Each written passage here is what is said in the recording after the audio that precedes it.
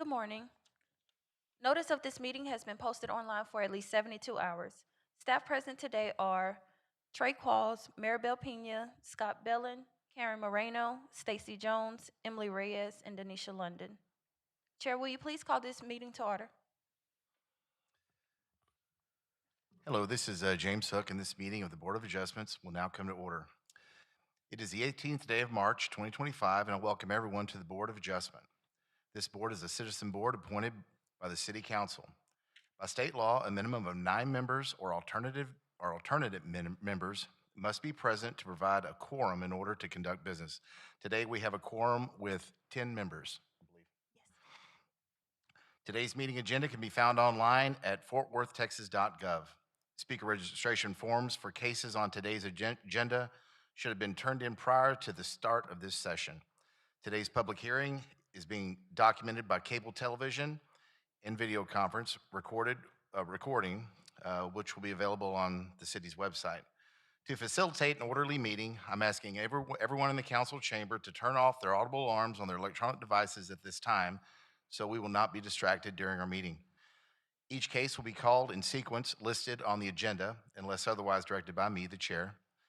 The Board of Adjustment requests that the following rules of procedure be respected. Each case will be introduced by the City of Fort Worth Development Services Department. After presenting the facts of the case, the Board of Adjustment board members will have an opportunity to question the city staff about the case and any applicable laws or regulations that may apply. This portion of the discussion is exclusively between city staff and the board members. As your case is being called, we ask that you move to the front row of the chambers. You will have 7 minutes to present the facts of your case and why you believe your application meets the criteria for approval. If more than one person is presenting the case, it is necessary to divide the total 7 minutes among all parties so you do not exceed the allotted time.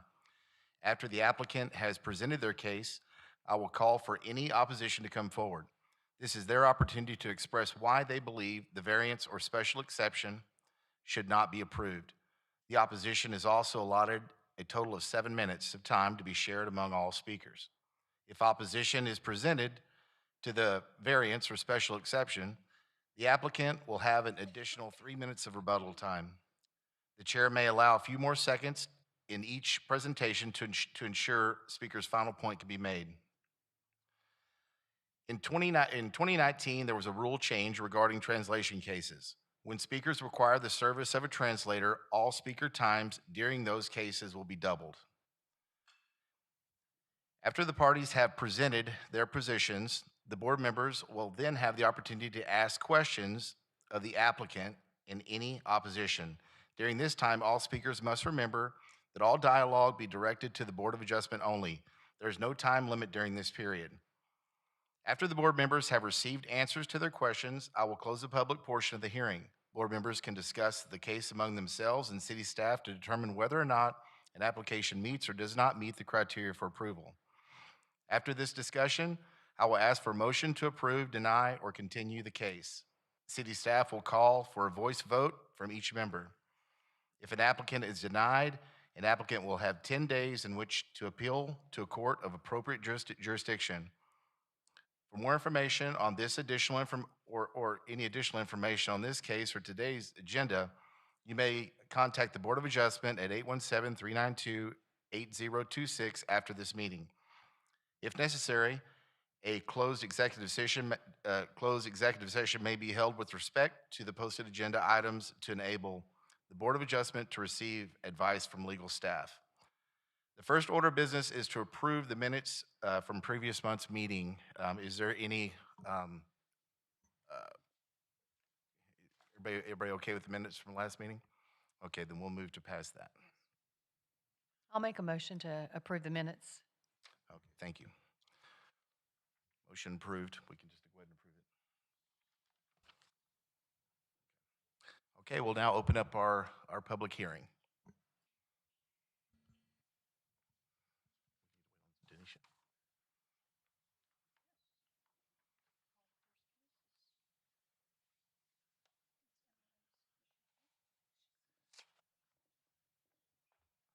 Okay, we'll call the first case. Actually, let's do this. We're going to move all of the cases that have been requested to withdraw to the end of the agenda. BAR 25095, BAC 25067. Let's see.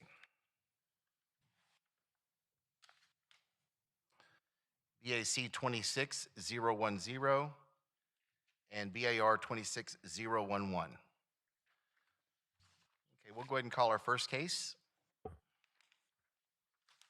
Mr. Chair, I'm sorry. Our first case on the agenda today is, I've moved, yeah, I moved everything to the end of the agenda. Okay. BAC 26. our first case on the agenda is case BAC-25-068. However, the applicant has requested that we move this case to the last of the continued cases for this morning. So the first case we'll hear this morning is BAR-25-095. We've asked to move that to the end of the agenda. Okay. So the applicant is present. So we'll hear case BAC-25-067.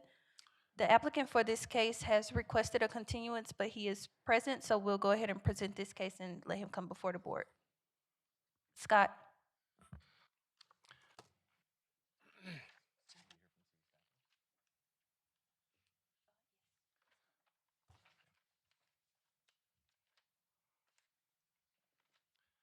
We hear from the city staff first, and then you'll speak, sir.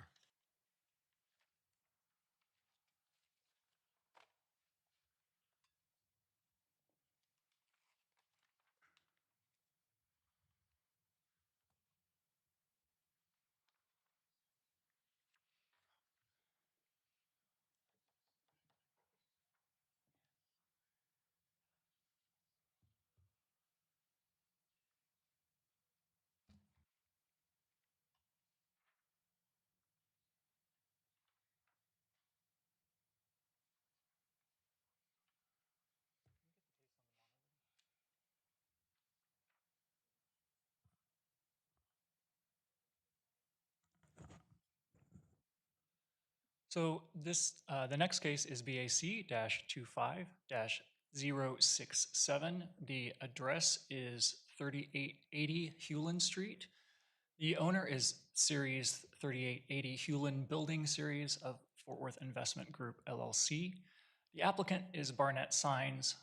The property is zoned E Neighborhood Commercial, and the property is legally described as Lot 1, Block 1, Hewlin Towers Edition.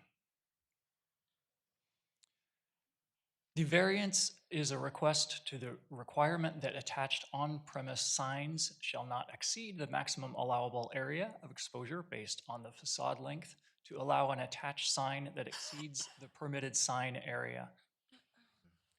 The maximum sign area of exposure is 115.5 square feet. The maximum sign area of exposure previously approved by BAC-18-087 is 186 square feet, and the requested total sign area of exposure is 290.36 square feet. The subject property is an approximately 2.612 acre commercial corner lot located along an established commercial corridor. The lot has an approximate slope of 4.5%. The lot has a few mature trees and does not contain any floodplain. The property was platted without alley access, and an adjacent residential neighborhood to the west is zoned A5 one-family district. There have been two previous Board of Adjustment cases, BAC-17-030, which was a variance for a cell tower height, and also BAC-18-087, which is the variance that is part of this, which was previously approved for this case. The variance for sign square footage allowed 186 square feet. And it was approved in December of 2018. As you can see, there are current sign permits, and two of those signs, E04 and E05, have been issued already. Those two signs are the signs that have been placed on the facade already. And PS-25-02-175 is for E03, and that is the sign permit that is awaiting client reply and the outcome of this case. The applicant is requesting a variance to allow a 186 square foot sign that exceeds the maximum area exposure of the previously approved variance by 104.36 square feet. The proposed sign is located on the building's southeastern facade of the building, and it is indicated as E03, which is circled on your illustration. Again, the maximum sign area of exposure, which was previously approved, was 186 square feet. The two signs, E04 and E05, are both 52.18 square feet. So combined, the total is 104.36 square feet. The remaining that would be left for this facade, the remaining area would be 81.64 square feet. And because the proposed sign is the exact same area, the request exceeds by 104.36 square feet. These are the regulations for the variance request. And I'm available for questions. Any questions from the staff? Applicant, if you'd like to come up and speak, please tell us your name and your address. My name is Adam Bailey. I am at 4250 Action Drive, Mesquite, Texas. Okay, you have 7 minutes. Go ahead. So there was a little bit of misunderstanding, I guess, on the last meeting. I thought that we were allowed 186 square foot for the one sign, but from what I'm understanding now, it's total. So with that in mind, my customer had asked to get a continuance one more time so they can work out the details on what they want to propose to meet what's allowed. Well, I think it was 81 square foot. So basically, I'm just here to get a continuance. Okay. All right, 1 second, please. Is there any opposition? I see no opposition. Is there any questions for the applicant from the board? Okay, would anybody like to make a motion? Well, I'm sorry, we need to close the public hearing and discuss among ourselves, I guess. Anybody have any discussion? Anybody like to make a motion? Given that it's continuance, I move we continue EAC 25-067. Continue until, what would work, next month? Yeah, next month is fine. Continue till next month. I second. Okay, we have a motion by Ms. Freed, a second by Sandra King. Okay, case BAC-25-067, we have a motion to continue this case to next month by Board Member Freed and a second by Board Member King. Board Member Jim Whitten, Yes. Board Member Sergio Garza, Yes. Board Member Michael Johnston, Yes. Board Member Eric Arteaga, Yes. Board Member James Hook, Yes. Board Member Sandra King, Yes. Board Member I'm sorry, she's not here yet. Board Member Kay Duffy, Yes. Board Member Jana Herrera, Yes. Board Member Juan Manuel Costa. Yes. The motion passes. And you. yes. Thank you, sir. Okay, we'll hear our next case, BAC 25045, and we'll hear from the staff first. For the record, for case BAC-25-067, we have a yes vote for Board Member Freed.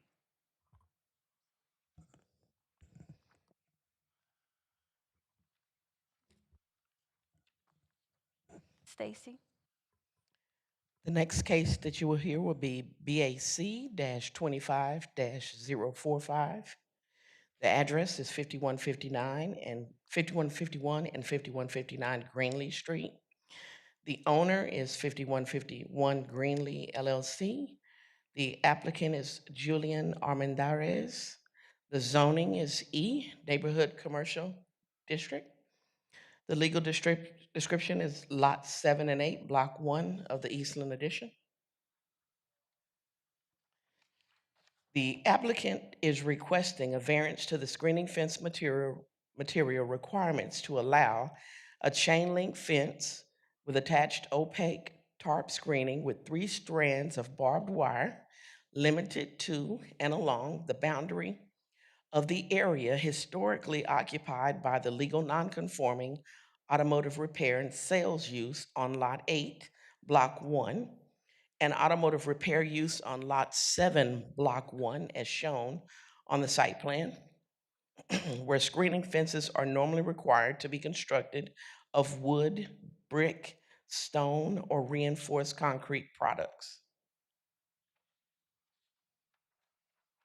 The subject property is 2 lots and approximately 62,000 square feet with frontage along Greenlee Street, which is designated as a local road.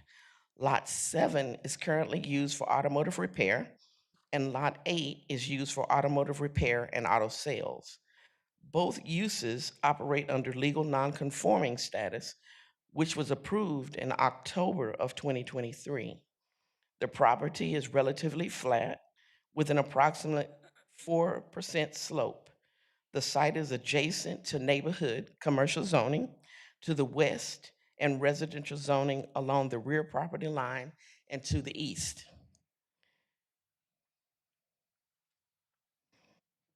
The lot history includes approval of legal nonconforming status to continue auto repair and auto sales uses in January of 2023 and was later reissued in October of 2025 to define the legal nonconforming area within the referenced property and to include additional ordinance language.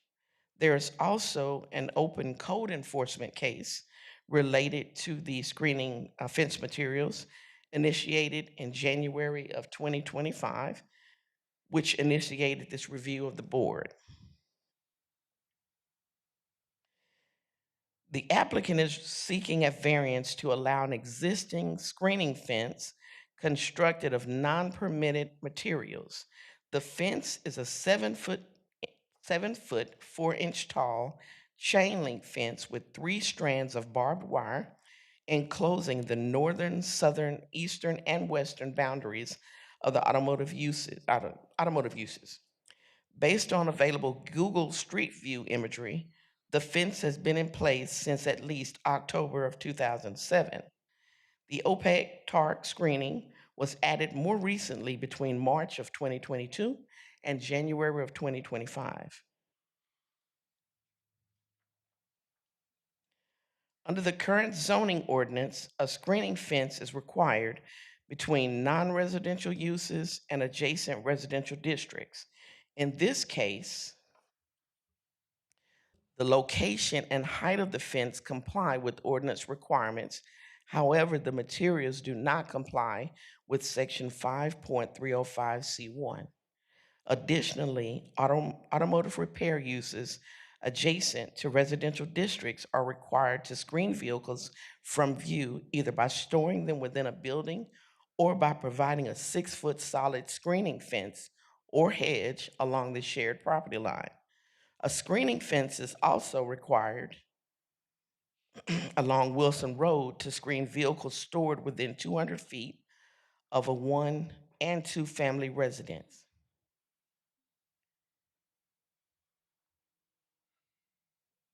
These are the regulations pertaining to the case. This concludes my presentation, and I'm available to answer any questions the board may have. Any questions from the board? Okay, we'd like to bring our applicant up.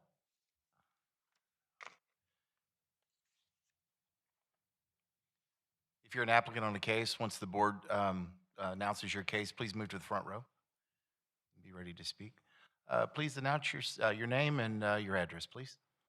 Craig Davis, 2000 East Lamar, Arlington. Excuse me, can you speak into the mic? Sorry. Craig Davis, 2000 East Lamar, Arlington, Texas.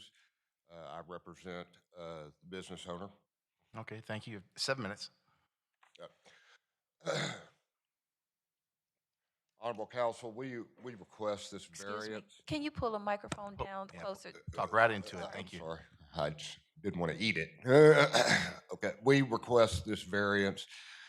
This fence has been here since 2007.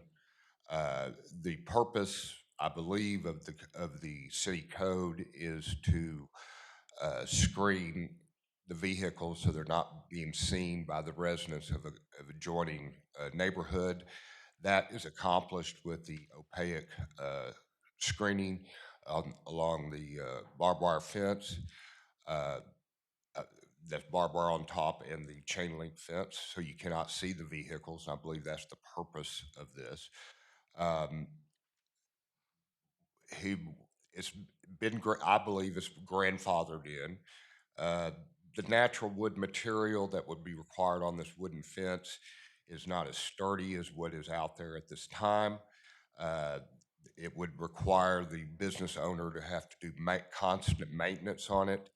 If there are high winds, it would blow over. This chain link fence with the opaque tarp allows wind to go back and forth, and so it would not blow over any fences or cause any damage as far as that's concerned. As I said before, this has been here since 2007 with no issues as far as that's concerned. It would cause a substantial burden upon the business owner who's currently conducting business and is a taxpayer. And we believe that the current fence is more sturdy than a wooden fence would be and less maintenance. We also believe with the barbed wire that's across, that is the safety issue. Since barbed wire has been there, there has been no break-ins in any of the vehicles, which is good for the public and good for the police, not having to go out and expend valuable resources on that. There have been cars broken front, but the barbed wire keeps the vehicles from the back from being broken into, and it is a safety issue. And the owner would like to address. Good morning. My name is Jun Armendariz. I'm the owner of the business located at 5159 Greenlee. I'm here to address a pattern of targeted harassment that is currently impacting my ability to run my business and is wasting city resources. Over the last 2 years, my business has been the subject of complaints filed with the city by a single individual. In every single instance, city inspectors have visited my site. In every single instance, my business was found to be in full compliance, and anything that was not in compliance was fixed on the spot. While I respect the city's role in code enforcement, what we are seeing here is not a concerned citizen. It's a coordinated effort to use city department as a tool for personal harassment. This individual is effectively weaponizing our city's reporting system. This isn't just a frustration for me, it's a drain on the city and its inspectors. Every time a baseless complaint is filed, a city inspector is pulled away from a legitimate safety issue to perform a redundant check on my property. My staff has to stop their work to accommodate these inspections, and productivity suffers. We are a law-abiding tax-paying entity that contributes to the local economy. We should not be forced to operate under constant threat of retaliation by an individual with a personal grievance. We want to be good neighbors, but we also deserve the right to operate without being harassed through official city channels. I thank you for your time and for protecting the integrity of our enforcement systems. And I ask that the board continue to allow these security-first fencing options so we can protect our inventory, our property, and our livelihood. Thank you for your time. Okay, is there anybody else here to speak in favor? Is there any opposition? Please come forward, state your name and your address, please. Thanks, guys. You have a seat. We'll hear from the opposition first. Good morning. My name is Dan Hayes. I'm the Vice President of the Central Meadowbrook Neighborhood Association. And just for clarification, I am not the person being referred to by the applicant. You should have a letter opposing this variance from our neighborhood association in the file, but I did want to speak in person against this variance. Plainly stated, there's nothing really unique about this property that should require a variance from the applicant to provide the 6-foot screening fence made from the approved materials, as other similar businesses do.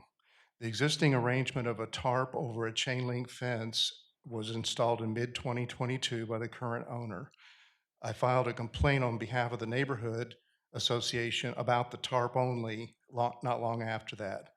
The tarp rarely covers the fence. If you'll go to the next slide in the presentation. Usually one or more sections are flipped over due to wind or are sagging and the vehicles are not hidden from view. You can clearly see the vehicles through this tarp. Even if properly in place, which it hasn't been in months, go to the next slide. The tarp is not, I said that already. To add insult to injury, the applicant now has an advertising banner draped over the fence on the side facing the residences. This was installed since the hearing in January. The residents across the street from the side of the property deserve a better view, which of course is exactly what the zoning requirements provide for. Could you go to the next slide? This is the condition that the residents see that are across the street on Wilson. There are a couple of keynotes, points to note based on the application. The applicant says the structure and fence predate the residents across the street on Wilson. The structure does, but neither the fence nor the tarp predates the residences. The applicant states that the contour of the land would make a proper fence installation almost impossible, yet that didn't prevent someone in the past from installing a chain link fence. Although this property has a Greenlee address, it's plainly visible from East Lancaster Avenue, where it sits at a slight curve in the roadway. One of the primary goals of the East Lancaster Public Improvement District is working to improve the appearance of the corridor. This property is part of the Public Improvement District, and as such, its owners are encouraged to improve the appearance of their business by conforming to city zoning requirements. On behalf of our neighborhood association, I ask that you deny the variance. Thank you. Thank you. Hang tight. Board members may have questions for you. The applicant, if you'd like to come back up, you have 3 minutes to rebut.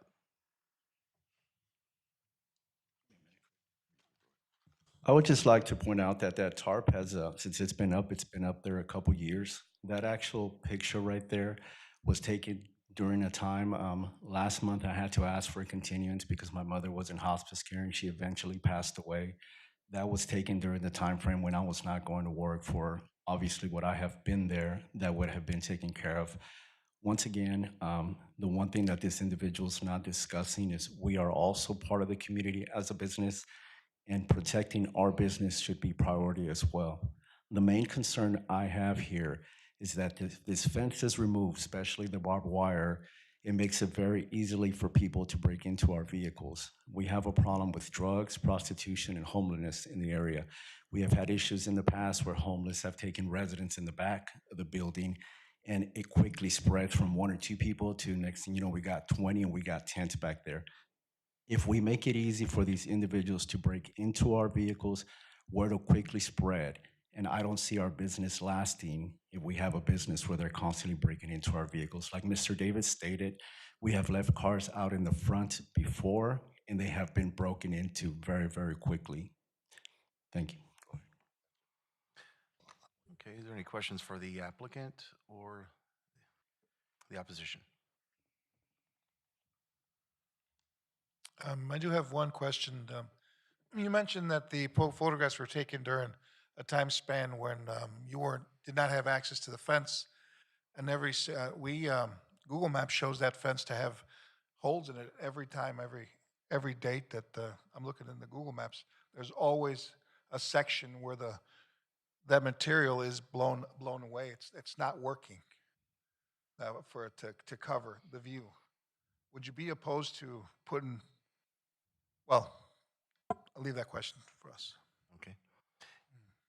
Any other questions for the applicant? I do. Okay.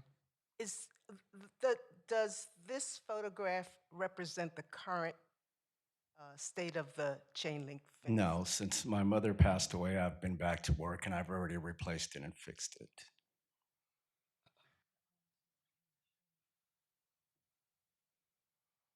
Do we have pictures of that? I have it with me on my phone, but I did not submit it in time. We can show the staff site photos from our site visit.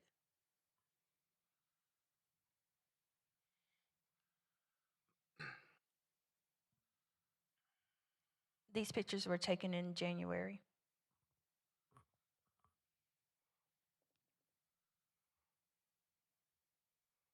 Is that the same area?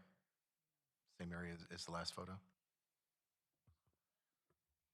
I think this is a different view than the last photo. And like I stated before, my mother went into the hospital January 13th and she passed away February 21st. I was not there during this time frame. I mean, for the most part, I am on top of taking care of this. I'm a small business owner, so I do wear many hats. And during the time I was gone, this was not something that I obviously wanted to put as a burden on my staff. So they took care of the business while when I came back, I rectified this situation. Was there a Sorry major about your wind mother. event? I'm sorry. Sorry about your mother. Thank you. Was there a major wind event or something that caused that material to fall down like it did, so much of it? Correct. Obviously, we've had really strong wind.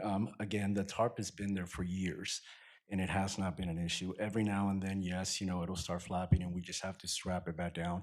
But for the most part, I know the issue is here is wanting to conceal the vehicles, but like I stated before, in the nighttime, if someone were to have a concealed area to where they can easily jump over the fence, it just makes it so much easier for them to break in. And we all know criminals do not like to be exposed. Thank you. Any other questions? Just a correction for the record, staff corrected me. Our site visit was conducted in December. Any other question for the applicant? Yeah, he said something just now. You said that we have to keep the vehicles out of sight, and you want them not to be in sight at nighttime, is what you're saying? Is that what you're saying? Correct. Like I said, the tarp's still kind of with the light. You're able to see if individuals or somebody's back there versus if we were to, for example, have a wooden fence, people would easily be able to jump over and nobody would see them breaking into the vehicles. They have cameras with motion detectors now. You can probably circumvent some of that with motion detectors. Correct, but we live in an area, I'm sorry, the business is in an area where I want to say the police does not respond as quickly as they should. We have had to call police for certain different incidents, and it does take a while for the police to come out. So my question is, if there was nothing impeding the site and someone was in the fence, the police would still take forever to get there, correct? Pretty much. But the difference is, as of right now, we have never had an incident, at least since I've been there, where anybody has actually broken in. The chain link fence and the barbed wire just deters them from that.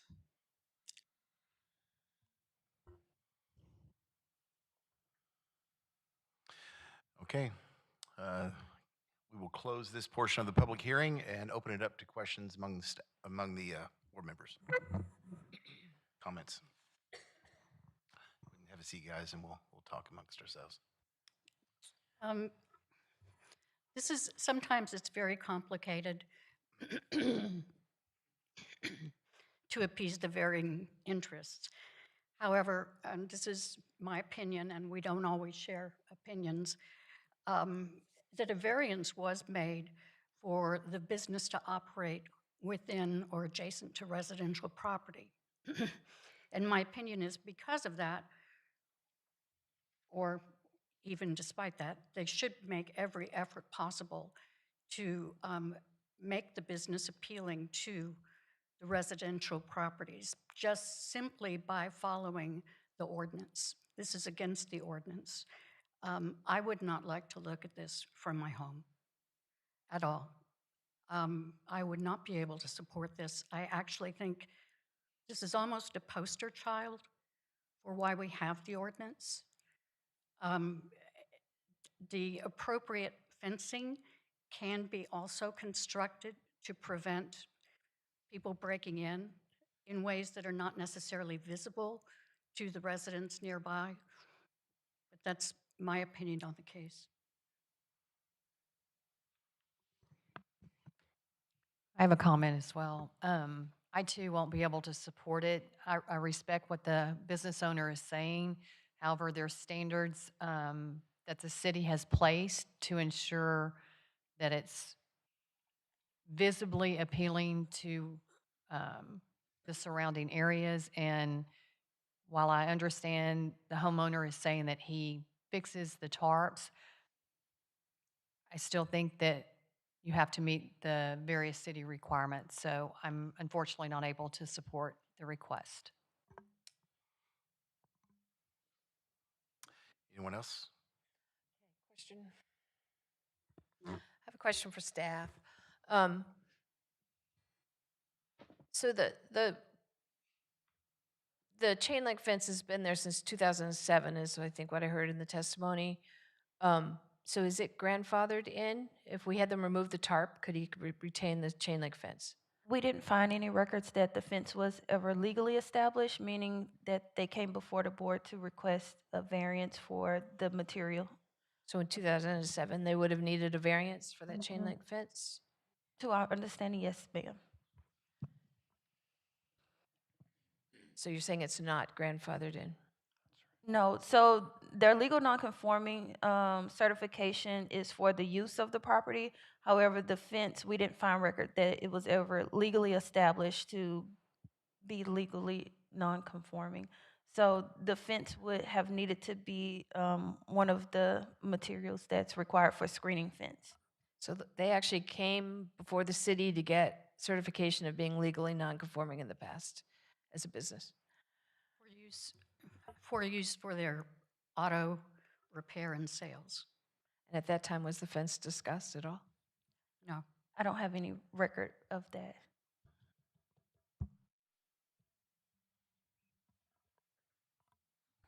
Okay. Any other discussion? Okay, we'll open it up for a motion.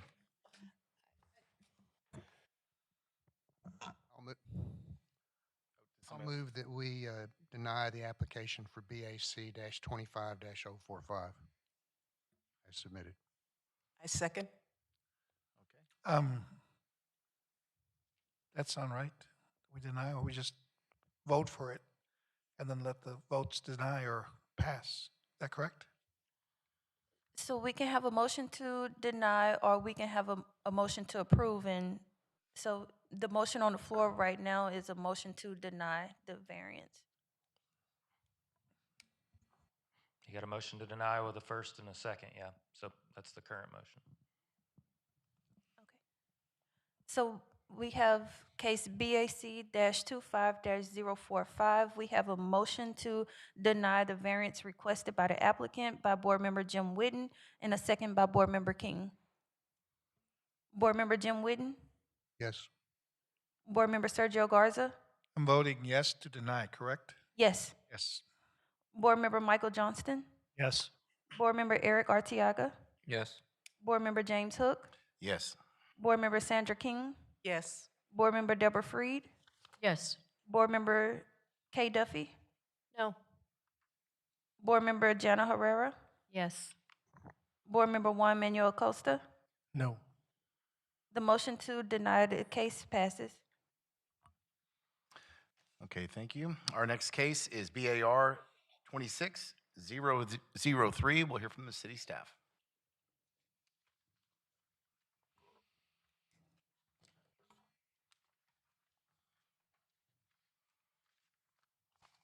Applicant, please move to the front if you can. Thank you.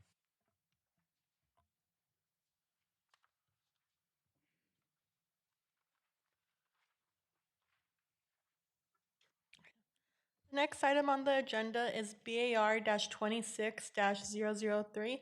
The property is located at 7712 Pensacola Avenue. The property owner is Alicia Duran Veloz. The property is zoned A-5, one family district. The applicant is requesting a special exception to allow a carport within the required front yard setback of a residential dwelling, as well as a variance to the one-family A-5 district development standards, requiring 2 of the 3 required parking spaces for a 4-bedroom dwelling to be located behind the front building wall, to allow all required parking spaces to be located in front of the front building wall. The subject property is approximately 9,940 square feet and is located on an interior street within an established neighborhood. The lot is relatively flat, contains several mature trees, and is not located within a floodplain. There is no alley access, and the primary structure was built in 1956 and faces Pensacola Avenue with driveway access. There is an active code enforcement case issued in January of 2026 for an illegal carport. The property has a history of permits for accessory structures and residential remodel work, including windows and a shed construction. The applicant is requesting a special exception for an existing carport that measures approximately 20 feet wide by 20 feet long and 20 feet in height. The carport is located within the required front yard setback and encroaches approximately 20 feet into the established front yard, with an 18-foot setback from the property line to the carport. The structure is positioned to cover the existing concrete driveway, which measures approximately 16.7 feet wide by 34 feet long and extends from the garage to the front property line.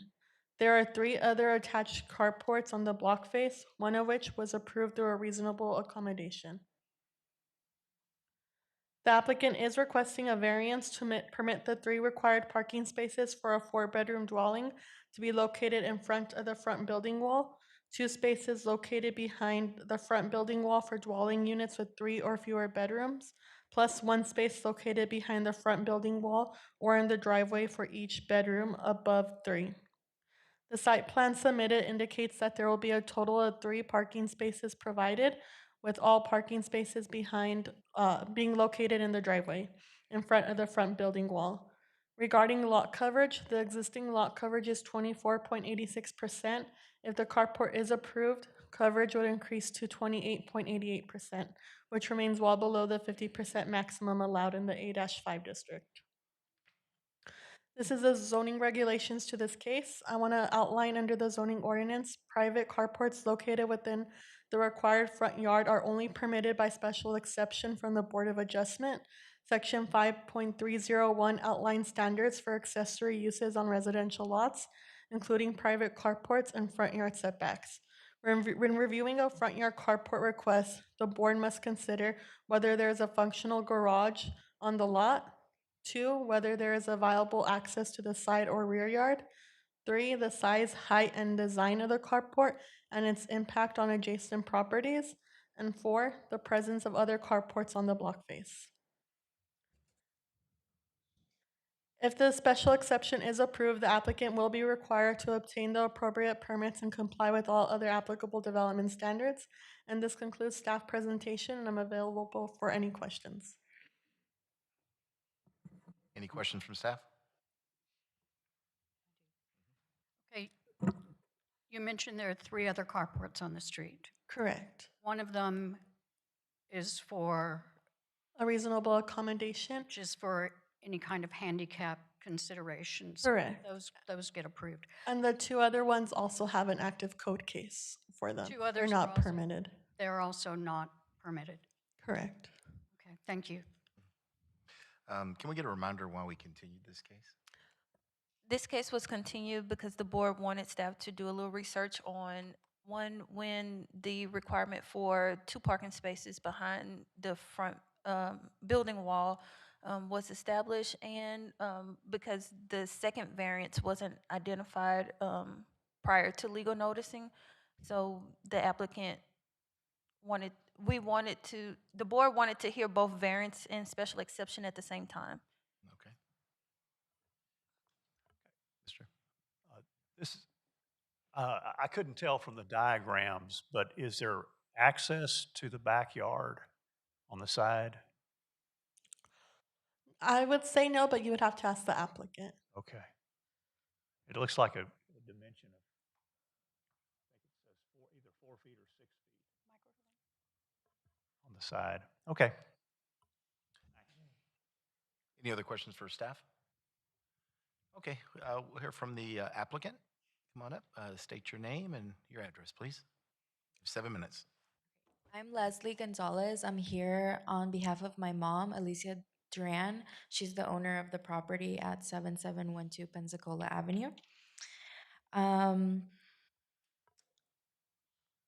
We're here to request the approval of a variance for the installation of a carport on the property, as well as an extended parking variance to support the carport appropriately.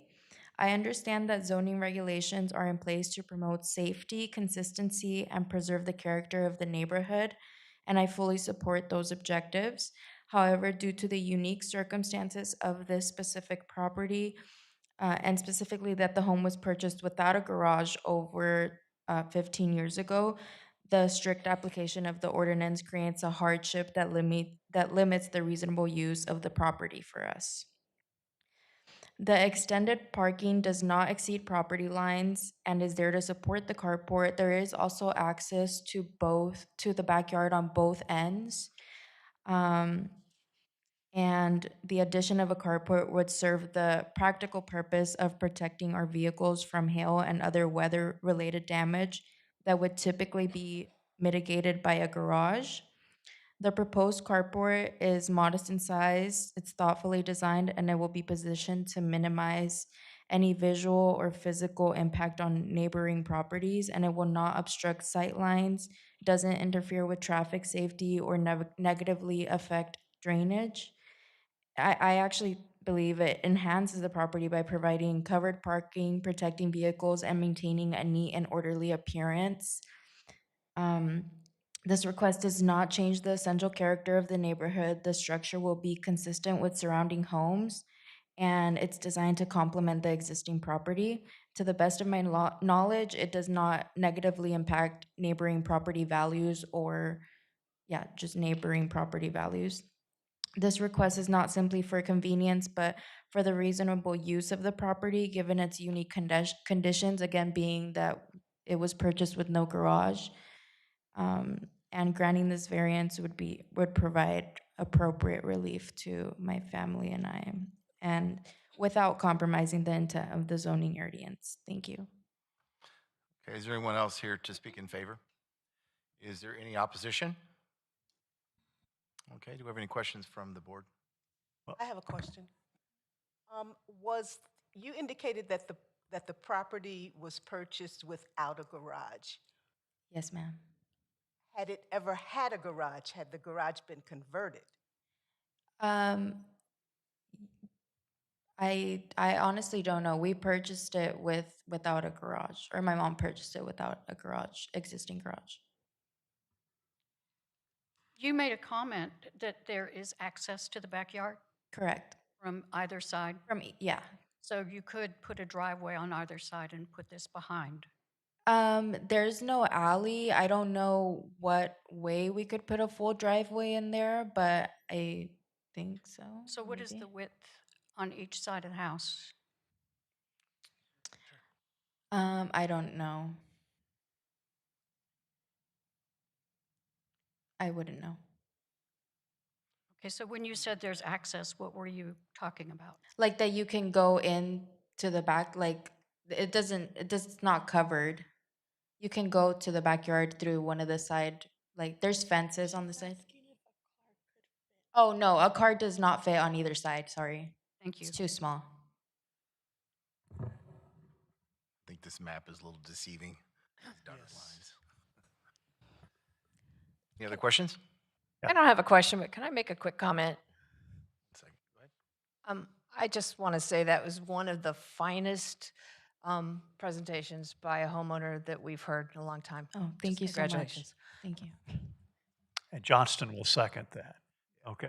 No, my question is, I'm still confused about the distance between the structure and the property line. So it Size of doesn't the house. show it doesn't show we already added the extended parking, so that's why I covered the grass, because there is concrete on there already. So there's still a 5-foot distance from the neighboring property. But those lines on there, that's because there's already concrete on there to, like, that's part of the driveway already.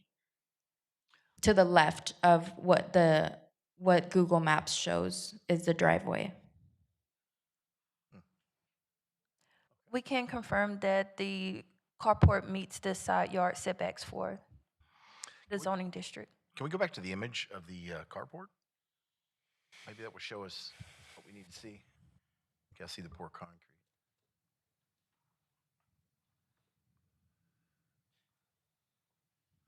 Mr. Yeah, I have a quick question. Does the property have two front doors? It was purchased like that, but the front door is the one on the right. Okay, so more than likely it was a garage back in the day and it got converted from the looks of it. Okay. So the carport does not, it's not over the front door that we use to go into the house. Any other questions? Okay. We will close this portion of the public hearing and open this up to the board members to discuss. Any discussion? So our task as a board is to bless the carport if we want to, that's the special exception, and grant the variance on the parking if we see a hardship. It's two separate items. So if they can't get to the backyard to put an extra parking space back there, does seem to be a hardship to me. The parking variance is going to be required whether the carport is there or not. Am I right? That's correct. And we have to give them that variance. There's no way to put a car in the backyard. So the option is like tear out the thing that never was a garage and make it a garage. I mean, what do? We have to give them the variance. The question is, the carport, are we going to grant that special exception or not? And the zoning code does allow us to do a carport. So here we go. This is one of those where this job is difficult, because there was a reason for, at some point, disallowing the future construction of carports. And another thing that makes it difficult is sometimes we're faced with, it's sometimes easier to ask for forgiveness than for, because obviously the homeowner knows about building permits. There were many building permits issued for other things, and there was no building permit requested for this prior to it being built. The other two carports on the street are also what you would call illegal and could come before us now that they've been identified. And this job is difficult because our role is to try to protect the ordinances that are in place for a clean look across the neighborhoods. But it's difficult when you see the personal situations, including a beautiful presentation. But I agree there is no way we can deny the special exception for parking or the variance for parking spaces. That has to be. We have a note from. I just want to make one quick comment about something. When you said that it is a job of the board to protect the ordinances, this is a release valve from the ordinances. I understand. So I just want to make sure I understand, that is but not, that is not misconstrued. And I appreciate that a great deal. And the release valve has to look at the big picture. The release valve has to be based on whether or not there's a hardship, whether or not it meets the Right. requirements of the variance. Right. And if those requirements are met, then the board shall grant the variance. So I just want to make sure that the board understands, again, that if the criteria is met, if they've met their burden, the board is not legislative. It has directions as to what it needs to approve. So I just want to make sure that the board is clarified as to Yeah. that is the mindset that the board should have. And I, Correct. and I do, and I'm looking at the criteria that were presented, and one of the criteria is there are others on the street. So do we take into account the others on the street if they are not legal, if they're not permitted? Is that for the special exception or is that for the variance itself? That's for the special exception. And I'll let staff indicate to that. Then wouldn't we be setting ourselves up? In what way? If there are existing situations and we consider this, then what is to stop the existing? Can you speak into the microphone? I'm sorry. Then what is to stop the existing situations coming before and asking for the same thing?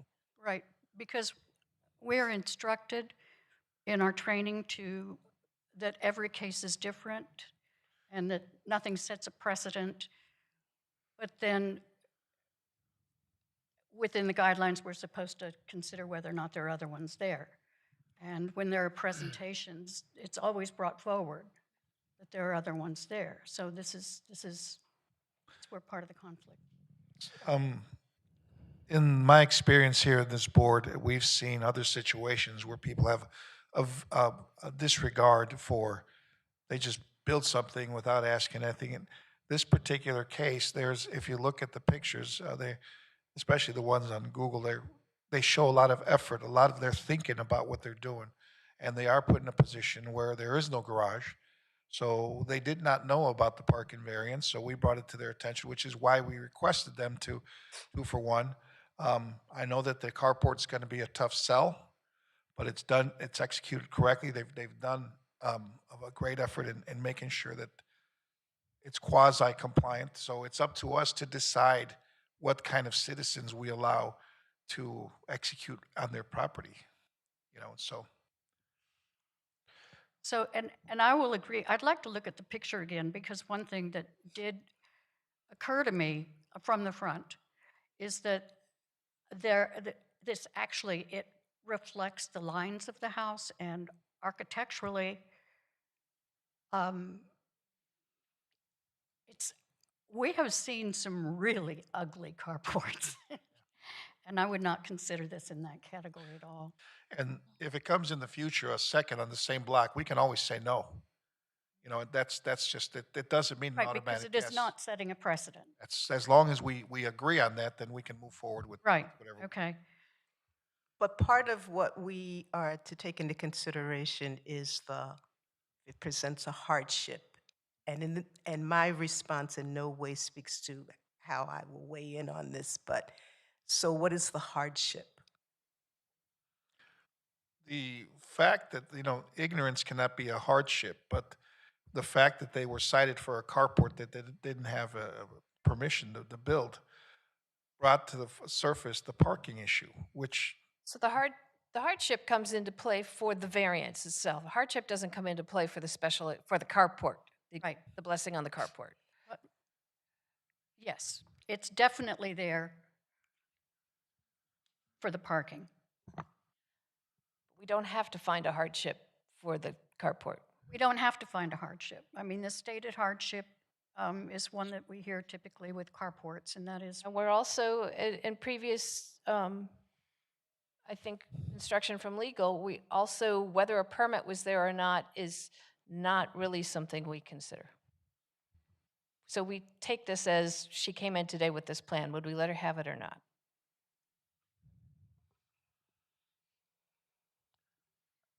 I would just like to add, yes, they can't park in back.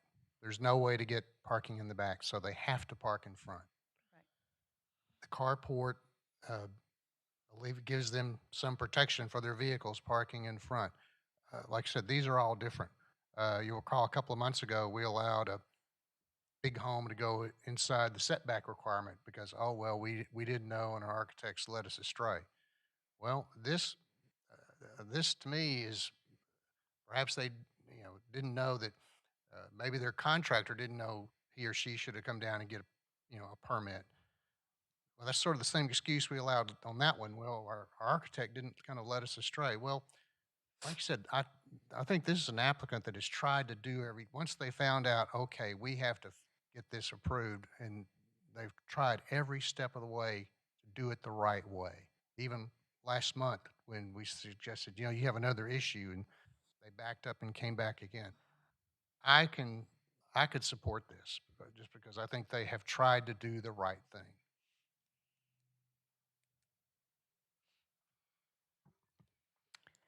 I'd like to make a motion to approve as written. Would you, excuse me, would the motion be for A and B, special exception A and variance B? I think in the interest of time, let's vote on both of them together. So, one second. We need to split that up, please. Okay? Is that an amended motion then?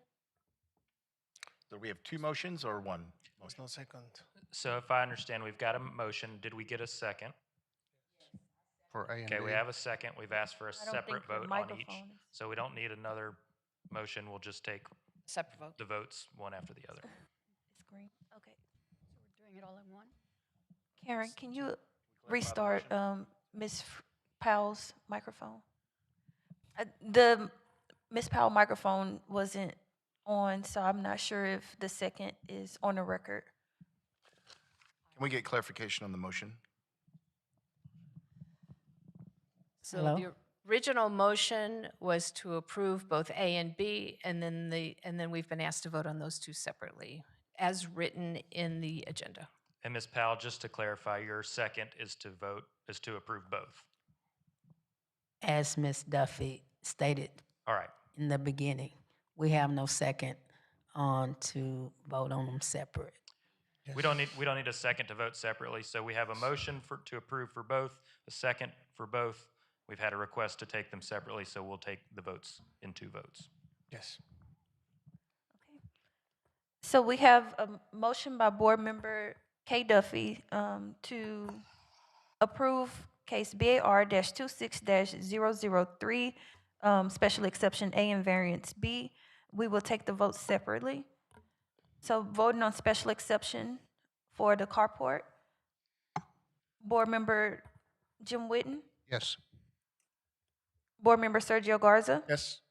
Board Member Michael Johnston, Yes. Board Member Eric Artiaga, Yes.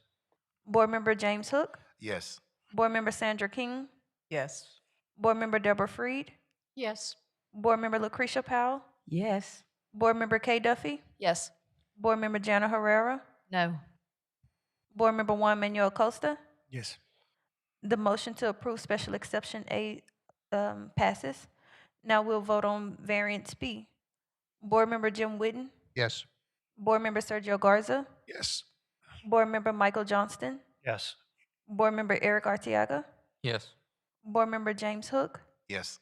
Board Member Sandra King, Yes. Board Member Deborah Freed, Yes. Board Member Lucretia Powell, Yes. Board Member Kay Duffy, Yes. Board Member Jana Herrera, Yes. Board Member Juan Manuel Costa. Yes. Variance B is approved. Congratulations. Go home and tell your mom you did a wonderful job. Okay, next case, BAR 25111.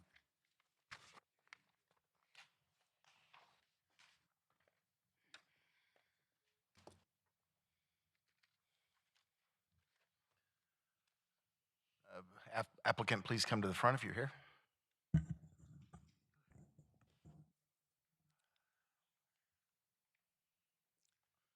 The next case is BAR-25-111, which is located at 2700 Marlin Street. The owner is NewPad Building Company, as is the applicant. The property is zoned A5 one-family district and it is located within the Stop 6 overlay. The property is legally described as a portion of Lot 4, Block 1, Hollis subdivision. Variance A is to the one-family district development standard of the minimum required lot width to allow less than the required 50-foot lot width. Variance B is to the one-family A5 district development standard of minimum required lot area to allow less than the required 5,000 square foot lot size. And the requested lot area is 4,050 square feet. And variance C is to the minimum required projected front yard setback standard to permit construction of a new single-family home with a reduced northern projected front yard setback along Sunshine Drive. The minimum projected front yard setback is 33 feet, and the requested projected front yard setback is 6 feet 1 inch. The subject property is a vacant corner lot located in a redeveloping neighborhood. There are a few mature trees on the property, no presence of a floodplain, but there is a 3.9% downward slope from the northwestern corner and ending at the northeastern corner. The applicant is proposing to construct a single-family dwelling with an attached garage.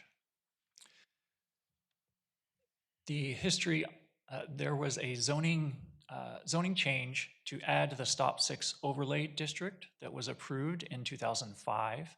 And there's currently a replat that is awaiting the outcome of this case. As you'll recall, this case has been continued from January. There were concerns that the site plan that was submitted at that time, because there is a right-of-way dedication of 12 feet 6 inches, there were concerns that if the city were to widen the street, that the front yard would have been significantly reduced to 7.5 feet. So since our last meeting, the applicant has submitted a new site plan and a new floor plan and the front wall of the new proposed structure is located 42.5 feet, which leaves 30 feet remaining in the front yard if the street were to be widened. So again, variance A and the first two variances are related to the minimum development standards and therefore have not changed. The property was informally subdivided by meets and bounds in the past and is required to be replatted. The applicant's request in variance A is to allow a 40-foot wide lot where a minimum 50-foot lot width is required, and the lot width variance request is deficient from the minimum standard by 10 feet. The applicant's request in variance B is to allow a 4,050 square foot lot area where a minimum 5,000 square foot lot area is required. The lot size variance request is deficient from the minimum standard by 950 square feet. Whereas the first two variances, there was not a change from the meeting in January. The applicant's request in variance C is to allow a reduced northern projected front yard setback along Sunshine Drive. The required projected front yard variance request is deficient by 26 feet, 11 inches. And as we discussed the last time, the projected front yard is created from a neighboring property. And as you can see, it creates a 33-foot projected front yard for this corner lot. And here are, again, the standards that are being considered. And I am available for any questions. Any questions for city staff? We can hear from the app. Go ahead. Did you say, what did you say about the replat? Is it on hold or what is? So it is awaiting client reply. And what that means is the client has been requested to obtain the variances that are before you. So the plat is pending the outcome of this board's decision. Okay, and so they redesigned the house, and the redesign, is that what you say is triggering the variance? I've got Wait, we've got A, and B on here. The variances that that were brought before this board in January, variance A and B were identical because they were for the lot configuration, for the lot width and the lot area. Those have not changed. What has changed is variance C. Because of the new floor plan, it is actually instead of being 5 feet away from the side property line, the new floor plan is 6 feet 1 inch. So the request is slightly less than when they came before you in January. An inch and a half. I'm sorry? An inch and a half? No, by a foot and an inch. A foot and an inch. Okay. Yep. Math head. Okay. Thanks. Any other questions? I'm confused as to C. Okay. So the property, the address of the property is Marlin Street. So are you saying that the applicant is requesting a 6 feet 1 inch setback from Marlin Street? No, so the projected front yard is created from a property that is located on Sunshine Drive. Because there is an existing house, it creates a projected front yard for 2700 Marlin. This is the case for any corner lot in the same situation. We would use the neighboring property, the distance from the front wall to the property line of that neighboring property is what is creating the projected front yard for the corner lot. So essentially, Board Member Johnston, this would typically be a side yard. However, since there is a house neighboring that fronts Sunshine, it's a projected front yard. So corner lots mostly have 2 front yards, especially when there is another home on the street on each street front that faces the street. Okay, I've learned something new. Mr. Wooden? Okay, so pretty much for variance C, if that gets denied or approved, whatever side it goes, if it gets denied, they will not be able to build on the property, correct? Just based on the projected front yard? Yes. Okay. Ms. Duffy? So do we know that the house on Sunshine that's 33 feet back, do we know what year that was built? And are there other houses on Sunshine that are that far back? I do not know when it was when that house was constructed. Do we know if the house directly across the street on Sunshine has a variance for a projected front yard? I guess its address is probably Marlin. I did not look at the house across the street for this case, so I do not have the answer to that question.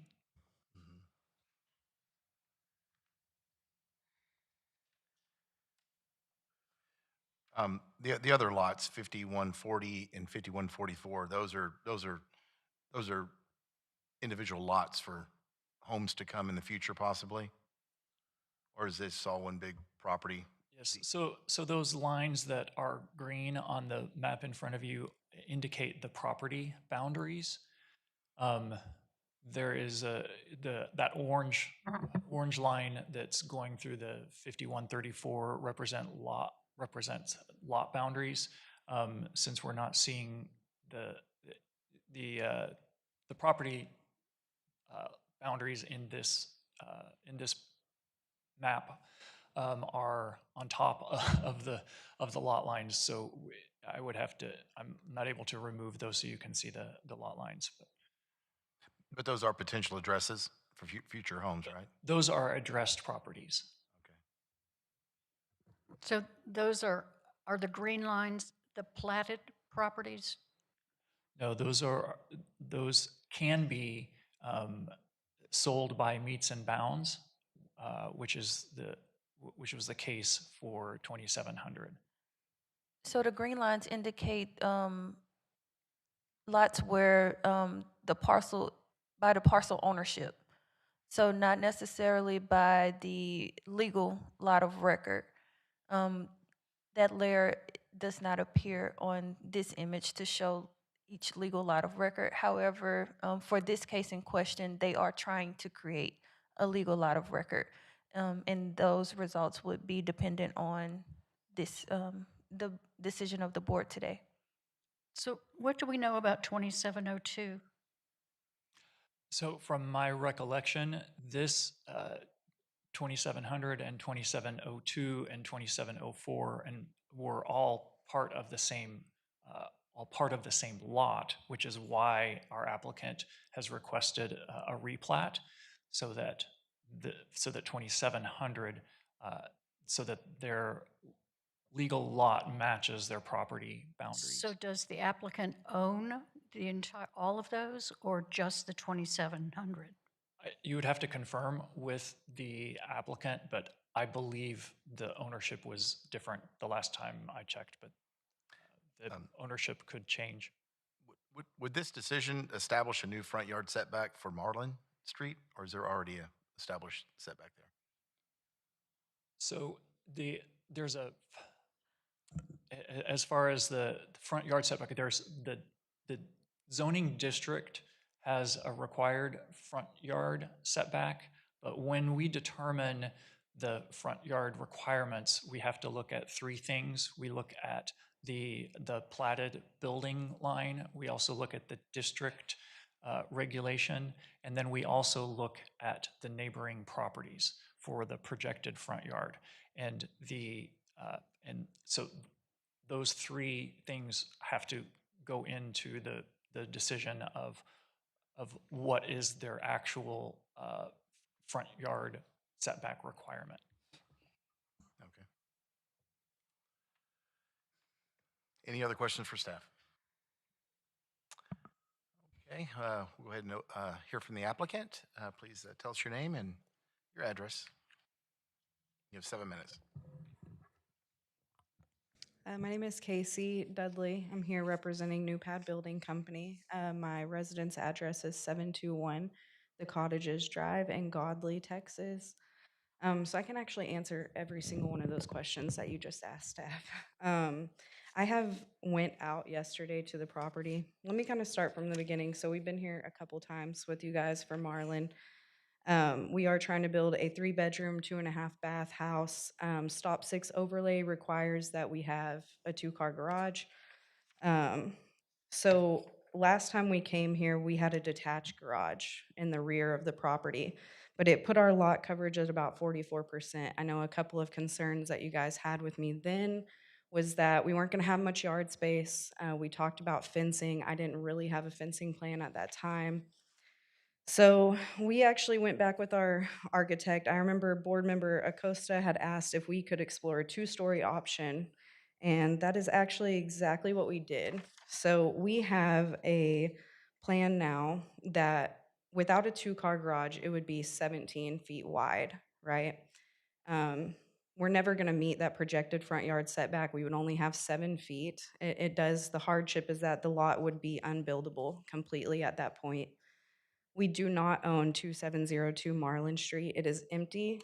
It looks like the guy who owns 2704 is using it to park extra vehicles at this time.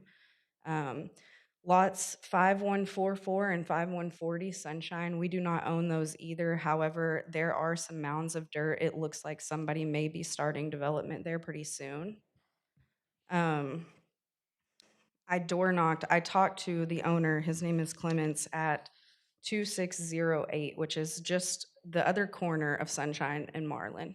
I don't know that his house has a variance for that front yard either. He's about 15 feet. His side yard, he faces Marlin, but his side yard is about 15 feet from the road. The house is pretty old, like built, I actually saw on the brick to his house was 1924. So his house is pretty old, and I doubt that that was an issue then. So the houses that front Sunshine, there is 9, I believe, total. I door knocked that entire street. Um, like I said, I door knocked 9 houses. 4 people answered, and 4 people signed in letter of support for me, so we could build. There is a new construction house. So Marlin Sunshine runs to Walker. There is 2 new construction houses on Walker. They face Walker. They have maybe a 5-foot side yard. So they're absolutely not meeting the 30 feet, but it is on the other side of Sunshine. So, not, I don't know if this would be north or south on Sunshine, but basically they're on the other side of Sunshine. And that one is brand new. It's listed on the market right now. So we did really as much as we could. We did change the plan. It is a 2-story now. It's got an attached garage coming from the front driveway, and that is to meet the stop 6 overlay. So like I said, we could at least do less on that side yard if we didn't have to have a 2-car garage. But to meet that stop 6 requirement, that puts our width, sorry, base 17, and then we added 9 more. So it would be right under 18 feet wide without that second spot in the garage.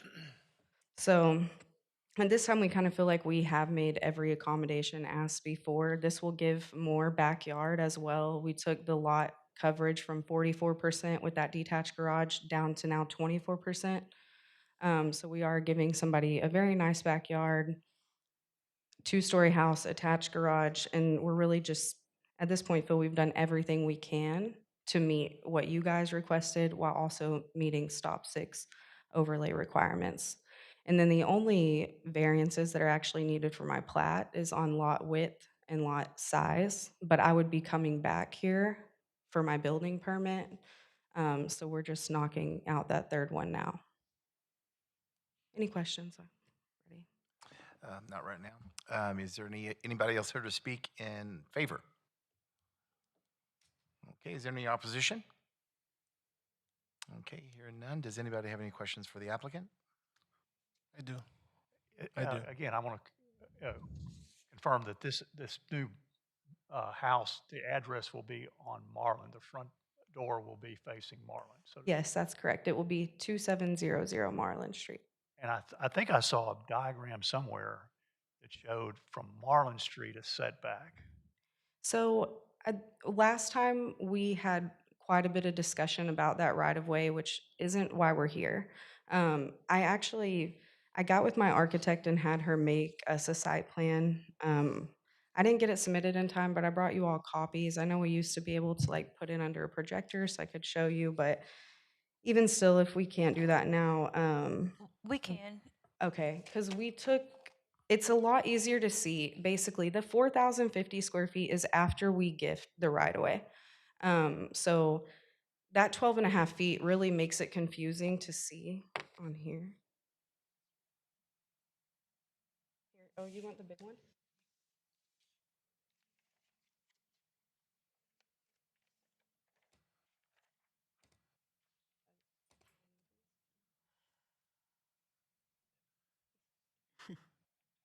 Oh, I just thought if I show you under there, you have to have a copy, so.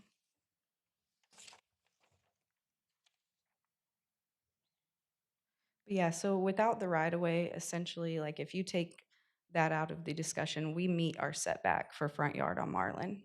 We are 20 feet. There is no houses on Marlin. There is new construction farther down Marlin, and none of them encroach that setback. So like the street on either side of Marlin sits at least 20 feet front setback, and we meet that as well. Kind of looks like to me, even if the right of way was taken, your setback is about 30 feet. Yes, yes, it is. So with the right of way, it's 42.6. And then if you take that 12.5 feet off, yeah, we're plenty far back because we got rid of that detached garage. We had plenty of space.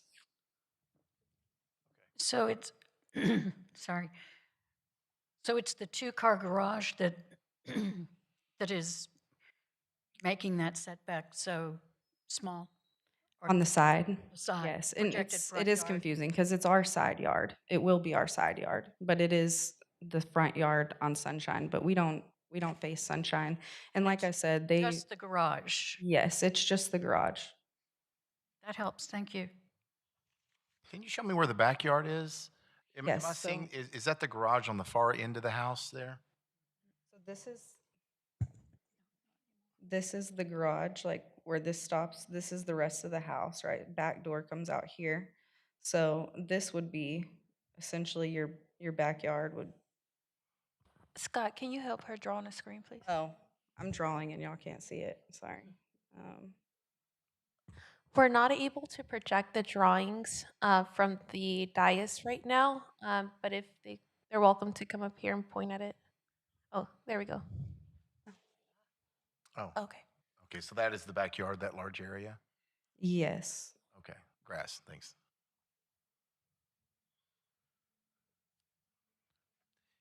Any other questions for the applicant?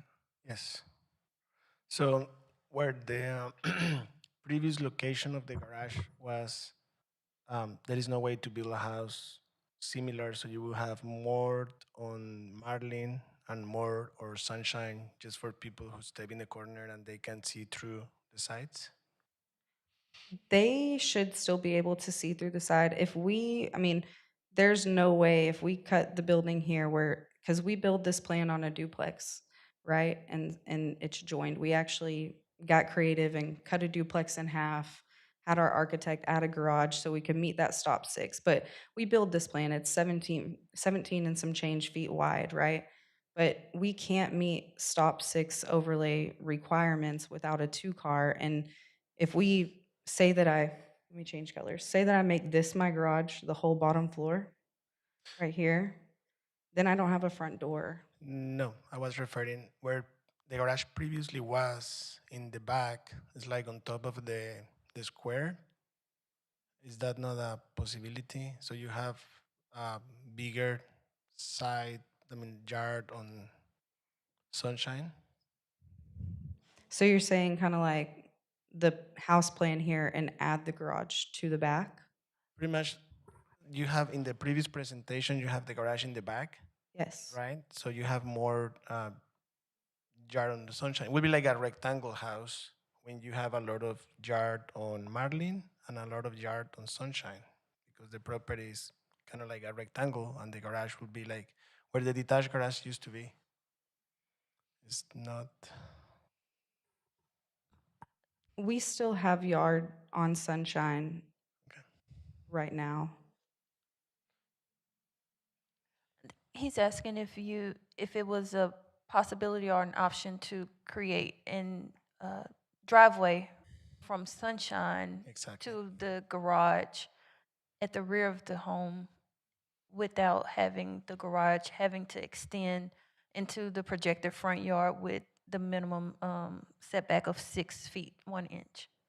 Thank you. I wouldn't say that's not, I would have to explore it, but we would still be in the projected front yard. It would still be in that 33 feet. It might be, 8 feet less, but then it's kind of like a shotgun house.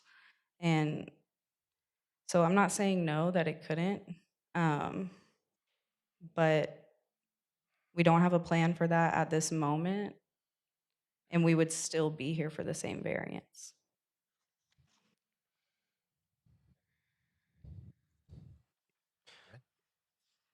I think more than anything, I mean, when it comes to visibility, I think the house is pretty far back to, obscure the view from Marlin to Sunshine. So I think in regards to visibility, I mean, just my point of view, it shouldn't be a Also, problem. just one thing I didn't really mention before, but it's on the sheets that Scott has for y'all. The garage roof line is dropped. So The house roof line is here, the garage is dropped for visibility.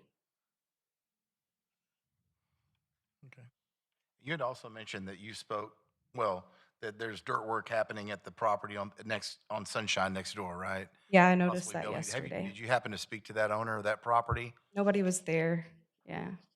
The house that is basically, so there's 2 empty lots behind us on Sunshine, and then a house, he had some hostile dogs. I was not knocking on his door, but the house itself was pretty old. But yeah, I just didn't want to like go through his front gate and go onto his property. Understood. Okay, any other questions? Okay, we'll close this portion of the public hearing and open this up to board discussion. Thank you. Anybody want to start? I was just going to state that I don't have an issue with what's being asked. The fact that the Stop 6 area is seeing a rejuvenation with homes being built, I think this is a positive step.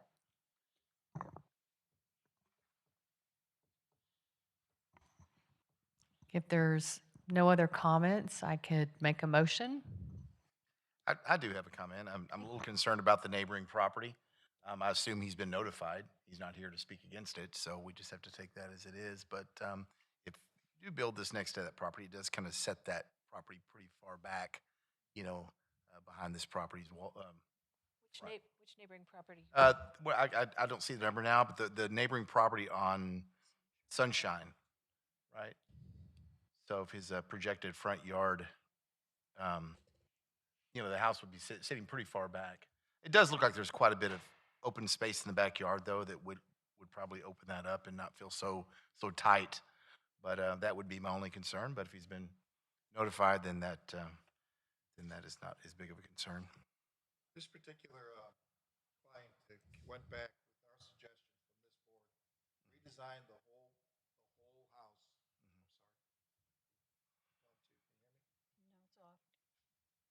Hello? Okay.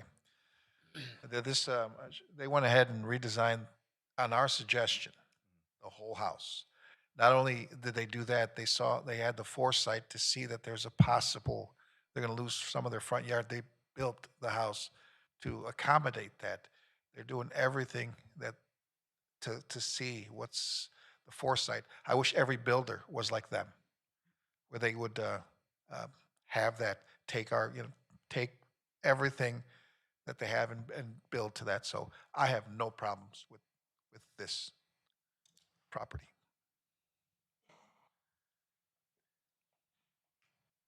Anybody like to make a motion? I'll go back and make the motion. BAR 25-111, approve A, B, C variances as written. Second. C? A, B, and C. Second. Johnson would second that with the provision that we vote on each of them separately.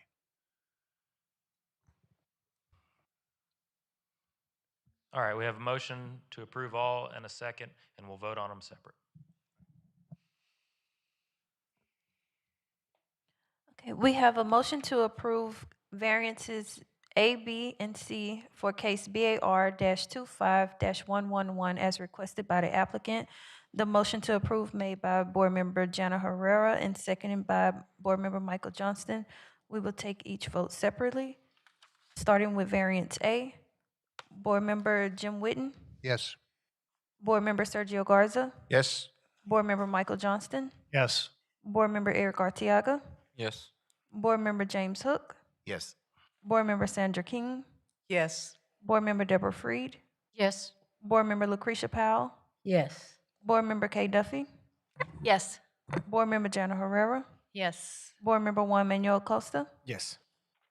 Variance A passes. We'll vote on variance B. Board Member Jim Witten, Yes. Board Member Sergio Garza, Yes. Board Member Michael Johnston, Yes. Board Member Eric Arteaga, Yes. Board Member James Hook, Yes. Board Member Sandra King, Yes. Board Member Deborah Freed, Yes. Board Member Lucretia Powell, Yes. Board Member Kay Duffy, Yes. Yes. Board Member Jana Herrera, Yes. Board Member Juan Manuel Acosta. Yes. Variance B passes. Vote on variance C. Board Member Jim Whitten. Yes. Board Member Sergio Garza. Yes. Board Member Michael Johnston. Yes. Board Member Eric Arteaga. Yes. Board Member James Hook. Yes. Board Member Sandra King. Yes. Board Member Deborah Freed. Yes. Board Member Lucretia Powell. Yes. Board Member Kay Duffy. Yes. Board Member Jana Herrera. Yes. Board Member Juan Manuel Acosta. Yes. The motion passes for variances A, B, and C.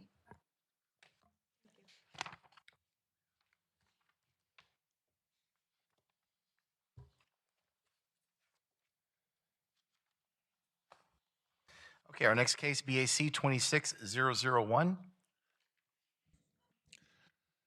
The next case is located at 9300 Silver Creek Road.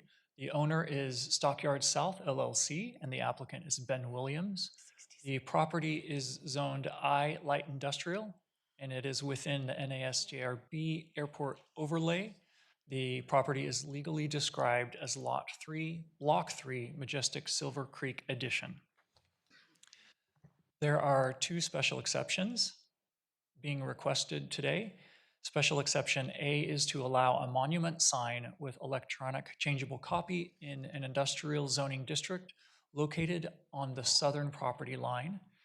And special exception B is to allow a freeway sign with electronic changeable copy in industrial zoning district located on the eastern property line. The subject property is a 3.3 acre corner lot located at the northwestern corner of the intersection of West Loop 820 North and Silver Creek Road.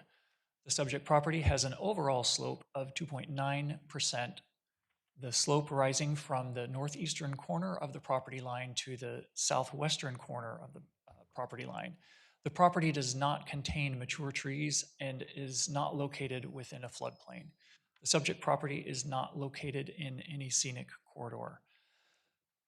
There are sign permits which have been finalized, and the last two sign permits on your list are what is before you today. The applicant is requesting two special exceptions to allow electronic changeable copy on a monument sign and a freeway sign in an industrial zoning district.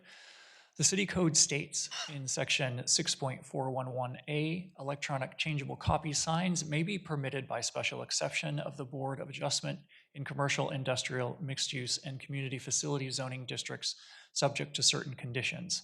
1, the presence of other electronic changeable copy signs in the vicinity. 2, the visibility from residential districts. 3, the street classification of the adjacent roadways. And 4, the proximity to scenic areas or corridors. For this subject property, it's been determined that there are no other electronic changeable copy signs in the vicinity. And as you can see from the aerial, there is a residential neighborhood to the east. It is on the other side of Loop 820. Silver Creek Road is a neighborhood connector, and Loop 820 is an interstate highway. And the site is not within a scenic area or corridor. The closest scenic corridor is Loop 820 West Scenic Corridor to the northeast of the subject property. Can you point out north on that map, please? North is straight up on this map.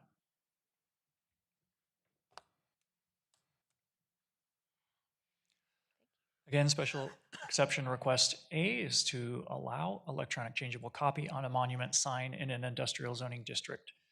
The proposed monument sign complies with the maximum allowable area. The proposed total sign area is 77.06 square feet. The advertised area is 38.05 square feet. The ECC portion of the sign is 9.36 square feet. The requested ECC area is 24.6, where the maximum is 25. Special exception B is to allow an ECC sign on a freeway sign in an industrial zoning district. The proposed The proposed freeway sign complies with the maximum allowable area. The proposed total sign area is 250.28 square feet. The advertised area is 171.35 square feet. The ECC portion of the sign is 41.89 square feet. The requested percentage is 24.45, where the maximum is 25. Here are the regulations for ECC signs, and I'm available for questions.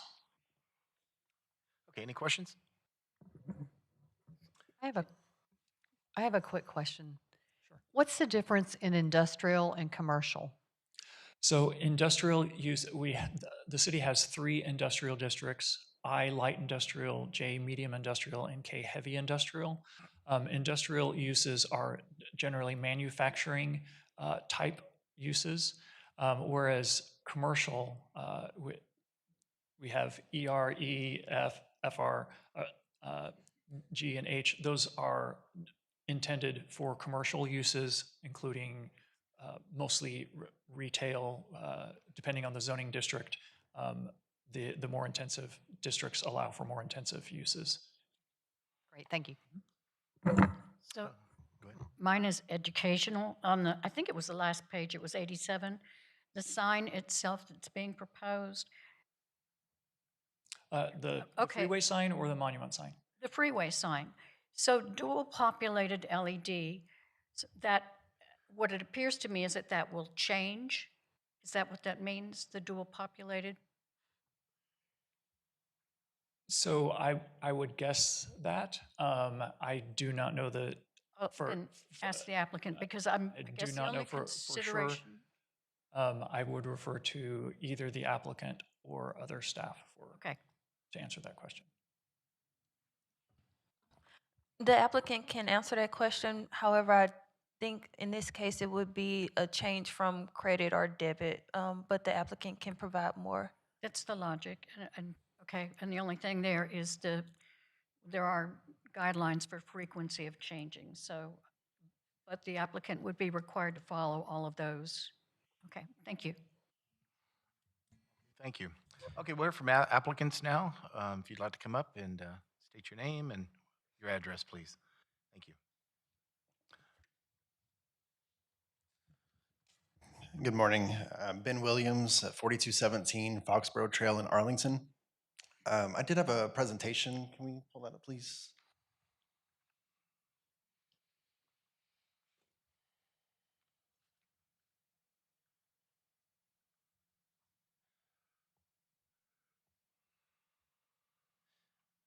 The main 2 factors that are driving this request for us is this is the current standard for Quick Trip is to do the electronic signs. There's 2 main reasons. It's safety based for our employees as well as drivers. The current scroll style, where you have to put in the actual panels, requires an employee to go out there during the shift, and that may be multiple times per day, to go out there, change them, and depending on the height of it. Oh, that's a different presentation. But this would require our employees to go out there during their shift and change these manually, where they would have to fight with traffic, carry a ladder out to the site, whereas the electronic, it does it all itself. The employees inside have no idea when it changes. The system just says that it started and it's finished, so they don't have to actually go out to the site to the sign and change the actual numbers. But also is for driver safety as well. This is along a highway corridor at high speeds, and our westbound exit is about 0.6 miles away, and our eastbound exit is about half a mile away from the side. So we want to promote visibility for drivers so they can make that exit safely ahead of time. If you can go to the next slide, please. Actually skip 2 more. This is just depicting where our site is in relativity to the exits themselves.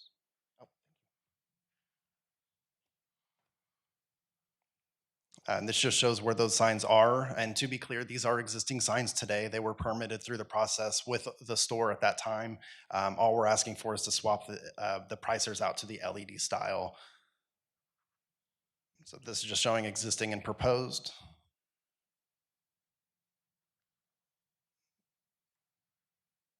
And to answer your question about the dual population, that is exactly what it is. It's not credit or debit. We do show that, but we don't utilize that function as of right now.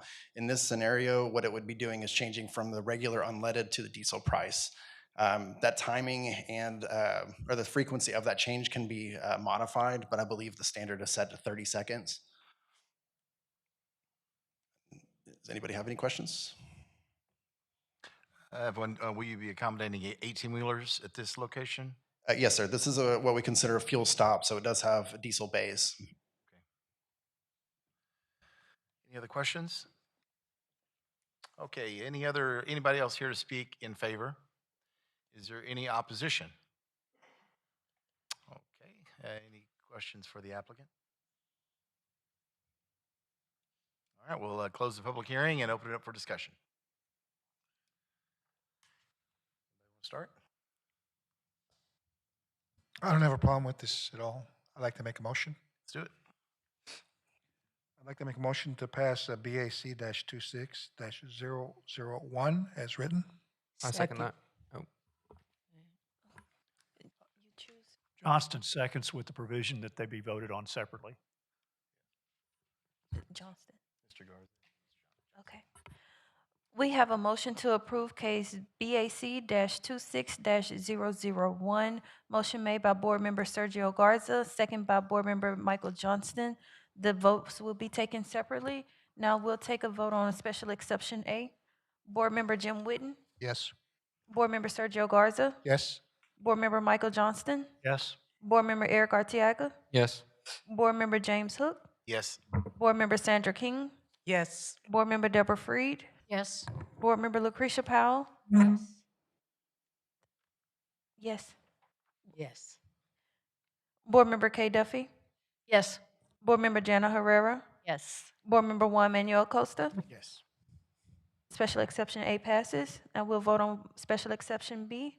Board Member Jim Whitten, Yes. Board Member Sergio Garza, Yes. Board Member Michael Johnston, Yes? Board Member Eric Arteaga, Yes.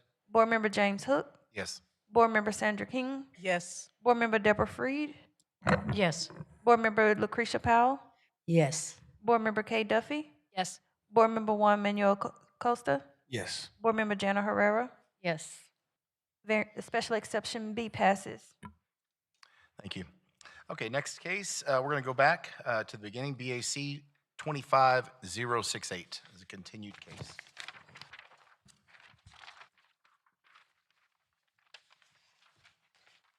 Do you mean 6-7? It's BAC 25068. Mr. Chair, I'm going to recuse myself from this one over here. 6-7 on the agenda? 6-7. First page, second page. 6-8, correct? 6-8? It's in the first-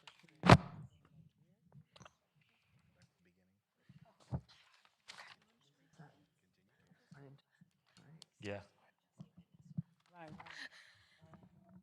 So, Board Member Jim Whitten has asked to recuse himself, so we'll have a staff member escort you downstairs. This is high school. So the case before you right now is a continued case from the January public hearing. The case is BAC-25-068. The address of the property is 3095 Hewlin Street, as well as 4501 West Freeway. The owner of the property is Fort Worth ISD. The applicant is SBA 2012 TC Asset LLC. The zoning district of this property is CF Community Facilities. It is within the JRB Airport Height Review Zone Overlay, and the legal description is Lot 1, Block 1, Arlington Heights High School Addition. So before you today is variance request for to the maximum height allowed by special exception to this stealth telecommunications tower in a community facilities zoning district to permit, I'm sorry, this isn't the latest, the request is to permit a 120-foot tall stealth telecommunications tower The zoning ordinance section is 4.201C, Community Facilities District Property Development Standards. So approved in January were special exceptions and variances. So special exception to allow the stealth telecommunications tower in a community facilities zoning district was previously approved by the board, as well as special exception to allow a stealth telecommunications tower design plan that does not meet the design and appearance requirement was approved by the board in January, as well as special exception to allow a 50-foot tall stealth telecommunications tower in the community facilities zoning district, and variance to the requirement that all stealth telecommunications towers shall have screening shrubs installed around a fence and screen from view of the stealth telecommunications tower to allow the required screening shrubs. These all were special exceptions and variances previously heard by the board and approved. And before you is the variance D to allow the 120-foot telecommunications stealth tower. In January, the request for the telecommunications tower was 130 feet. However, the board and the applicant request a continuance to go back to review the height, and they came back with a proposal of 120 feet. The subject property is a 29.041 acre property located in the southeast of the Hewlin Street and Interstate 30 West intersection, and to the southwest of the Ashland Avenue and Interstate 30 West intersection. The subject property is commonly identified as 4501 West Freeway, and the use is Arlington Heights High School. The property contains several buildings and sports fields and facilities, several mature trees, no presence of floodplain, and the project specific area is relatively flat. Lot history on this one, there was a previous Board of Adjustment case, BA 03417, which was a special exception to allow the existing telecommunications tower.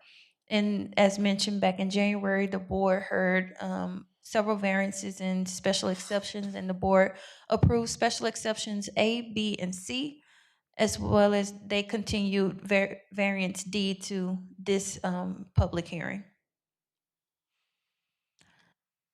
Here's the proposed site plan. There is currently an 87-foot monopole telecommunications tower that the applicant has indicated will be removed. The zoning ordinance section 9.101 defines a stealth telecommunications tower as a facility that is designed in such a way that the facility is not readily recognizable as a telecommunications tower or telecommunications equipment. The adjacent residential district have a height maximum of 35 feet. Telecommunications tower in the CF zoning district are permitted to, by special exception to, a maximum height of the most restrictive adjacent district plus 15 feet. In this case, the telecommunications tower would be permitted by special exception for a total of 50 feet. Here's the proposed elevations. So the stealth telecommunications tower that's being proposed before you today is 120 feet. And the regulations that govern this section, the stealth telecommunication tower is allowed within the zoning district by special exception with a maximum height of 50 feet. Here are the regulations.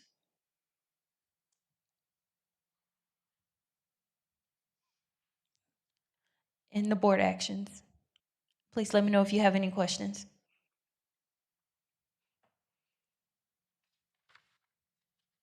Any questions?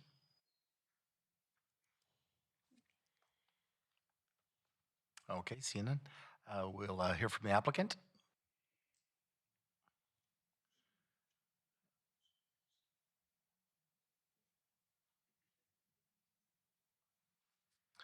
Okay, please tell us your name and your address, please. Welcome. Absolutely. Good morning. I'm Beb Francis, 112 East Pecan, San Antonio, representing SBA Communications and its subsidiary SBA 2012 Assets LLC. Pleasure appearing before you again, and appreciate the opportunity to come back with this continuance to bring you the modified telecommunication tower height. I want to echo what Denisha just said. We really appreciate the approval of the various special exceptions in the January meeting that confirm the placement of the new replacement telecommunications stealth tower, the fencing, and most importantly, approving the design and the color of this stealth telecommunication facility. We provided you at the meeting some coverage analysis explaining for you why this replacement telecommunication tower is so important. And that is because, as we provided you, the location of the existing tower, monopole tower, is immediately adjacent to the newly constructed Fort Worth Independent School District building, a 52-foot height building. And the result of that is that AT&T's antennas, which are currently at the following rads, those are the center lines that we discussed at the last meeting, at 35 feet, 37 feet, 45 feet, and 54 feet. But the result is they are experiencing coverage blockage because of the height of the new school building, 52-foot school building. AT&T has come back, and we provided you their exact statements why the 90-foot is necessary to resolve that coverage gap. And if it's left where it is below, and this is not approved, there'll be continuing disruption of service and coverage gap. We also provided you the AT&T RF maps. The one on the left shows you the existing coverage with the blockage. You see significant coverage, blockage in green to the west. That's a commercial area that you are familiar with and very active. You'll also see, importantly, along Donnelly Avenue, the residential area with the black box, the coverage gap area. If you approve this variance request, then you will see the coverage dramatically increase on the right. Now, AT&T has come back and asked that they could be able to provide you with a letter of support. They echo in great detail for you why this is so necessary. To be able to place their antennas at 90 feet and therefore allow the ability to remove the blockage and maintain and improve the coverage area. Now, the updated telecommunication stealth tower elevations we are providing you have taken into multiple considerations the questions that were raised at the last meeting regarding the requested 130-foot. They have redesigned, working very closely with AT&T and T-Mobile and the engineering teams to be able to reduce down the height 10 feet, which is not insignificant in the tower industry. The tower on the left just is a depiction of the existing monopole, which, with your approval and the building permit issued, will be decommissioned and removed, and the equipment on that existing monopole tower will be moved over and co-located on the new stealth telecommunication tower. I wanted to point out how this will stack up. AT&T will have let me start with the bottom. Fort Worth Independent School District Student Information Services, which is critical for their campus and their system, will be located at the 80 to 90-foot area. That's the first block on the bottom. AT&T will then have the 90 to 100 block, and then the T-Mobile will have the 110 to 120 block. So AT&T at 90 foot, and also 100, and T-Mobile at the 110 to 120. We provide you updated photo simulations. We have 4 views. This is from the north parking lot looking back, and you see the existing tower, and this is the new 120-foot design. I thank you from the last meeting. I hope you'll appreciate the reduction in the height and will approve this recommendation. This is looking from the east and there's the 120 foot. This is from the west on the commercial, and you'll see the new stealth telecommunication tower. And importantly, this is from Donley Avenue. And this is the existing tower, and this shows you the depiction clearly how the blockage is occurring with the height of the building.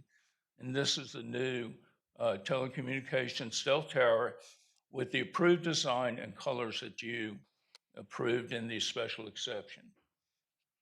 Fort Worth Independent School District also asked to be able to update their letter to you, again emphasizing their request that this tower height be approved, not only meets the needs of the neighborhood, but as I mentioned before, it will improve and allow the continuation of their student information system. And then finally, just kind of, I want this to be kind of the milestone. This is showing the coverage gap that's currently existing. And with your approval and the construction of this new exciting design of a telecommunication facility, you can see how it'll be dramatically increased to the right. Finally, there were some questions regarding FAA coverage studies at the last meeting. We've included in your package the FAA summary report, which goes through and shows that this tower does not exceed any of the height requirements. But importantly, there was a question, we have just a couple more seconds. These are showing at the bottom of this page the 8 hospitals in the area. And will they be affected? The answer is no. They show on each of these studies conducted by the FAA that there is no impact to private landing facilities. And this is a full study. Be happy to discuss those with you during your questions. I really appreciate the opportunity to come back, and I respectfully request your approval of this variance to allow the 120-foot tower. Thank you very much. Is there any opposition? Okay, come on up, please. State your name and your address, please. Hello, my name is Cinnamon Hall. My address is 4400 Geddes Avenue in Fort Worth. Okay. I'm 1 block back from or south of Arlington Heights High School. Okay, you have 7 minutes. Thank you. We were here back in January. My concerns are still with the height of the it's not very stealth, but the stealth telecommunications tower. The original tower was a single pole. This new tower, you all made are given variances and approvals for different things. But the new one requires 3 different poles to create the space. The current height is around 80-some feet. Originally, I thought it was too high. 120 feet has been suggested and proposed for the new height, which I still believe is too high for the area. This is a residential area. This is a community. This is a place where people walk their dogs, walk their children, walk around the school and whatnot.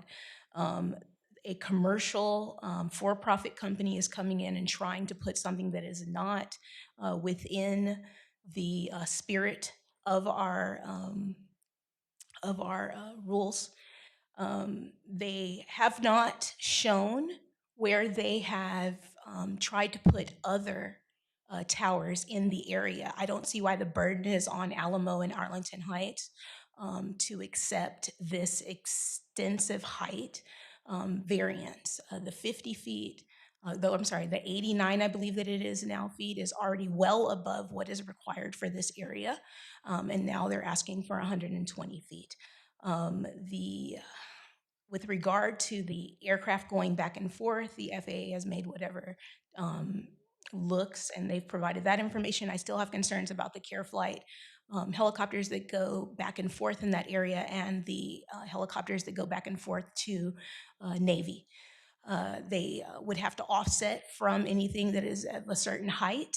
There's a certain amount of space that they need between. This is going well above what was originally there. And I ask that this not be approved because there is no hardship. We pay taxes in the area that do fund the school. In the last meeting in January, one of the board members asked if there was anything that was being provided for the high schools. We are providing that with our tax monies. And if they are providing anything for the high school, the for-profit business, then that should be a donation that they want to do on their own. Previously, you denied the height variance, and then it was turned over after the fact, and you all agreed to revote for something, and then it was turned into a continuance. You've already denied this. Please don't allow something this large that I will be able to see from my dining room and we all will be able to see from our homes to be added. They can put more towers around to get that mesh, to get that coverage. This is a money-saving venture for them, and it puts blight in our visual. So, thank you. Thank you. Is there any other opposition? Okay, sir, you have 3 minutes for your rebuttal.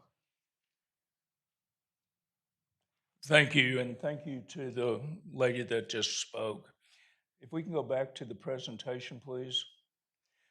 The importance of this height is to be able to provide neighborhoods the coverage that they need and deserve.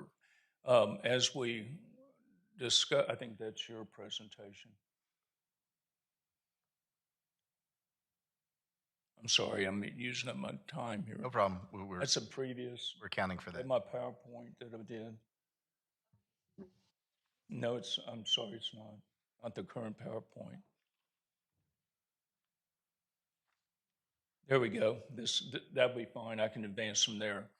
The important point I wanted to again reiterate is the increased coverage versus the blockage that they're experiencing. In fact, directly to the east, adjacent to the ballpark, where I believe the lady lives, you'll see also an additional expanded amount of coverage to that way to the east. Additionally, looking at the photo simulations, this is from the east. Oops, I'm sorry. I'm sorry, I'm not gifted at this. This is from the north, east. You will see a lot of the highlights of the ballpark. You have the extended lighting and the fact that this is going to be providing the critical infrastructure. Additionally, regarding the FAA, this is the report from the FAA that it does not exceed the required heights. That's after a study. Coordinates are given by the regulatory departments of these companies. They have a full staff that's sole job is to comply with and meet the requirements of the FAA. And in all the 30 years I've been practicing, I've never had a client build a tower in violation to the FAA requirements. It's a very serious consideration. So regarding the health lights in each one of those, they say it will not create an issue, and it's in the reports that are in their package. So Chair and members of the board, again, respectfully request the approval of the variance to allow the 120-foot height. It meets the criteria. The hardship is that this height requirement is not self-imposed on SBA or AT&T or T-Mobile. It's the direct result of a building being constructed that is causing a significant coverage gap. So thank you, and I appreciate your consideration. Look for any questions that you have. Thank you. Does the board have any questions for the applicant or the person in opposition? Okay. I have a question for the applicant. Yes, ma'am. So has there ever been any there's a considerable slope between I-30 and the backyard there at Arlington Heights High School. Has there ever been any consideration of putting the big mascot stealth tower in the front yard of Arlington Heights High School? What are the ramifications of that? Actually, the site is a replacement of an existing tower. As we discussed at the last meetings, there is not a lot of flexibility in being able to move towers around because of the grid. If you remember, we talked about the honeycomb and being able to move, even a slight move. The usual search ring to locate towers is a mere quarter mile. That's one trip around the track, as I recall from high school. So that plus, seems to be the suitable location because of the athletic facilities. Already you have the lights, at night you have the lights, and this will not be a lit tower. It's below the required height for the flashing lights or the white lights that you see out on the roadway. So I think my question here is for staff, but perhaps you know the answer. How tall are those lights?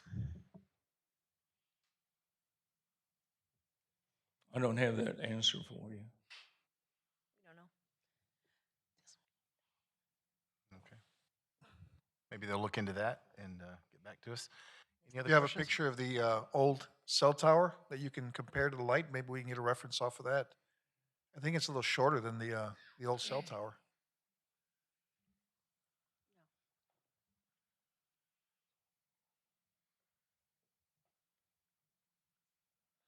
Any other questions? Okay. And I have one for you. Yes, so I noticed your tower accommodates two carriers, AT&T and T-Mobile, I believe. Is it expandable to Verizon or any other carriers in the future? See, that's one of the detrimentals of losing that 10 feet. We lose the ability to bring in the next carrier, or T-Mobile needs to add their second array. Because of the design of cell towers, it's a limited space to place the antenna arrays. And so therefore AT&T is not only going from 3 sets of antennas to 2 because of the importance of this location and this site.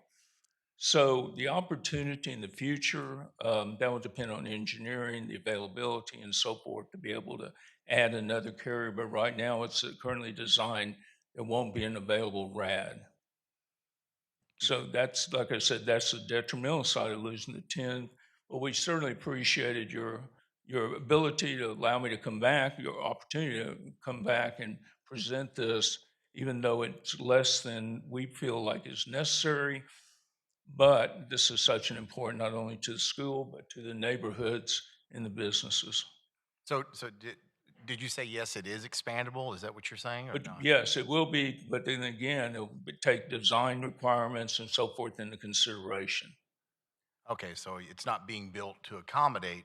It hadn't additional even been carriers designed at this yet, time. but certainly that'd be optimum to be able to do that. But because of the negotiations of just trying to figure out where to put the antennas, that hadn't been determined yet. And real quick, what is the blue material made out of? It's fiberglass, the shields that don't affect the radio frequency waves going out into the signal areas. Painted fiberglass or solid colored fiberglass? Or Yes, it would be a blue, it would be as depicted on this PowerPoint. Thank you. Yes, sir. Does AT&T charge for other companies to put their equipment on these towers? No, sir. The way tower companies work, SBA owns the tower. AT&T is a tenant. Just like think about a strip center. You have a landlord that owns the strip center, and then they lease, instead of storefronts, but they lease locations on the tower to the carriers. So as I understand it, if another for example, Verizon would then pay AT&T lease amounts to have its equipment on this tower? No, they would pay the tower company, the strip center. You have a Chinese buffet going to a strip center, they would pay the landlord, not the sewing machine company next door. And the tower tower owner, as I understand it, is SBA or an SBA Yes, sir. company. I'm sorry? Who you represent here today. I represent SBA, the tower company. So if there were other telecommunications companies that wanted to lease space on this tower, if it was feasible for them to do that, then SBA would then again charge for that money, for that. Absolutely, because it's an investment just like any other business. They're providing the critical infrastructure for these carriers. Thank you. Yes, sir. One other, who maintains the paint and the color if it fades? Absolutely, that's on SBA. That's under the lease agreement, and it's also a responsibility of our co-partner on this, Fort Worth Independent School District, that SBA takes on that responsibility. Okay. Any other questions? I think last time that we were here, Ms. Duffy had stated the importance of they pay the school district. Is that correct, Ms. Duffy? This is an income for our school district.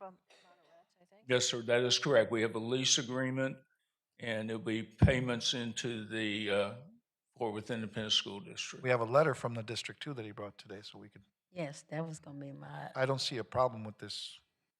I'm kind of sorry that we took away their ability to future, futurize the 10 feet loss. We lost the ability to set this up for future growth. The way it's currently designed, that is correct. Okay, look, we need to go ahead and close the public hearing, and we can open it up to board discussion. Thank you, sir. excuse me, I wanted to see that Fort Worth Independent School District letter. Could we pull that back up? We have it, sir. Thank you. I'm sorry. No, we have it in our slides. Thank you. It's fine. Could you scroll down?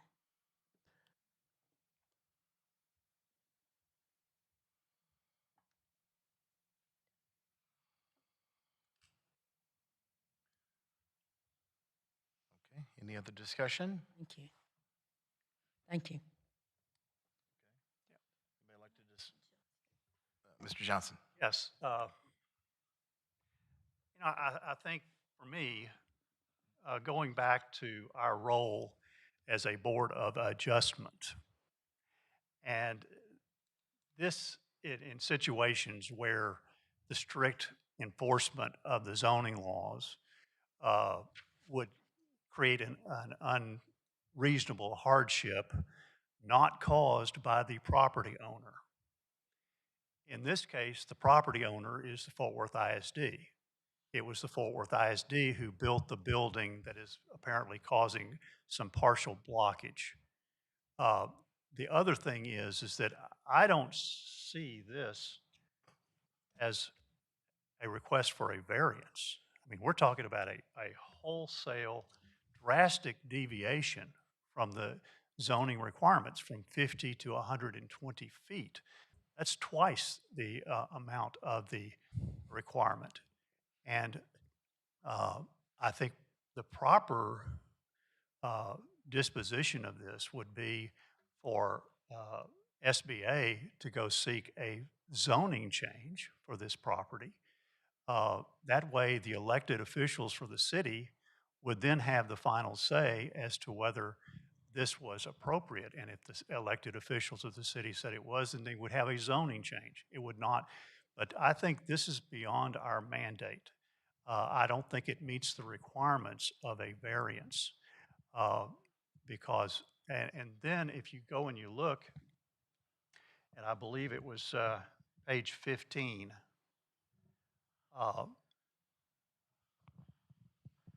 well, that's not it, but the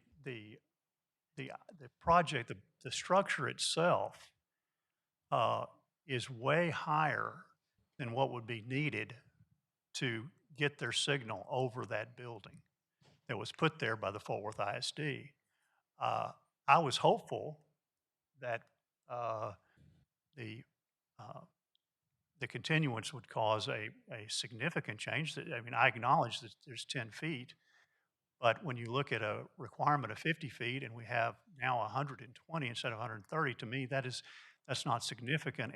And also when you look at the fact, you look at the photograph itself of the structure, maybe we can find that.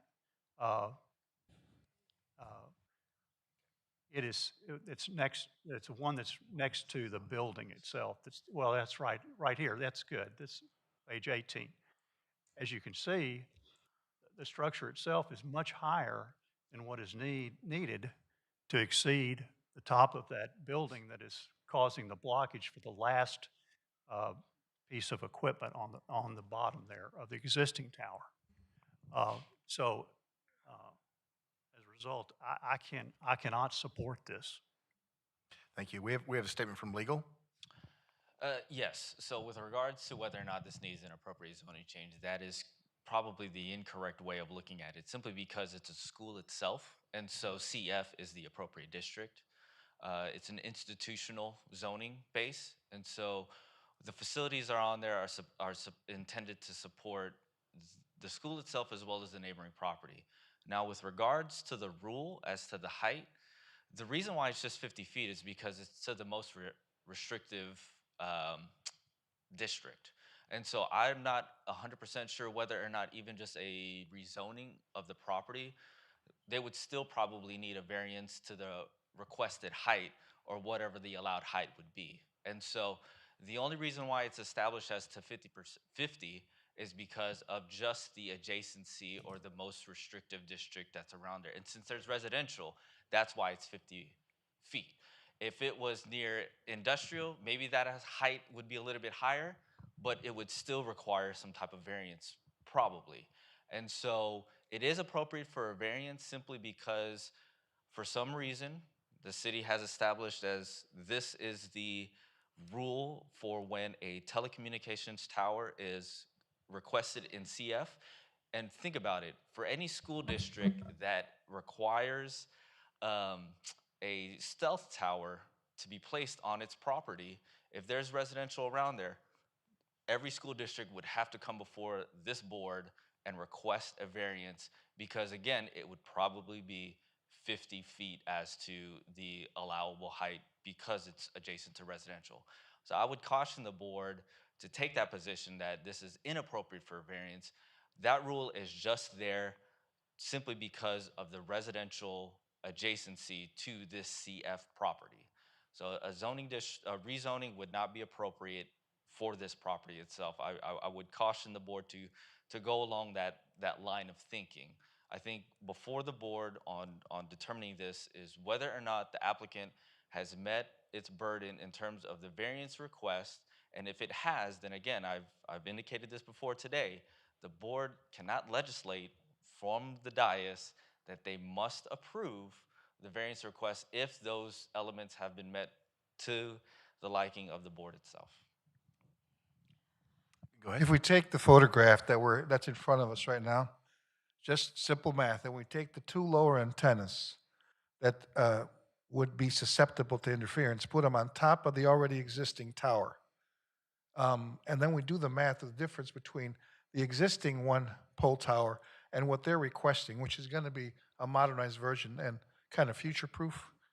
We're very close. We're already at 89 feet at the tower that we have now. Is that correct? The existing tower we have today is 89 feet. Yes. And we take the two lower arrays of antenna and put them on top of that 89 feet, we're going to be at 98 feet. We're 11, 12 feet from, or 22 feet from where it's not that big a difference. I don't see a problem with this at all. This is Johnston again. I'm an attorney. I've practiced zone and had cases involving zoning and adjustment for probably close to 40 years. And lawyers, I know you'd be surprised at this, lawyers disagree on things. And I absolutely disagree with what was stated by the city attorney. So with that, I'll continue with the discussion. Ms. Duffy? We're in discussion, right? Yes. Okay, so so I feel like we all want our cell phones to work. I'm a Central Market shopper. I'd like to be able to use my cell phone while I'm there. All the neighborhood, I'm sure, would like to use their cell phone. We need that to work. We need that to function as a city. But when is enough is a good question, Mr. Johnson. When do we stop? Do we approve every single one, no matter how high it is? How do we know when to stop? That's a good question. And I feel like in the future, we could use some direction from city development staff on what's appropriate and what's not appropriate, because I do feel like we keep approving higher ones perhaps. I also feel like someone in this room knows how tall those light fixtures are there on the field. They had to have a variance. And from the homeowner's perspective, I don't want to make any Arlington Heights alum mad, but you know, maybe if we made the stealth tower look like a light fixture, it's more stealth than the bright yellow paint. So those are some ideas that have popped into my head. That that ties into what I was gonna ask. Can we go back to the picture where we're seeing, I guess that's the baseball field?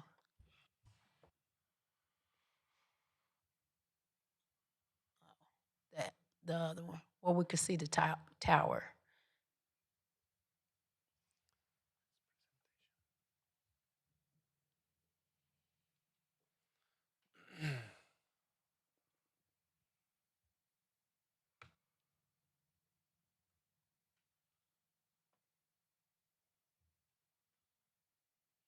That's not the one.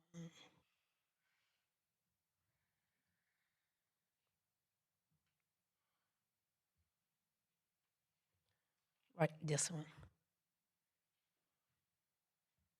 The light tower by the tree. Is Miss Maribella in?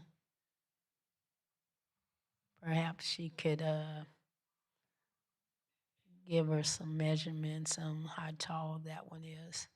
We're looking into the data to see how tall those stadium lights are. Typically, stadium lights are between 60 feet and 80 feet tall. But the stadium lights for Arlington Heights High School, we're trying to determine the height of that. Go one picture before Because this. the stadium lighting tower looks taller than what the applicant is proposing itself from this view, from this picture. Let's wait for the number. That could be perspective. Right. That's why I say it looks like. But that's like a simulation. Go to the one picture before this, compared to the old antenna. That's a real photograph.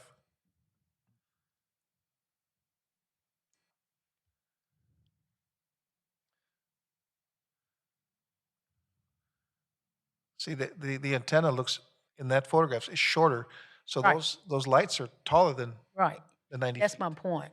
It kind of depends on which Even with light the you're new looking at. tower, from that perspective, it's the stadium tower lights still are taller.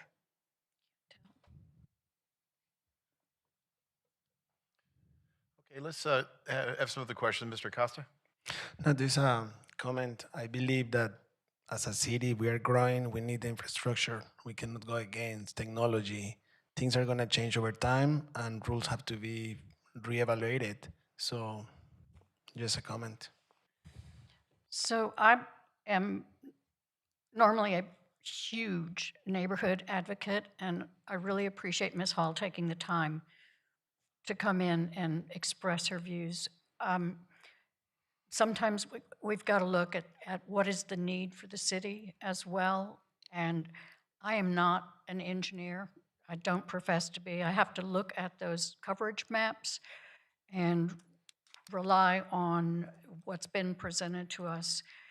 And as we have increasing need for not just our cell phones, but for within the school and emergency support and things, I feel we are faced with this all the time. Having served on commercial for quite a while, we did cell phone towers all the time, and it's true, they do almost always get approved. So I just think it's an infrastructure requirement that we're looking at, and I regret that there's some visibility issues with the issue, but it's the way it is. Mr. Costa? So I think more than anything, I mean, they're trying to make this work. Instead of them going in there and trying to implement, just the regular old tower, they designed something that kind of emphasizes the school spirit with the colors and everything.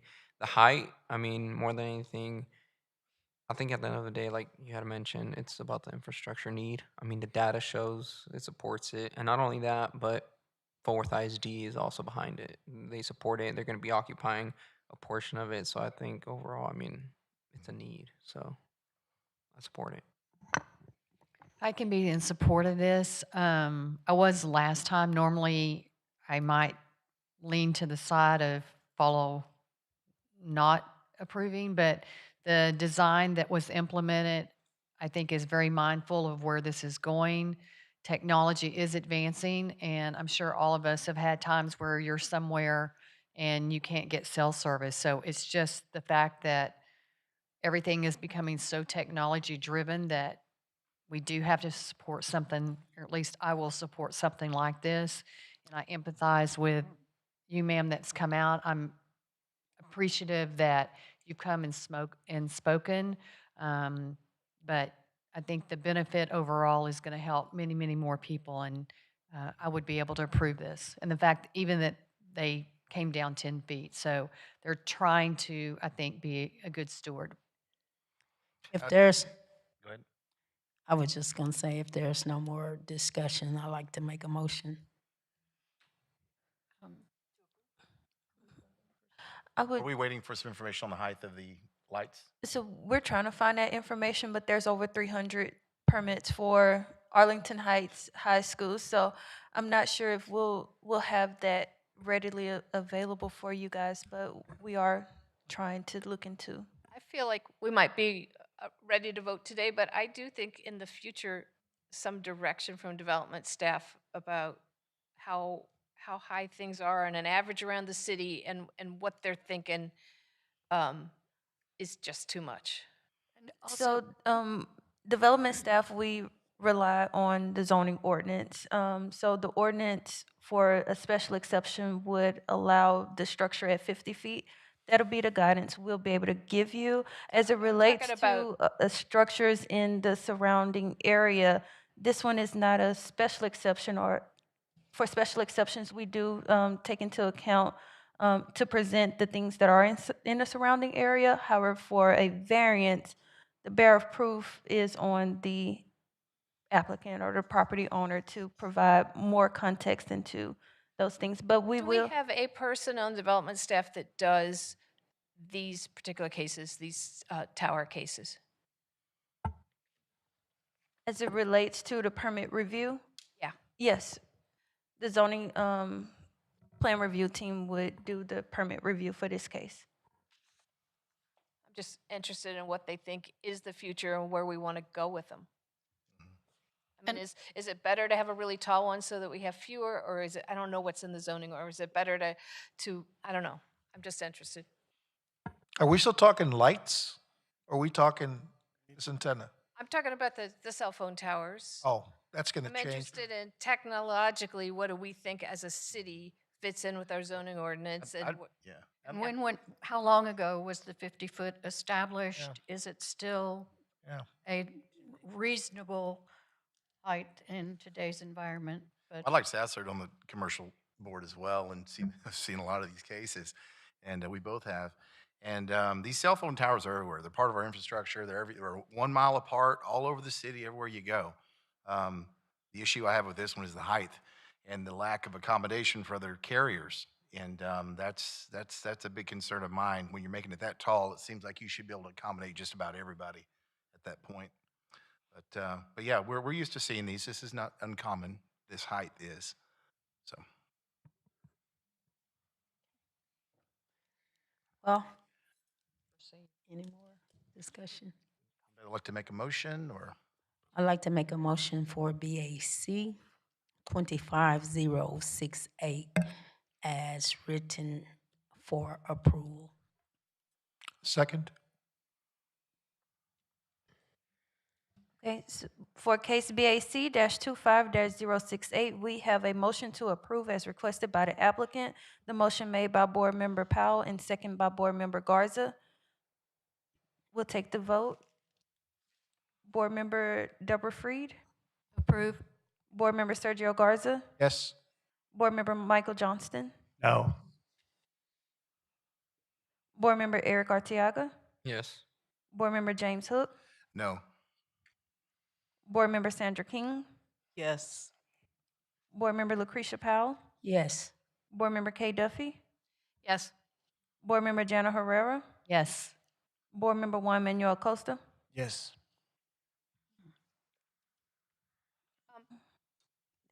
Did I get everybody? We got prejudice or no prejudice on this, on this motion? The motion to approve did not pass. This denial would be with prejudice. Thank you, sir.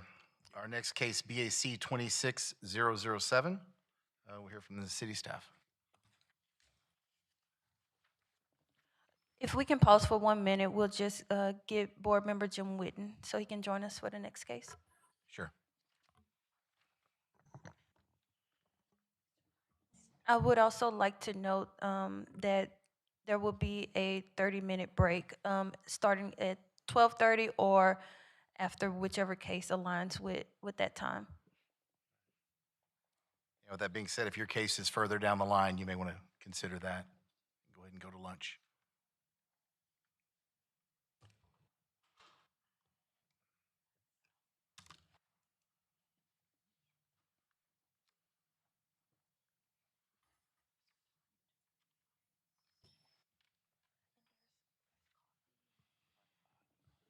There is coffee and water right in the back.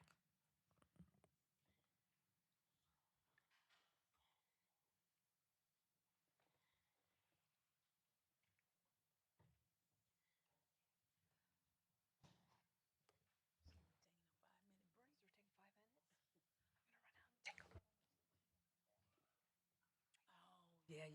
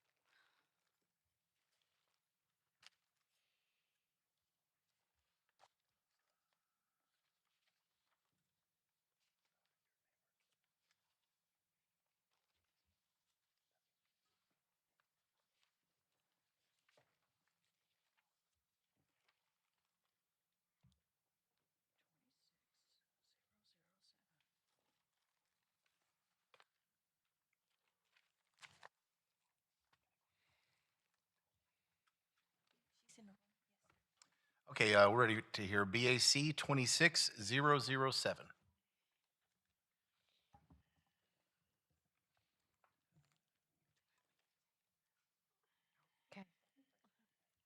The next case is BAC 26 007, located at 1081 Oak Grove Road. The property owner is Quick Trip South LLC, and the applicant is Ben Williams. The property is Zone G Intensive Commercial District. The applicant is requesting two special exceptions related to electronic changeable copy signs.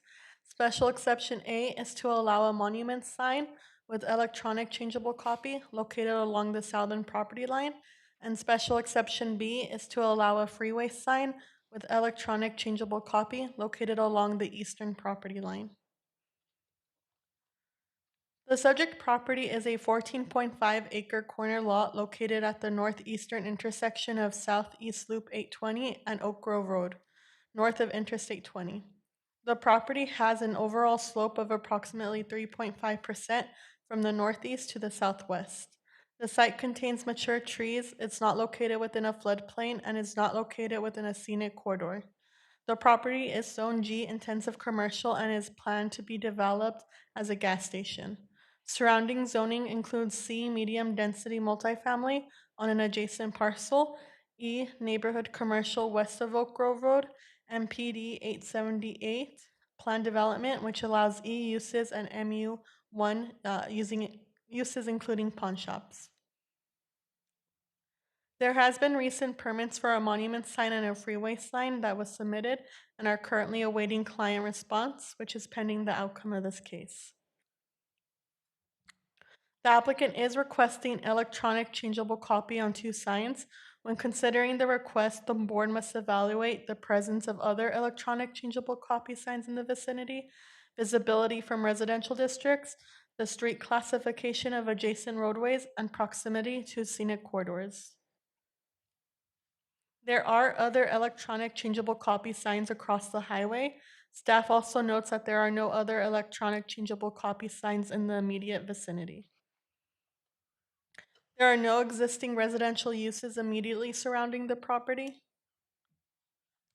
And according to the master thoroughfare plan, Oak Grove Road is classified as a neighborhood connector, and Southeast Loop 820 is classified as a freeway. The property is not located within the Chisholm Trail Parkway Scenic Corridor. Special exception A is for a freeway sign. The proposed freeway sign is located 86 feet from the southern property line, adjacent to the Southeast Loop 820 frontage road. The sign has a total area of 362.52 square feet, with the electronic changeable copy portion measuring 56.83 square feet. This results in approximately 17.96% of the sign face devoted to electronic changeable copy, which is below the maximum allowed 25%. The ordinance also requires a minimum non-advertised area calculated at approximately 48.8 square feet, and the applicant has provided 121.33 square feet of non-advertised area, which exceeds the requirement. The applicable regulations permit signage up to a maximum of 25 feet. The submitted plans indicate a proposed freeway sign height of 65 feet, which exceeds the allowable limit. Therefore, the applicant will be required to submit a separate variance request to address the height discrepancy. Special exception B is for a monument sign. The proposed monument sign is located 14.5 feet from the western property line, adjacent to Oak Grove Road. The sign has a total area of 124.22 square feet with 12.42 square feet of electronic changeable copy. This results to 20.13% of the sign face devoted to electronic changeable copy, which is also below the 25% maximum allowed. The minimum required non-advertised area is approximately 15.43 square feet, and the applicant has provided 35.13 square feet, exceeding the requirement. These are the regulations that pertain to this case. And this concludes staff presentation. I'm available for any questions the board may have. Thank you. Any questions? Okay, applicant, if you'd like to come up. Sorry, one question. Real quickly, you're saying that there will be a variance required for the height, but we're not entertaining that today at all? Correct. Thank you. applicant, if you'd like to come up. 7 minutes. Maybe you don't need it.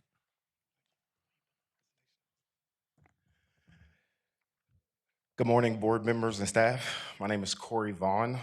Our address is 8700 Freeport Parkway, Irving, Texas, 75063. I'd like to thank staff for their help, and they did a great job presenting, and they've been really great to work with on this project. This is a new Quick Trip in construction. We're currently in construction, and today we're just like board member said, we're just asking for the changeable digital sign face on the monument sign and the high-rise sign. And we will have to come back for the variances for setback and height. And in the interest of time, I have a small presentation, but I'll try to be as brief as possible.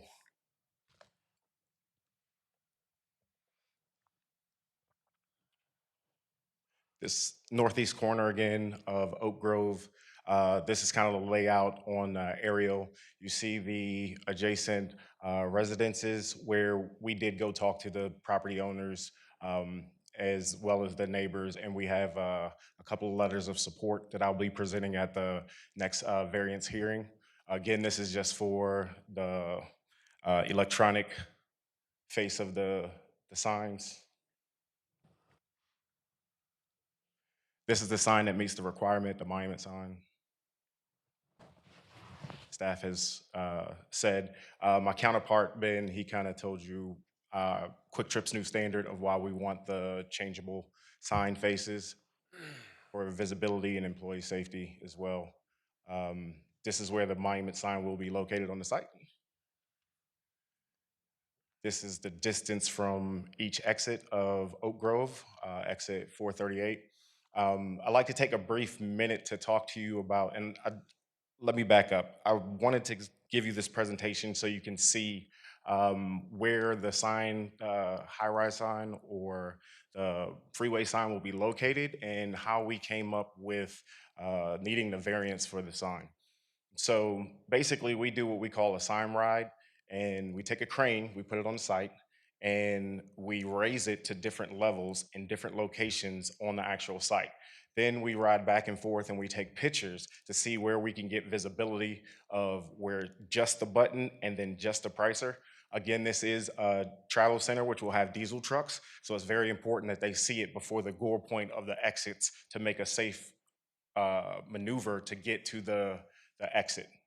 And so right here you see that, and I switched to east and westbound, but headed eastbound, we're about approximately a half a mile away from the sign or the site, and headed westbound, we're actually almost a half a mile, but a little less than that.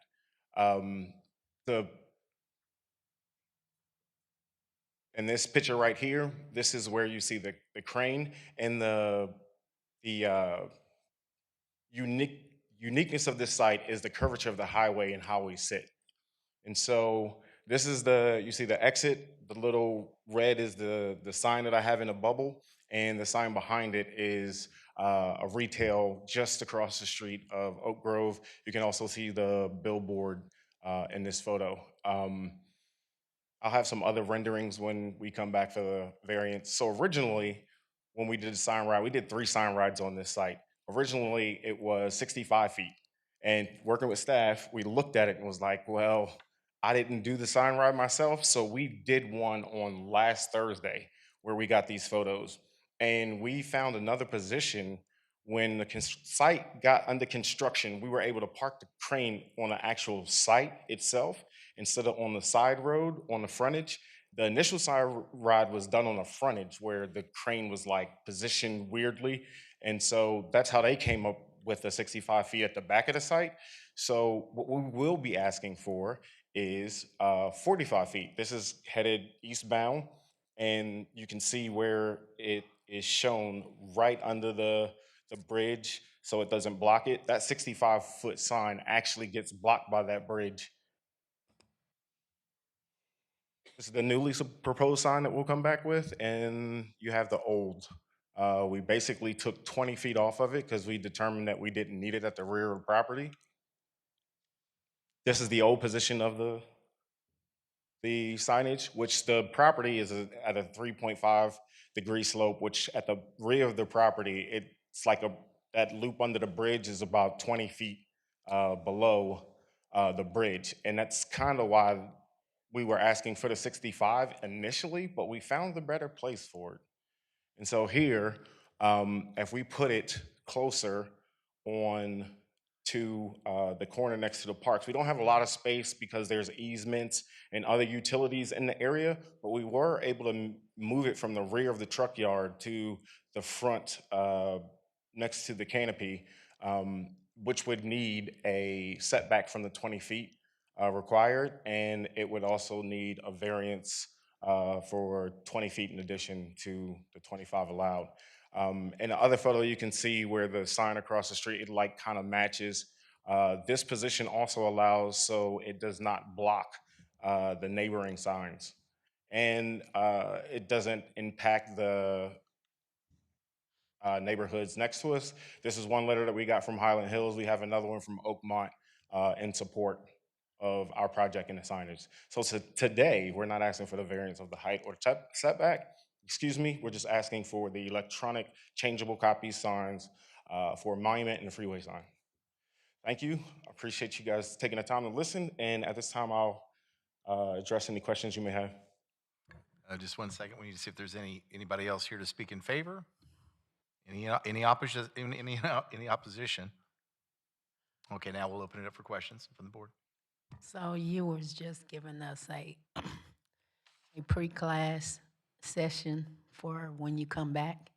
Yes, I wanted to get your feedback and your opinion on what I will be presenting. So if you have suggestions or you have input, then I can take that back to my engineers and to Quick Trip and see if there's something that if you guys want to see something different.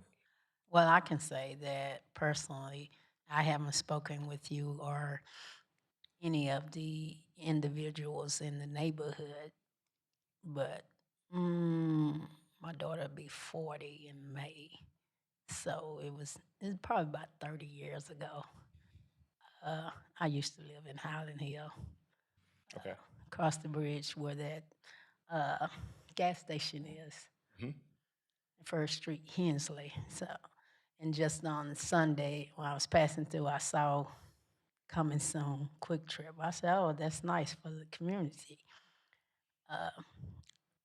Bringing jobs and so forth. My concern, I said, I wonder if they were, they're going to have stock in the back, because I see them running out quickly of everything, because you have adjacent to your property, you have a large apartment complex adjacent to that. But however, what you propose, digital, I don't see that it's not going to pass that part, but I'm going to stop right there and just, if my colleagues have anything else to say, because I don't see this to be a drawn-out case of discussion. But thank you for bringing jobs to the community. Thank you. I would like to make one note. As it relates to this case, BAC-26-006, the requests before the board today are for two special exceptions to allow ECC, one on a freeway sign and one on a monument sign. The case variance for the height that the applicant mentioned will come at a later time, but before you today to be considered are the special exceptions for electronic changeable copy. But the case is 26007. You said 6. Thank you. Okay, Ms. Duffy? So I think what I heard you say is you're changing the location of the signs as well as the height of the signs, right? Correct. So can we vote on the electronic copy today if he's going to change the location of the signs? Yes, all that your special exceptions today would grant is the ability to have electronic changeable copy signs Anywhere on his property? Don't we usually have a place for them? anywhere that they would be allowed without going into setbacks or height.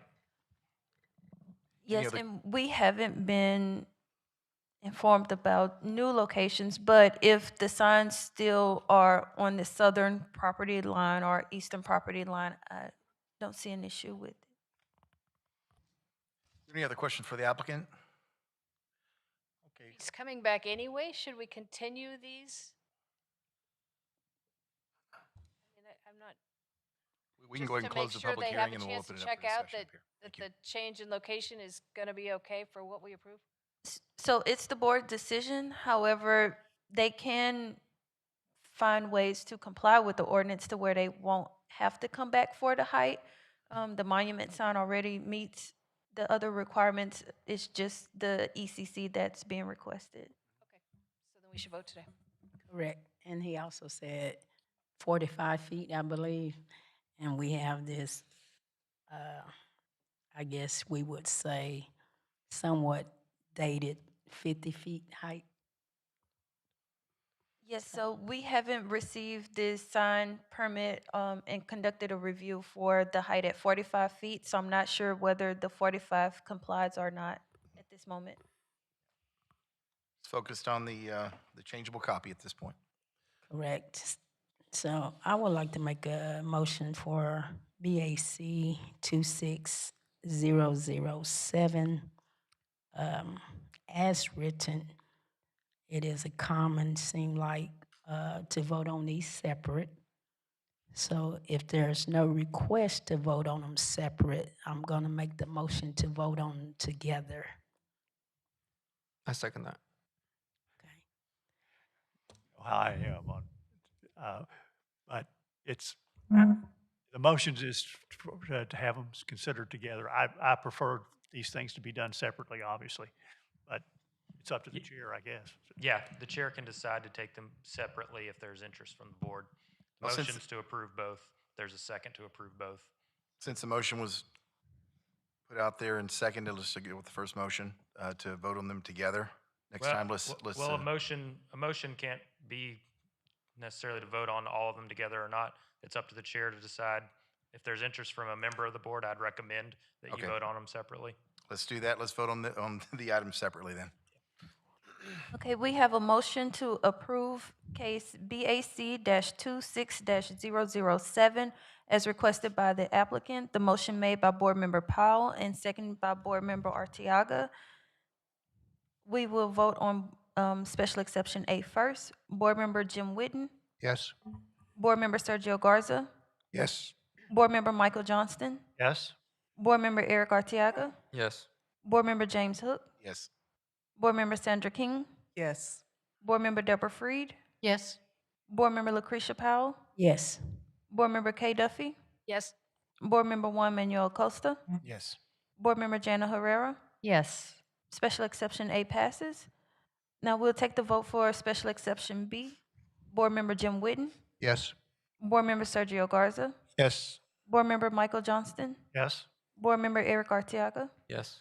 Board Member James Hook, Yes. Board Member Sandra King, Yes. Board Member Deborah Freed, Yes.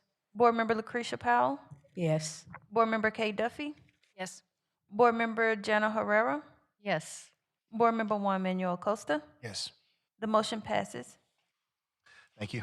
Congratulations. Our next case, BAC 26009. We'll hear from staff.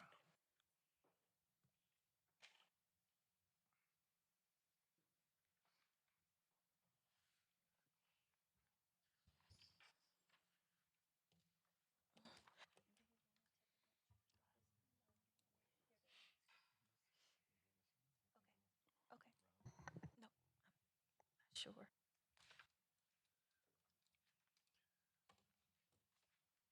Just ask, would you guys like to take a lunch now, or would you like to wait until this case is over? Let's do this one and then take, but can we tell the rest of the people we'll be taking lunch right after? Taking a this? lunch after this case, so if you're not up, just so you know, with 30 minutes.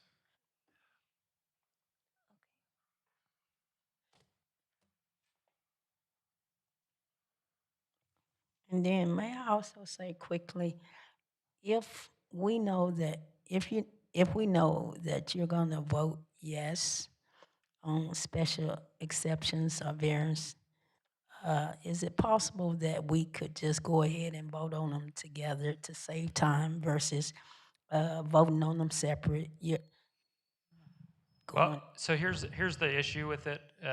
Well, first of all, I don't think we know that how anyone's going to vote until they do vote, and really it's to the benefit of the applicant if there are multiple items, because if there is someone who votes no, or two people in this case, that could sink a vote on everything if really they only wanted to vote no on one of the items. So it really is to the benefit of the applicant if there's been any interest expressed that there may not be a unanimous vote to just take the items separately. No, my question was, if you know, that was to the board members, if you know already that, just like the last case we just had, it was two special exceptions, A and B. If you already know, you're gonna vote yes on both of them.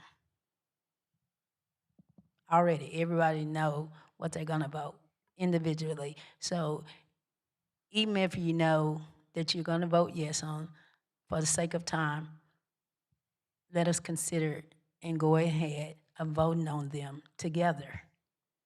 And I'll just say again, if the board is unanimous that they would like to take them all together, they certainly can. If there's ever interest from a board member, it's up to the chair to decide whether or not to take them separately or together. And our recommendation is if there's been an ask to do it separately, but that's always in the discretion of the chair.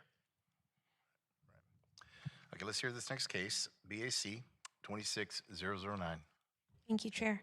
The next case is located at 4536 and 4550 Heritage Trace Parkway. The owner is Walmart Real Estate Business Trust. The applicant is Amanda Conway, and the site is zoned E Neighborhood Commercial. The applicant is requesting two special exceptions to allow, to allow electronic changeable copy or ECC on two existing pylon signs. One sign is located along the northern property line and the other is located along the western property line. This request is evaluated under section 6.411 of the zoning ordinance. This slide shows the aerial map and site photos. The property was developed in 2015 and includes a retail building with an adjacent pad site for gasoline sales. The site is located at the intersection of two principal arterial roadways. The lot is irregularly shaped. It contains mature trees and is partially located within a floodplain. Some of the surrounding area is developed. This slide summarizes the lot history associated with the property, including prior permits and approvals. In 2015, a previous Board of Adjustment case was filed for a similar request to allow ECC signage on the site. That request was considered by the board and was denied. A unified sign agreement for the overall development was approved on October 28th of 2014. The agreement applies to 6 lots to allow for 2 pylon signs with a maximum height of 25 feet. There are 2 other signs associated with this unified sign agreement, but they are monument signs and they're not part of this amendment. This slide shows the proposed site plan. The request does not include changes to the site's layout. The proposal is limited to adding ECC to the 2 existing pylon signs. This slide outlines the applicable special exception criteria.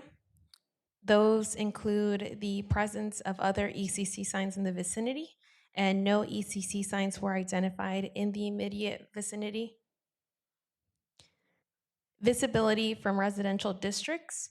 There is an adjacent neighborhood to the south and partially to the west. Existing single-family subdivisions are located approximately 500 feet to the northeast, west, and northwest. In addition, single-family zoning is directly adjacent to the south at less than 150 feet from the estimated sign location along North Beach Street. The proposed electronic changeable copy components are located approximately 20 feet above ground and may be visible from adjacent residential properties. The street classification of adjacent roadways. The subject property is located along North Beach Street and Heritage Trace Parkway, both of which are classified as principal arterial roadways. And lastly, the proximity to scenic corridors. The site is not located within a designated scenic area or corridor.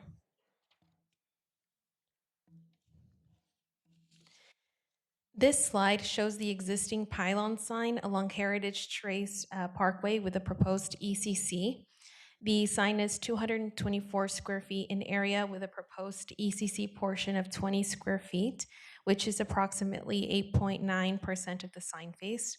The sign meets the minimum non-advertised area requirement. This slide shows the existing pylon sign along North Beach Street with the proposed ECC. This sign is also 224 square feet with a 20 square foot ECC portion representing approximately 8.9% of the sign face. The sign meets the minimum non-advertised area requirement. These are the special exception regulations related to electronic changeable copy signs in section 6.411 of the zoning ordinance. These are the evaluation criteria considered by the Board of Adjustment when reviewing special exception request. And this slide outlines the Board of Adjustment action for special exception request. And that concludes my presentation.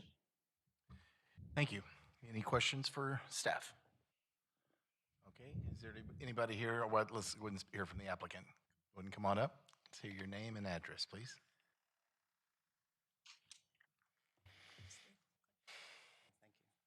My name is Kevin Cooksey, and the address is 1302 Avenue R, Grand Prairie, Texas. And I'm here on behalf of SGA Design Group and Walmart. We're the sign manufacturer and the installer.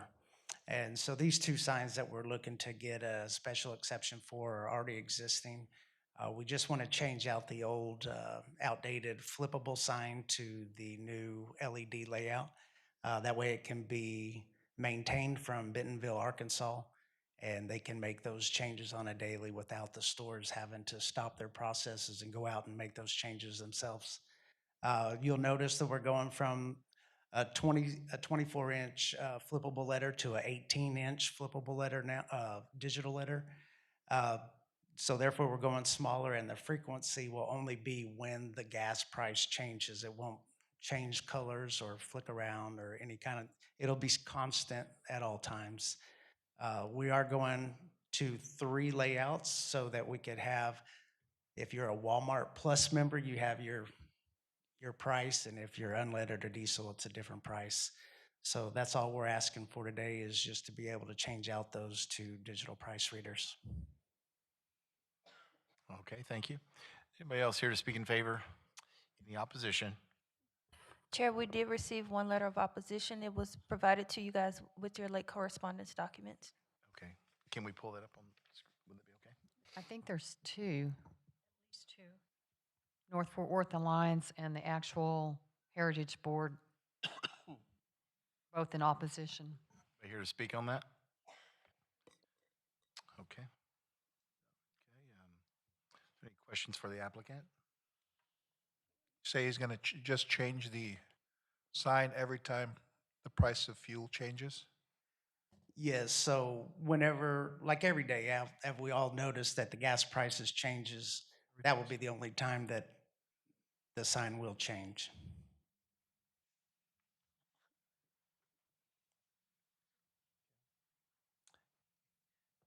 Any other questions? Okay, we'll go ahead and close the public hearing and open it up for discussion. So I'm very familiar with this area. I know this has nothing to do with why this gentleman's here. This sign is quite large and was approved many years ago. The board of directors is in opposition of changing this to electronic. There is no electronic in the Heritage Corridor. Can you put page 114 back up, please? So Heritage Trace runs east and west, and there are homes all along the corridor. If you look where it says subject property and to the right, that 9801, which is behind that Walmart neighborhood store, there are roughly 800 homes that are going to be going in there. And there's the board of directors in this area is opposed to it, and the North Fort Worth Alliance. So I would be opposed to this as well. And this is a business. There's other businesses that run up and down that corridor. And once we set, it could be a precedent where the 7-Eleven that is right on another corner could request to have this as electronic changeable. So I would ask that we, if you haven't read over the two letters that come before the board, before the board wanting to deny this, I would ask that you take a moment and read this. So there are lots of homes in this area. But the signs are already there. Right. The signs are already there, but All they're asking to change it to a digital price change. correct. But they're What's the trepidation with changing just to digital price? The signs are already the concern is what's already an eyesight that is not favorable, but that's not what we're here for. It's been like this for many years, and there are homes that we're going to, as I mentioned, they're going to be able to see this and then across the street. And then the likelihood that another applicant could come before the board requesting electronic changeable. That's my view. But if I'm not mistaken, isn't there electronic signs on Basswood and 35? And I think the next exit is North Tarrant. There's a Quick Trip. Those are electronic. I'm familiar. I have another daughter who stays in that area. So that Quick Trip have electronic signs as well. Then you pointed out there are homes that are going to be there built. They are not there. So let's say if they are already there, those individuals might not have a problem with that. It's possible that they could, but the electronic signs is compatible with that area. So I disagree with, there are electronic signs. Basswood and North Tarrant are not in this community. The Heritage is a master plan community, and there's no. It don't matter that they're not in that community. Yes, it does. With that particular area of the city, electronic signs are compatible. That is not an island. This is not an island within North Tarrant area. So I'm it not is compatible. disagreeing. Go ahead. It is compatible. And then on top of that, as we've been speaking, Mr. Kosa spoke earlier about how technology and things are changing. It's changing.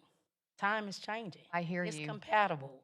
So to say it's not compatible or It's not compatible in that, in the Heritage master. Heritage is not an island. The way, in the context you are putting it, as putting them seclusive to themselves. But all down 35 is the electronic signs. I hear what you're saying, and yes, there are electronic signs. Thank you. They are not in this community. Thank you. They are Again. not in the Heritage. Again. Okay, that I'm not here community to. is not an island. Even over there by Fossil Ridge High We School. may have to just agree to disagree on this, but we are here to vote on this, so we do have to make a decision. So let's go ahead and see if there's any other questions or comments from the. My only comment is, yeah, I agree with you. It's a sign. That's a huge sign. It's horrible, but it's already there, and they're requesting to change it to what everyone else is changing it to electronic EEC, which is kind of par for the course. I don't have a problem with this. I understand that the sign is it's enormous. I'm looking at it. It's enormous. It's an enormous sign, but the change, that's just that portion. I don't have a problem with that. And I understand light pollution and all that stuff, and living across the street from a gas station that has blinky, flashy lights and all that could be a problem. Is this sign, is this Walmart sign, is there any lighting on there at this time? No, There's no backlight, anything like that? there's no lighting at all. So it is, Oh. No, no lighting. I think we should ask the applicant wants to speak. I'll go ahead and open the public hearing back up and let the applicant. That the Walmart face should be backlit because there's no exterior lights on that shine up. So it's either one of the two. It's either an exterior light shining up or that face is show-through lighting. I think there is a backlight. Okay. Yeah, so because that's an acrylic sign, so it's going to be backlit with LEDs from the inside. Thank you, that's in lining. So it's already lit. So yeah, that's my point. If it's already lit, a dimmable, changeable copy sign shouldn't be much of a problem. Anybody else? I'll make a motion. Okay. I move that BAC-26-009 be approved as submitted. I'll second that. I just want clarification. Are we approving both of them, A and B, together or not? How we doing it, Mr. Chair? That's all I want. If we This- have, this if is- we have a this- member that wants to do it, This motions, is the let's do it. separate vote guy. Okay. On this one, they're identical signs, so I don't have a problem Okay. with them together. If that's okay, we'll vote on them together. Okay, so case BAC-26-009, we have a motion to approve the applicant's request for A and B special exceptions. Motion made by Board Member Jim Whitten, second by Board Member Powell. We will vote on these cases together. Board Member Jim Whitten, Yes. Board Member Sergio Garza, Yes. Board Member Michael Johnston, Yes. Board Member Eric Artiaga, Yes. Board Member James Hook, Yes. Board Member Sandra King, Yes. Board Member Deborah Freed, Yes. Board Member Lucretia Powell, Yes. Board Member Kay Duffy, Yes. Board Member Jana Herrera, No. Board Member Juan Manuel Acosta. Yes. The motion passes.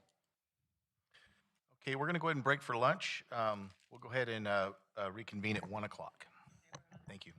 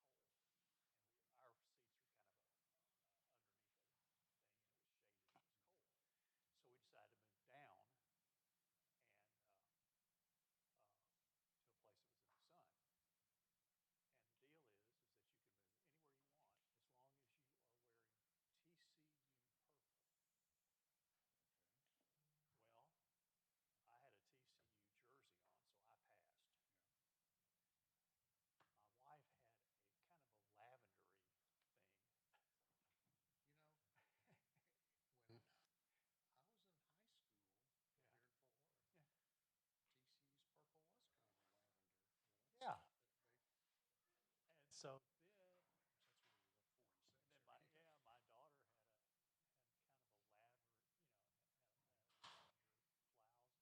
I don't know what you call it, area of shade. I mean, as long as it's not like red, orange. Right. If it's in the family of. Of course, the baseball games during spring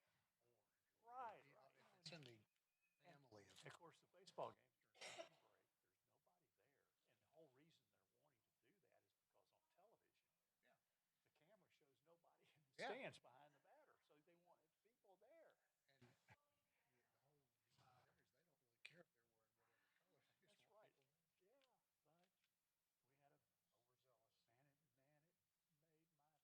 Yeah, but we had a overzealous, and it made my daughter and wife they just flat out left the game. That poor man, that poor usher. I don't know. He got the treat. Overzealous, yeah. You tell them this is not Oklahoma City? What'd you say? You tell them this is not Oklahoma City? That's right. That's right. Oklahoma City. You watch basketball games?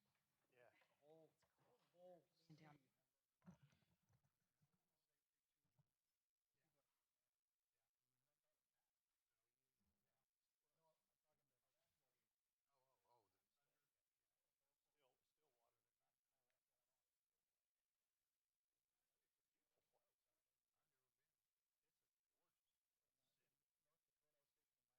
I was stationed in Minot, the airport. They had red strip schematics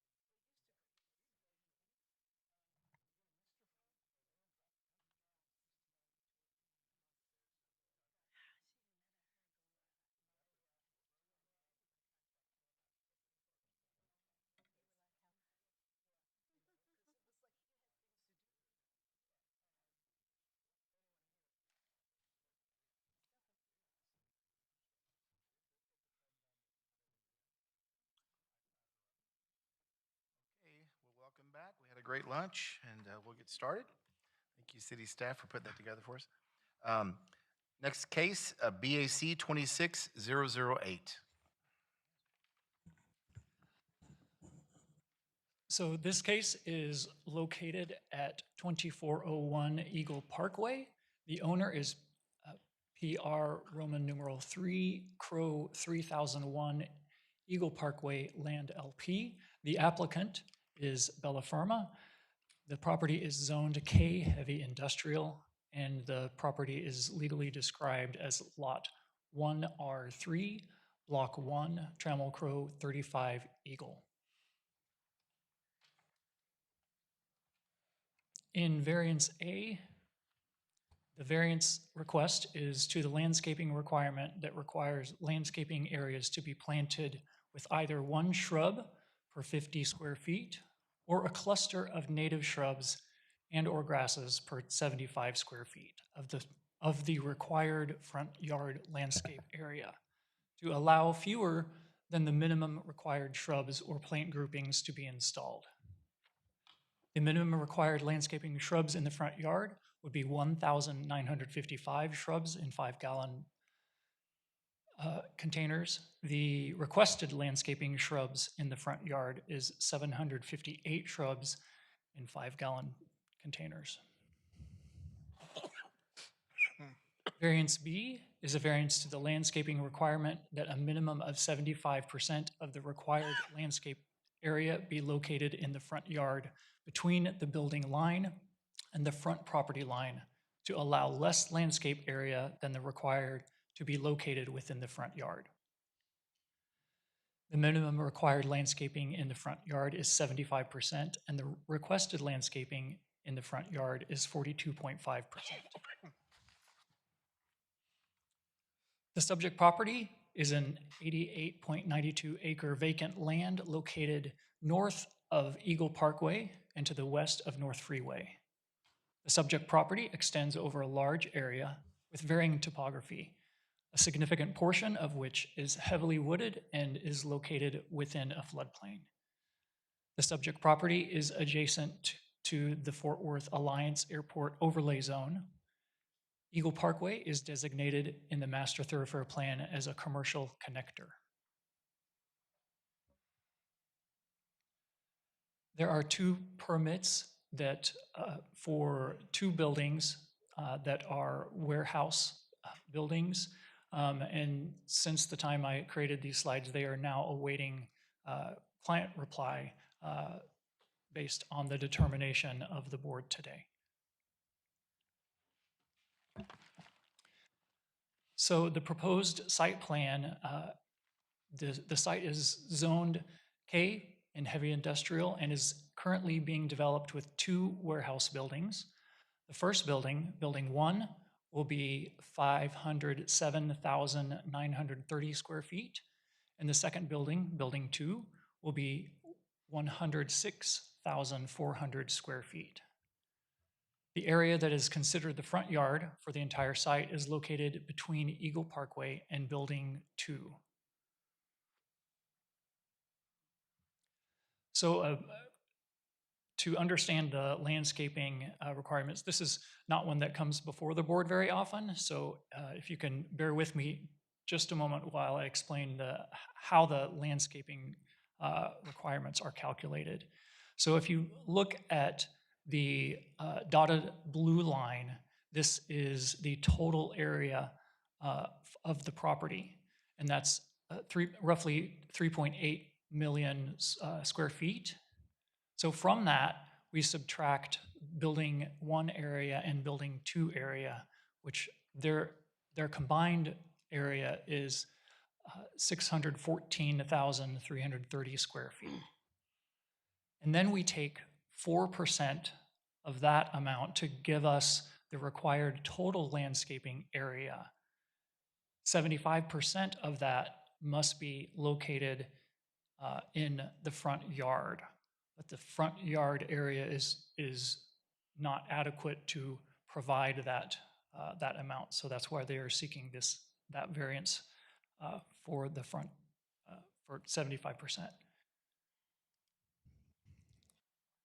So variance A, in variance A, the applicant is requesting to allow fewer than the minimum required shrubs or plant groupings to be installed. They are, the requirement is for 1,955 shrubs, and they are providing 758. So the deficiency is 1,197.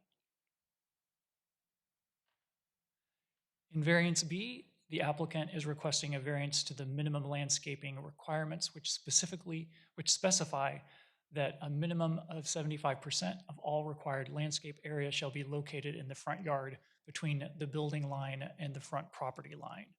So the required landscaping area is 75% of, which is 97,749 square feet, and they are providing 55,393 square feet, and the deficiency is 42,356 square feet. Again, here are the landscaping requirements, and I'm available for any questions. Any questions? Can you go to page 127 of your slide presentation?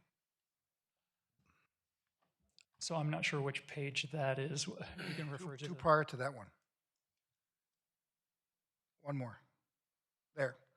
On the bottom of that page where it says building number 2, there's a building number 3. That building number 3 seems to have the same signature yard in the front. Am I seeing that correct? So the property, the request that's before you today is for the property that is outlined in blue here. I understand that, but they're kind of mirroring what the neighbor's doing. Is that correct? My understanding is that this is the same ownership. So if you have questions about the other property, the applicant may be able to answer those questions. So you mentioned that there are parts of it that are heavily wooded. So, but those are not visible that's not visible from the street. Is that remaining, or will that be taken down for the construction? So there's a floodplain that's identified here in the aerial photograph with the hashed area. So that's the northwestern part. It divides this property from the residential neighborhood to the north. I'm sorry, did I answer your question? Is that where the woods are? Yes. Okay. And so where the woods are, that's not being taken down for construction of these buildings? Not to my knowledge. You would need to ask the applicant that question. I have a question. On the page that we're looking at, so, and then going back to the page 127 that we just spoke about, can you point to where building 1 and 2 are? So this one here, and then going back to that previous page that we were just on, can you point out the building 1 and 2? On the aerial? Yes. Please. So those, building 1 and building 2 have not been constructed yet. The two permits are for those speculative industrial warehouse buildings. So they have not been constructed yet, but they will be. So they are situated on. Scott, on the screen, can you draw the approximate location of building 1 and 2?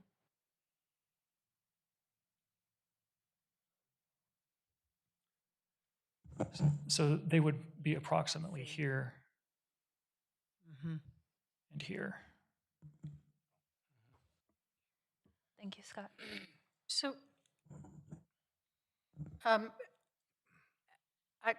look at the requirements with zoning, and because of the shape of this lot and the placement of the buildings, it looks like, I'm not seeing it here, but building 2, the front area of building 2 is the only part that actually faces things visible from outside of the property?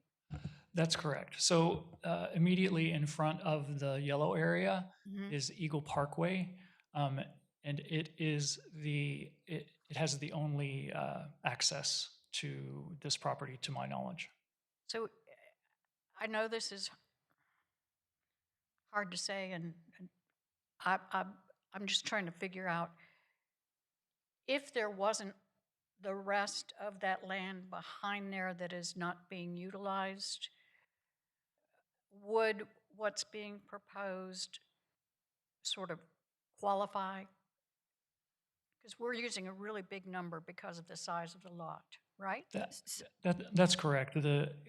As I noted, the portion of this lot that's in the floodplain would mean that they would not be able to build on that portion of the property. Does that answer your question? So the requirement for their landscaping is 4% of the 75% of the lot. And so the variances before us is for the 75% landscaping requirement for the front yard. If they were possibly pushing that the buildings back, potentially they could meet, they'll still have to provide the landscaping, but potentially they could meet the 75% requirement in the front yard. But the applicant would be able to speak more to. Because of where the building is right now, it appears that they're probably meeting the spirit of the code in terms of density. That's an opinion, I know. So it's entirely possible we'll find that floodplain as part of their hardship, right? The applicant would be able to explain. Okay, thank you. The trees in the floodplain don't count towards their tree count or their shrub count. So the requirement is for that, the landscaping to be in the front yard. So the portion from the property line to the front building wall, so that portion has to meet the 75% landscaping. Okay, understood. Any other questions? Okay, let's go ahead and hear from the applicant then. Please tell us your name, your address, and you'll have 7 minutes. Yes, my name is Corey Haug. My name is Corey Haug with Bell Firma. I'm the landscape architect. My address is 12801 North Central Expressway, Suite 1760 in Dallas. And I'm happy to answer all your questions. Y'all have great questions. So to start out with is that this is the same developer who has developed the existing 10 buildings on this corner and that are developing the last 3 buildings, including building 3 that's adjacent. And this is in the Alliance Industrial Corridor, so we know that we also have additional landscape requirements for the buffer for these buildings. A few things that I wanted to address that you've already asked is that there's some topography changes that are limiting our development. In the very rear north of the property, the elevation is 610, and at the street, it's 655. And so that's one of the reasons we're developing in the front of the property. Also, we have already received urban forestry approval, and we're preserving over 12 acres of trees on this site. And so the whole entire site is based on the 4%, is what's being calculated in the 4%. So all the trees that we're preserving, all that landscape area that we're not developing, all the area in the back that has a lot of easements, that's all part of our 4% that then we're having to take 75% off of. So this is why we have a little unusual site configuration. In fact, in that very top corner that runs east to west, at the very top of the property, just for some context, that's about 12 or 13 acres up there alone that is, turns up to the north and right. That's part of our overall square footage for the property that's built into our landscape requirements. The floodplain, all that area is, again, part of the overall lot, which, again, calculates to our 4%. It gets to our 75%. When you look at the property from Eagle Parkway, you can see that our building's perpendicular or parallel with the road, and then it kind of turns up, and then it turns again. So we have a very unusual lot configuration. We only have about 764 lineal feet of street frontage, but the property extends back about 3,500 lineal feet deep into the site. And then that east-west portion at the very top is 2,500 lineal feet as well. We also have about over 7.5 acres of easements on this site that are undevelopable. So that's, again, portions that we're not putting buildings on or landscape in. And so, 7.5 acres, is that what you said? Acres? ma'am? 7.5 acres? Yes, ma'am. 7.5 acres of easements on the site. And then, like I mentioned, we're saving over 12 acres of existing trees on the site as well. That includes areas that are in the floodway. We do feel like we are meeting the spirit of the landscape ordinance in the fact that the purpose of the landscape ordinance, is obviously to create a buffer, landscape buffer, planting and shrubs in front of the building. And each building has that, except for that you won't see those shrubs in front of building 1. In fact, I wanted to point out for the overall site, if we were to count the permeable area, that there's 80%, if we look at of the lot, we have 80% of net site area is landscape for the whole site.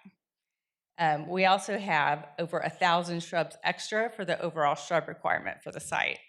Our burden is that the area between the property line and building 2, and part of that burden also is how the lot turns and is configured.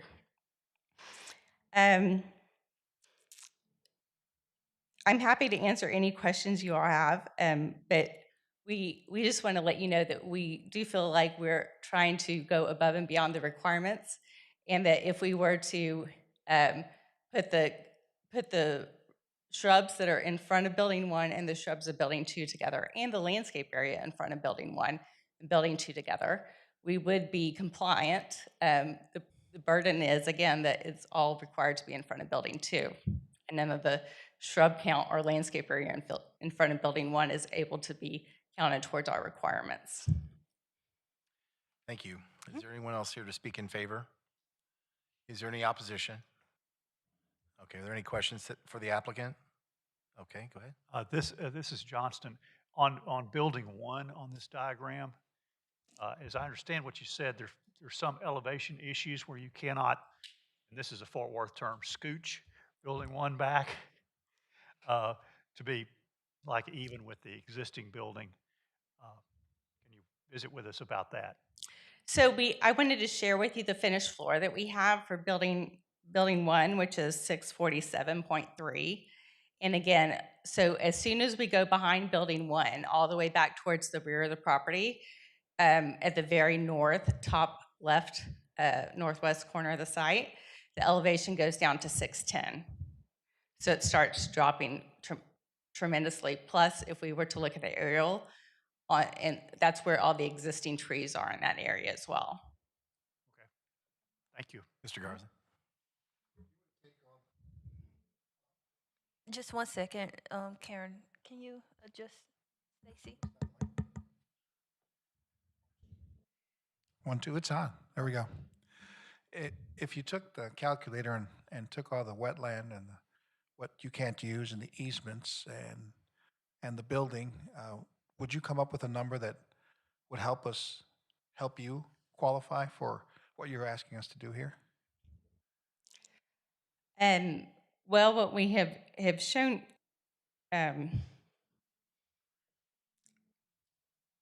we know there's a photograph that has the wetlands, correct? So you know approximately what square footage of that is wetlands. Mhm. What square footage is easements? What square footage is not usable? And subtract that from the requirement. And then we do the math on 4% of that, 75%, and come up with a number that's more palatable for you guys to live with. And also based on reality, not the whole property. Mhm. You have that number for us. I I could calculate that number. I just have worked out that we have,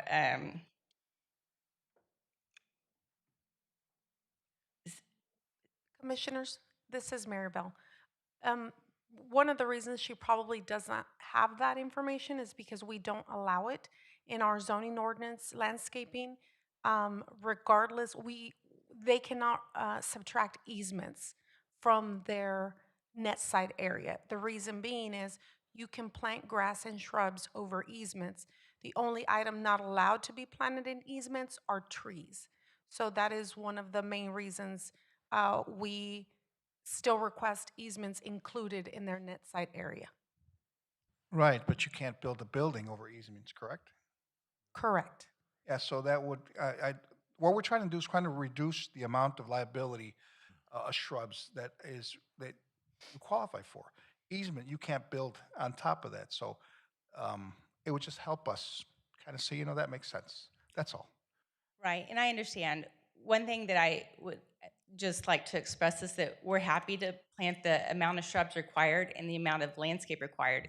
It's just that we're not able to put it all in front of building 2. And so some of that area and some of those additional shrubs that are required are in front of building 1, which is the variance that we're requesting, is that it not all be planted and placed in front of building 2, that it also be allowed to be placed in front of building 1. And then and with that, we would be compliant. It doesn't show it in this picture. Why? Because the definition in the ordinance of a front yard is the first building and facing the street and taking that building line, projecting it to the property lines. It doesn't account for any other buildings behind it. It's only the building closest to the street. Could you possibly show us where on building 1 you're putting landscaping? Yes, ma'am. If you see that cyan color line in front of building 1. Scott, can you help her draw on the screen, please? Yeah.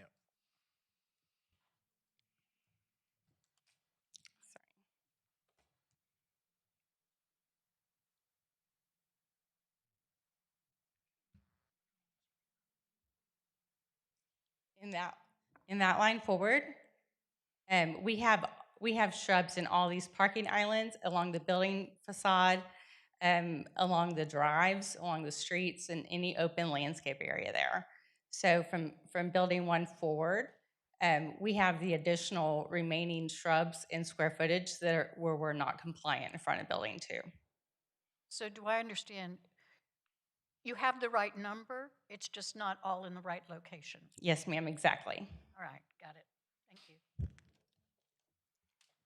Was this lot fairly flat and untreed before you guys started your project? It's not. There's 45 feet and change of elevation. I mean, just like in the area where you're building, was that all pretty much flat, green grass type, or were there trees there? What was there before? There's still been trees there. We have removed some trees, but majority of trees in this area we've preserved. I don't know what's going on with the screen. I'm not touching it. Do you have a percentage of what you're adding versus what you took away as far as your tree preservation goes? I can have that for you. I know that we are in excess, and in fact, we are preserving over 45 specimen trees on the site. So there's a lot of large trees on the property as well that we're preserving. Good, thank you. Mm-hmm. Any other questions? Scott? I was just saying, we are trying to locate within the docket. I believe we have the landscaping in front of building 2. Oh, okay. I was like, I'm not changing the screen. I didn't know what was happening. It's a very large docket, so it's going to take a moment to find. Were there any other questions in the meantime? I have a question, and sorry, I'm trying to follow the bouncing ball. The requested landscaping that is below what is required, that's because of what you've stated with the easements and the floodplain, correct? And the lot configuration. And lot configuration. So, and you might have said this, so pardon me if you did, so there's the landscape, this requirement is because it needs to be in front of the building 1. Yes, ma'am. And has nothing to do with building 2. No, but the requirement, I'm sorry, is in front of building 2. Building 2 is adjacent to the street. I'm sorry, I said the wrong number. So this landscaping is all for building 2. The landscape required for the site is for the entire lot. And regardless if there was 1 building or 2 building or 3 buildings or 4 buildings on the site. But okay, I follow, thank you. But it needs to be at the front yard of that building number 2. Correct. And you're requesting it to be lower because of the lot size and what all is encompassed. Yes, ma'am, correct. And just letting you all know that our intent is that we are providing the quantities and the requirements, as we mentioned, just not in the required location because of the hardships we have for the site. And I think that, yeah, they're getting close to getting our sheets pulled up for the correct page that may be helpful. The statement you just made, I think you made it earlier, you're saying you're meeting the requested requirements. Is that the requested lower? Because the minimum is 1955 shrubs. We're meeting the quantities required, just not located in front of building 2. If we are allowed to count in front of building 1 and 2, we're meeting the requirements. But because the requirement from the zoning ordinance is to all be in front of building 2, we're not able to meet those in those specific locations. And here's a perfect, here's our plans. And in fact, that second sheet that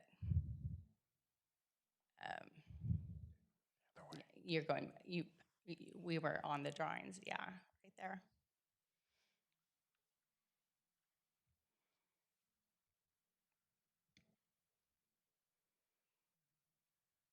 In fact, on the site overall, we have over 3,700 shrubs on the site overall, which, as I mentioned, is over 1,000 more shrubs than is required for zoning.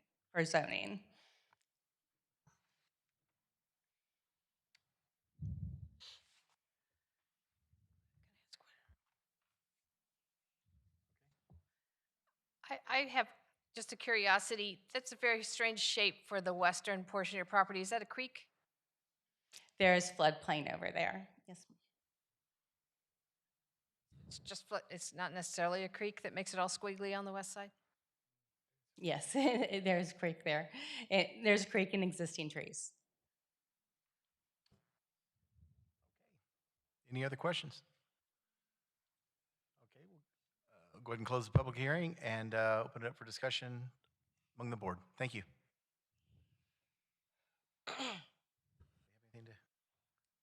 I don't have a problem with this.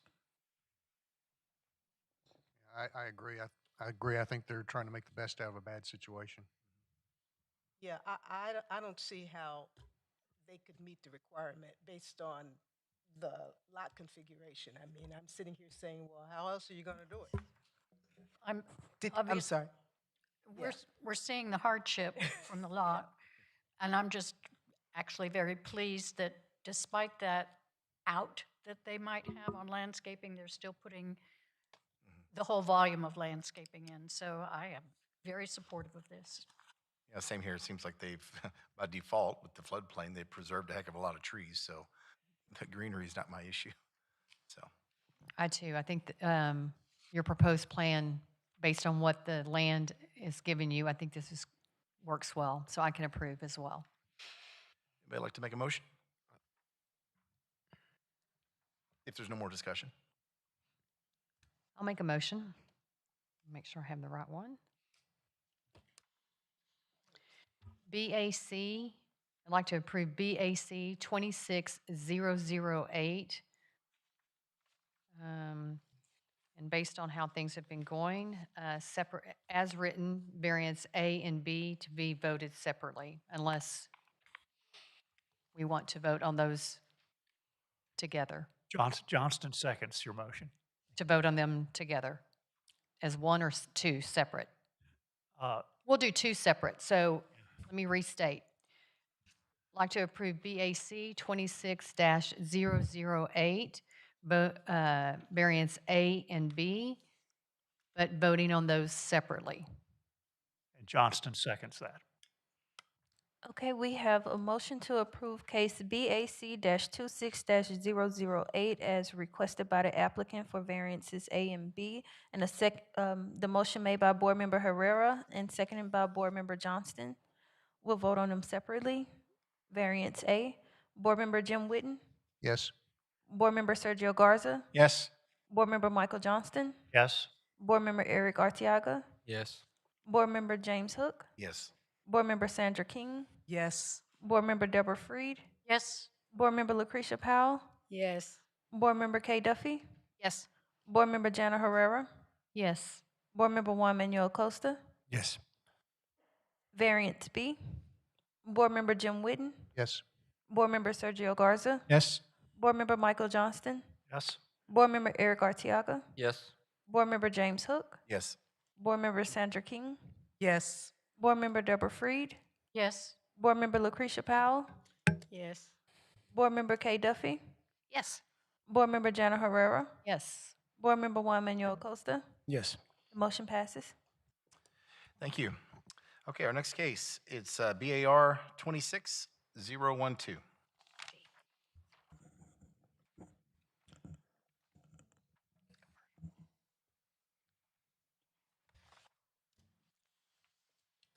So our next case is located at 204 West Central Avenue. The property owner is 204 West Central Avenue LLC, and the applicant is the law office of Brian Fagan, PLLC. The property is zoned E/DD, which is neighborhood commercial, and there is a demolition delay overlay. The property is legally described as Lot 1R, Block 79, North Fort Worth.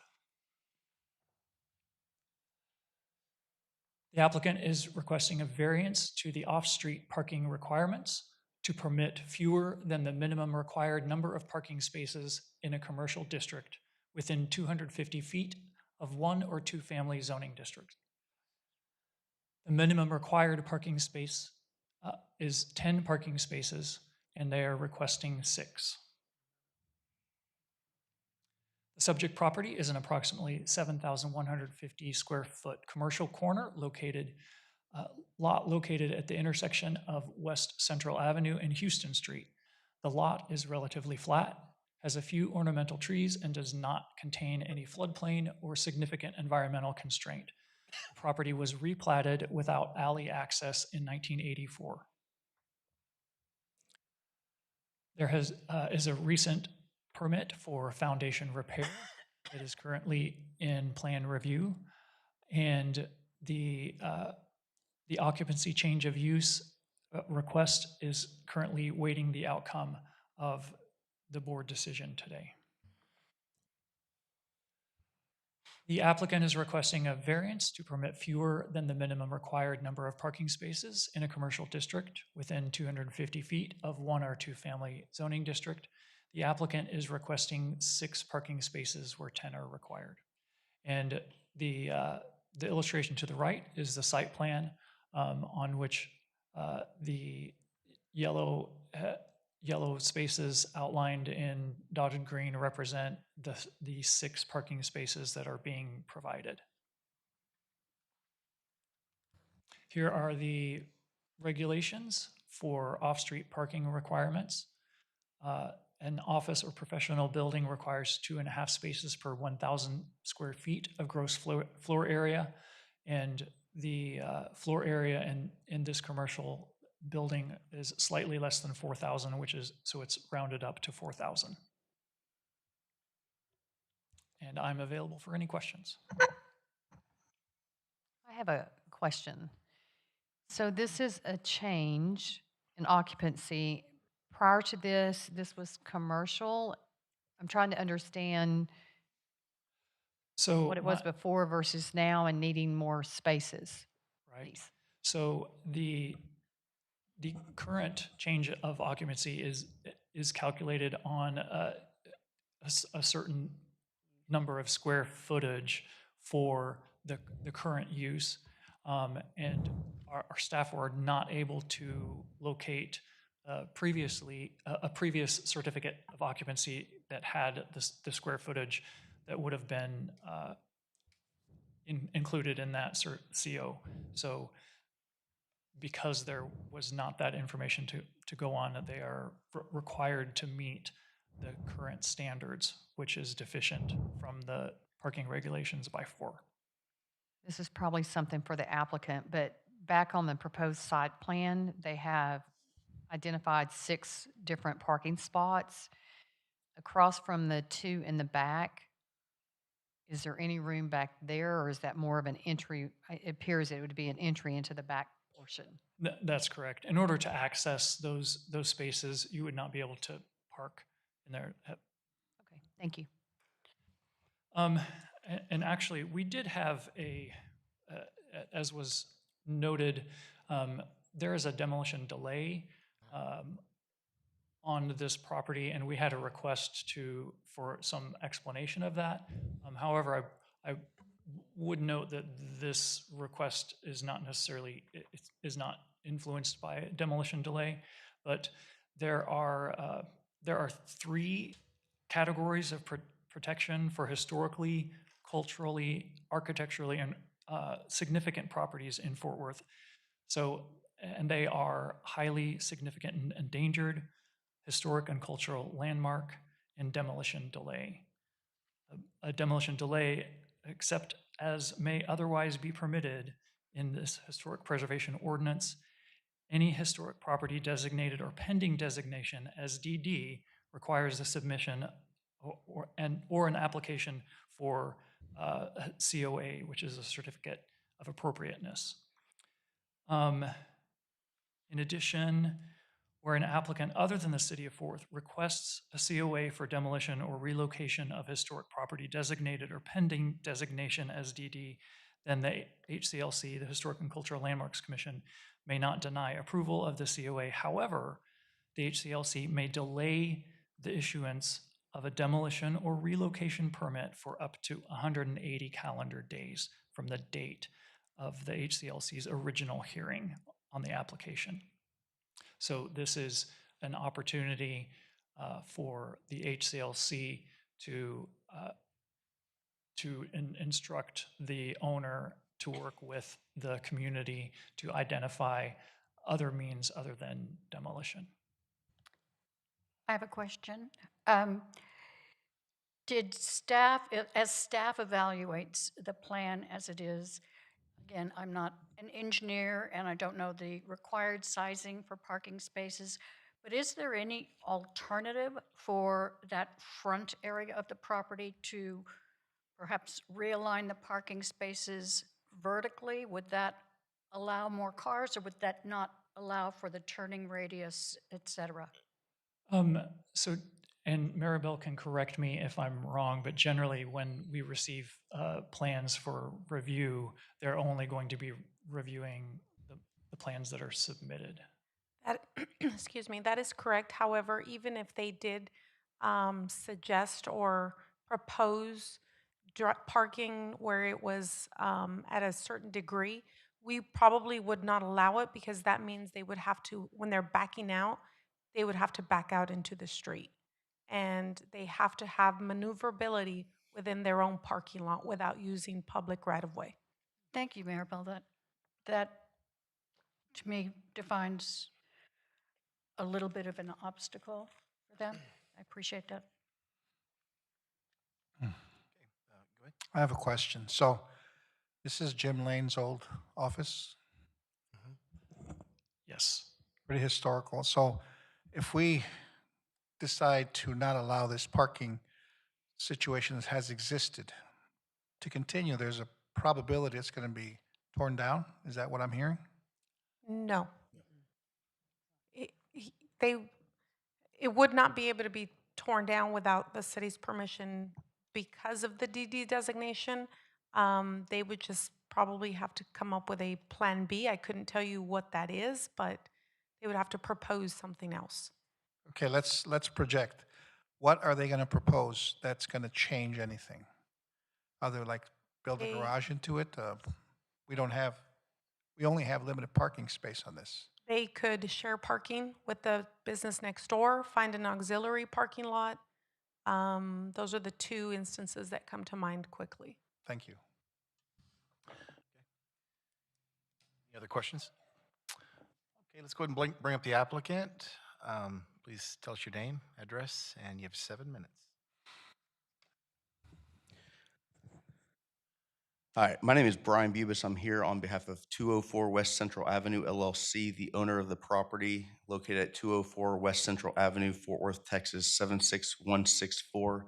I just want to state, I believe y'all said the wrong number at the start. Y'all had it BAR 26012. Yeah, Just wanted to make sure we're on the right one. Right. And also clarify, there actually is a 7th spot on when you first enter the back part of the property. There's a little space that is a 7th spot as well.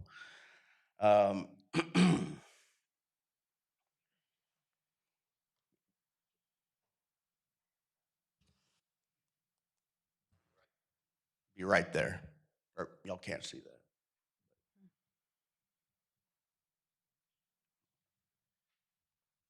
It would be right where yeah, there it goes.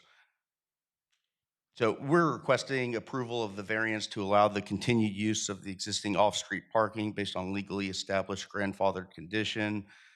There's a law firm here before. It's been in use for many years. The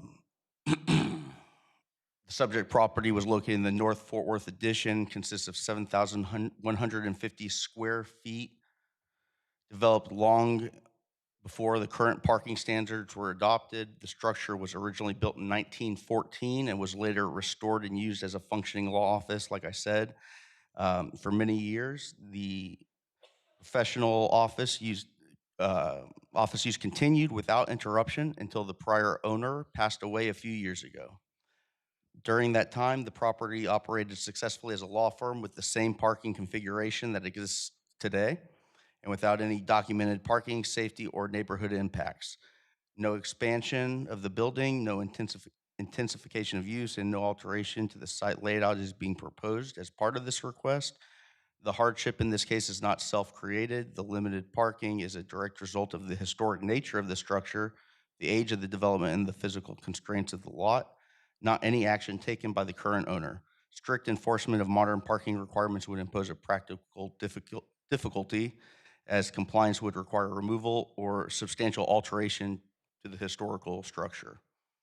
The property also presents unique circumstances due to its age, lot size, configuration, and the historical development pattern, which are not common to newer properties within the zoning district. Granting the variance would be in harmony with the intent and purposes of the zoning ordinance, allowing the continued productive use of a historical structure while preserving the established character of the area. The requested variance will not adversely affect the public health, safety, or welfare, nor will it substantially or permanently injure adjacent properties. The site has a long history of safe, compatible use under the existing layout. And this request is limited in scope and seeks only to formally recognize an existing lawful non-conforming parking condition tied to a historic property that has already demonstrated long-term compatibility. For these reasons, we respectfully request the board's approval. Thank you very much. Is there anyone else here to speak in favor? And is there any opposition? Okay, seeing none. The board, do you have any questions for the applicant?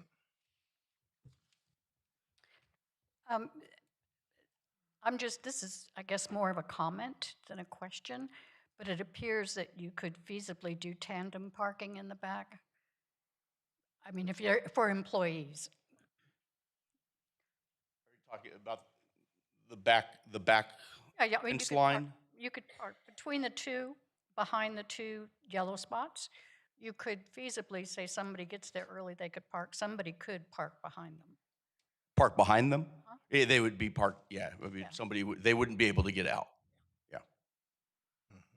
But I mean, for employees, Correct. that would be feasible. Correct. Someone else? I have a question. Sir,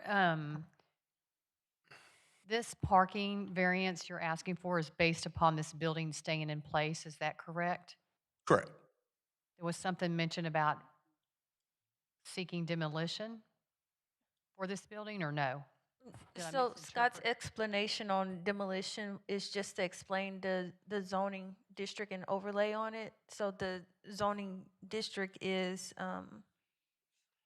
it's neighborhood commercial with demolition delay overlay. So Scott just wanted to explain what that demolition delay overlay means. Okay, thank you. Yeah, no changes. Okay, thank you. He also mentioned one more thing. You said something about in your what you presented to us, there is no planned change in scope or increased use. Because if you open up a second, say you rent a part of the building to a second partner, that person will need parking, and that would expand the scope of utility for this huge facility. But you say you have no plans for that. To Expand. to You said expand expand the, this- well, the building is going to be occupied by the owner. Of course.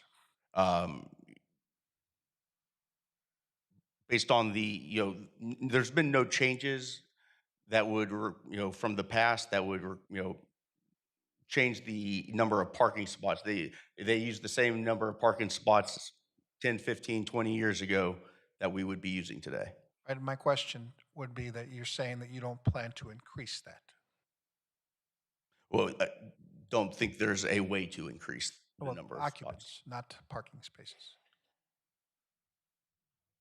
Well, we don't, I would imagine some occupants will be coming in, staff will come and go. But the building can only hold a certain amount of people. I would imagine that the current layout would cover that, cover the parking necessary. Any other questions for the applicant? I have a question to my colleague here. When you say occupants, are you talking about individuals that will be running businesses out of there, or people who are coming in to patronize? For example, if he has one attorney, two attorneys, and two admin, and then it increases to four attorneys and eight admin, then all of a sudden we have a dramatic increase in parking. That's my question: do they plan to increase the utility, the scope of what they're doing presently? They qualify presently, but as the business grows, are they going to have room to grow? That's my question. I don't think that there would be enough growth, not enough offices to have that concern. Yeah, I'm not talking about customers or clientele. I'm talking about people who work there. So, the current amount of office space in there, if the office was entirely full, we would still have enough parking. Thank you. Okay, any other questions? Okay, we'll go ahead and close the public hearing and open it up for board discussion. Thank you. I've got here in '91 with the Air Force. I've known that building since I got here. It's a great building. There's a building next to it burned down, and they had to rebuild it. I think it's a great asset to the community, and it's on Central. It's a growing. The whole place is going to transform, and I hope that this building is there 100 years from now. I agree that having served on HCLC and seeing some beautiful buildings lost, I think that we have to give a little bit of leniency in the interest of preserving the historical architecture, and I can support this. As Ms. Freed said, there's you could do tandem parking back there. I mean, you could add a couple spaces if you needed to, if you had to. I think they're really close. That would just put them two off at that point. So I could definitely support this. If no one else, I'd like to make a motion for BAR-26-010. BAC, sorry. Keep saying BAR. Oh, Scott, the presentation. The case. BAC-26-010, is that correct? Yes. As written? I'll second. I think we have a Bauer second from Ms. second. Powell. I'm sorry, I didn't hear it. Okay. So for case BAC-26-010, we have a motion to approve the case as requested by the applicant. The motion made by Board Member Garza and seconded by Board Member Powell. Board Member Jim Witten, Yes. Board Member Sergio Garza, Yes. Board Member Michael Johnston, Yes. Board Member Eric Artiaga, Yes. Board Member James Hook, Yes. Board Member Sandra King, Yes. Board Member Deborah Freed, Yes.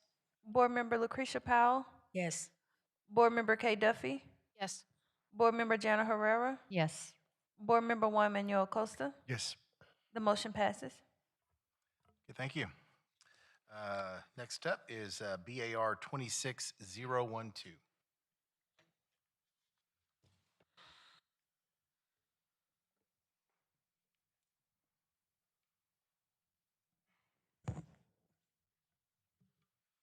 The next item on the agenda is case BAR-26-012.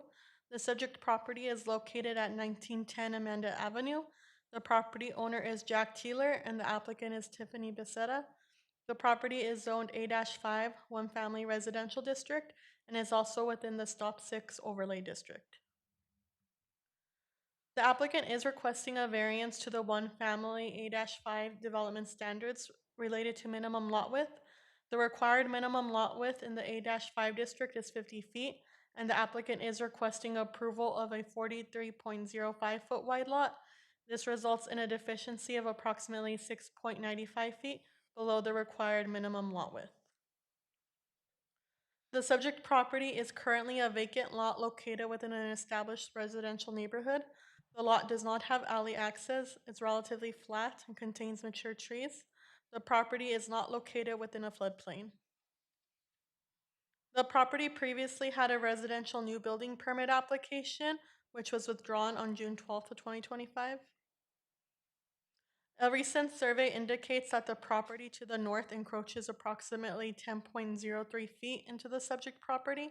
Because of this encroachment, the property owner will be required to replat the lot in order to resolve the encroachment issue.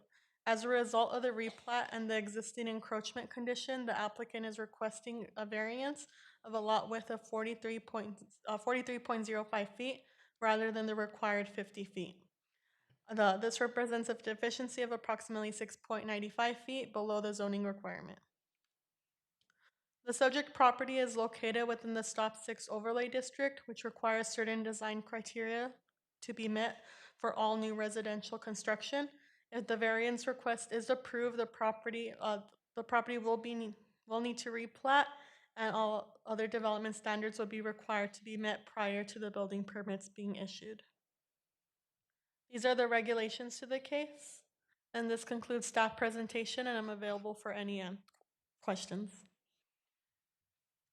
So the owner who had a building permit last summer withdrew when they found out that it was deficient in size? I believe so. There was no This is a history. different owner. Permit, yeah. This is a different owner than last summer. You would have to ask the applicant. Am I seeing that the entire lot is almost 10,000 square feet? I think it was the one before. Lot area 9968. Correct.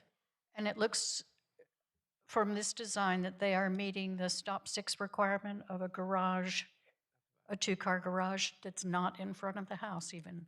Yes, that is correct. Okay, thank you. Any more questions? Okay, is the applicant here? Would you like to come up and speak? You have 7 minutes. Please tell us your name and your address. Hello, my name's Tiffany Becerra. My address is 1917 Windsor Place. I am authorized to speak on behalf of Hope Outlook Foundation. Hope Outlook Foundation purchased the vacant lot last year in March of 2025, and unfortunately failed to notice that the property next door had encroached onto the lot. Even though the county plat shows the lot in question to be platted at 50 feet in the front, The survey company that we did speak to, who surveyed the property next door, located at 1908 Amanda Ave, advised that they used meets and bounds, which in turn encroached about 10 feet onto the subject property. Since we are now faced with a width that does not align with the current requirements, and unfortunately, we cannot add any sort of land onto the property, our only viable option is a variance. If a variance is not passed, this lot will remain undeveloped. Thank you. Please let me know if you have any questions. Will do. Is there anyone else here to speak in favor or opposition? Don't see any, so is there any questions for the applicant from the board? So you bought the property, and then after that, it was discovered that it was 10 feet deficient. Yes, Hope Outlook Foundation purchased it, and it wasn't until after the fact when we were going through the building permit process that we realized the other property actually encroached onto the lot that created the deficiency. And you're hoping to build a home on it. Correct, yes. So you purchased it from a developer? Hope Outlook Foundation purchased it. I'm not the actual owner. I don't know exactly who they purchased it from. I believe it was just another owner, not a developer. Is there a residential or commercial next to this property? To the right of this property, there is a residential property that's constructed fairly similar to the proposed plan that we have on this site plan. To the left, it's vacant.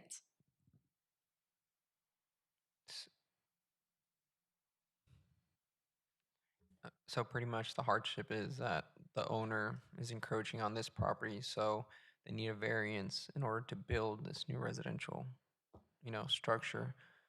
So I mean, it's pretty clear. In what way is the resident encroaching on the property? Well, our original lot, the survey that this owner ended up receiving after he purchased the lot said we were 50 feet in the front. Even the county plat shows 50 feet. So basically, they built, you can actually see their fence line, which is, no, actually, you can't see it on this one because we reduced it. But their fence line and property, for them to be compatible on their easements, actually encroach roughly 9 feet onto our lot, basically. Yeah.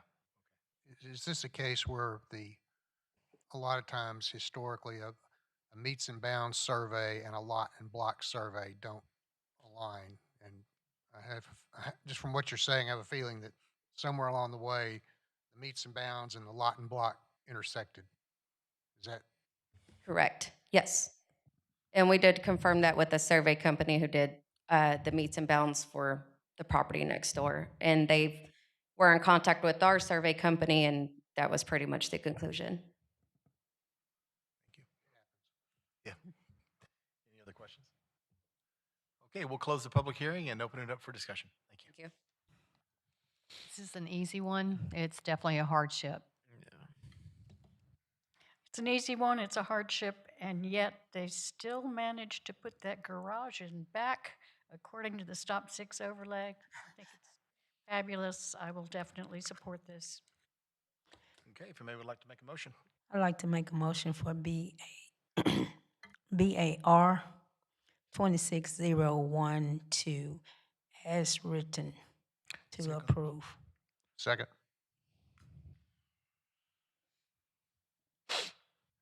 Okay, we have a motion to approve case BAR-26-012. The motion made by Board Member Powell and seconded by Board Member Witten. Board Member Jim Witten, Yes. Board Member Sergio Garza, Yes. Board Member Michael Johnston, Yes. Board Member Eric Arteaga, Yes. Board Member James Hook, Yes. Board Member Sandra King, Yes. Board Member Deborah Freed, Yes. Board Member Lucretia Powell, Yes. Board Member Kay Duffy. Can I just, are we approving what's on the agenda or what's on this slide right here? This motion is to approve the request of the applicant for the lot width of 43.05 feet. Never mind, this afternoon, I'm sorry. I approve. No problem. Your vote, please. I'm reading the next agenda item.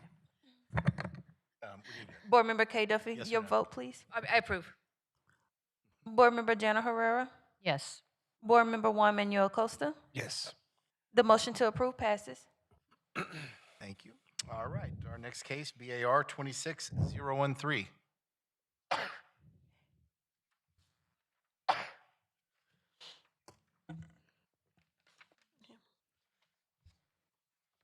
The next case is located at 5059 Willie Street.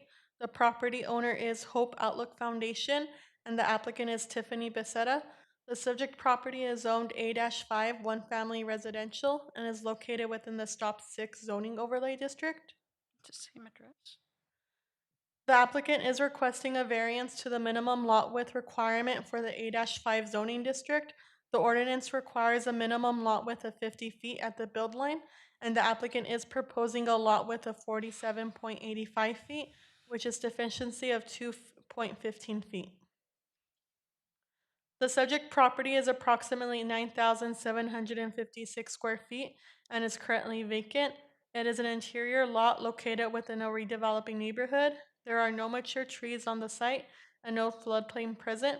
However, the property does have a slight downward slope of approximately 3.1% from north to south. The property is currently in the process of being replatted. The existing lot width is 97.85 feet, and the applicant is proposing to subdivide the lot, resulting in the required reduced lot width. The applicant is requesting this variance in order to construct a single-family residence. The request is strictly related to the minimum lot width requirement. All other applicable development standards, including those required by the Stop 6 overlay district, will need to be met. The applicant is requesting a variance to the minimum lot width requirement for the A-5 zoning district. The ordinance requires a minimum lot width of 50 feet at the build line, and the applicant is proposing 47.85 feet. If the variance is approved, the applicant will be required to finalize the plat and comply with all remaining and building regulations prior to the permit issuance.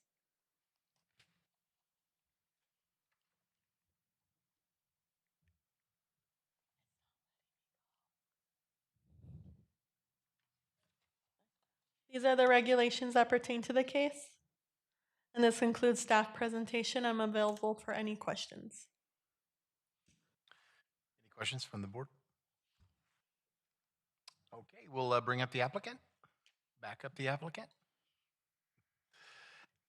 Go ahead and tell us your name again. And Me again? No, I'm just kidding. Tiffany Becerra, address once more, 1917 Windsor Place. While the property is in process of being replatted to create 2 legal lots, please understand that the hardship arises from the existing site constraints that are the result of prior development patterns and existing neighborhood layout. The request will allow reasonable and best residential use of the lot with being able to build 2 homes rather than 1, which in my opinion helps with the housing shortage our beautiful city has been facing. Please let me know if you have any questions. okay, any opposition here? Anybody else to speak in favor? Okay, we'll open it up to the board for questions to you. I have a question. To your right. Oh, I'm sorry. So you want to build 2 homes, and would the 2 homes have a garage for 2 cars? Correct, yes. And would those be in the front of the house? I would assume so, with splitting the current lot. So the projection of possible is on this project in question, it's actually in the back. Okay. So when we spoke to the city, we basically had to have a J-swing driveway. The property next door, because it will be 50 feet, the garage can be in the front from my understanding.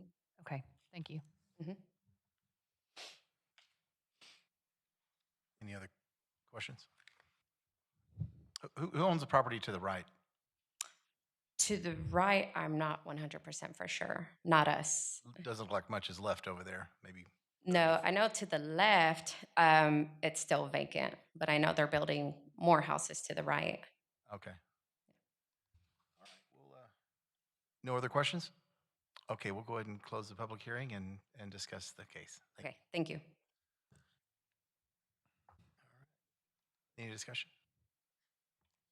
It's another one, open shut case. I'd like to make a motion to BAR-26-013 as written.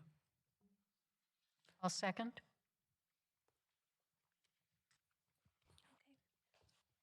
Case BAR-26-013 has received a motion to approve the variance request as requested by the applicant. The motion made by Board Member Sergio Garza and second by Board Member Deborah Freed. Board Member Jim Witten, Yes. Yes.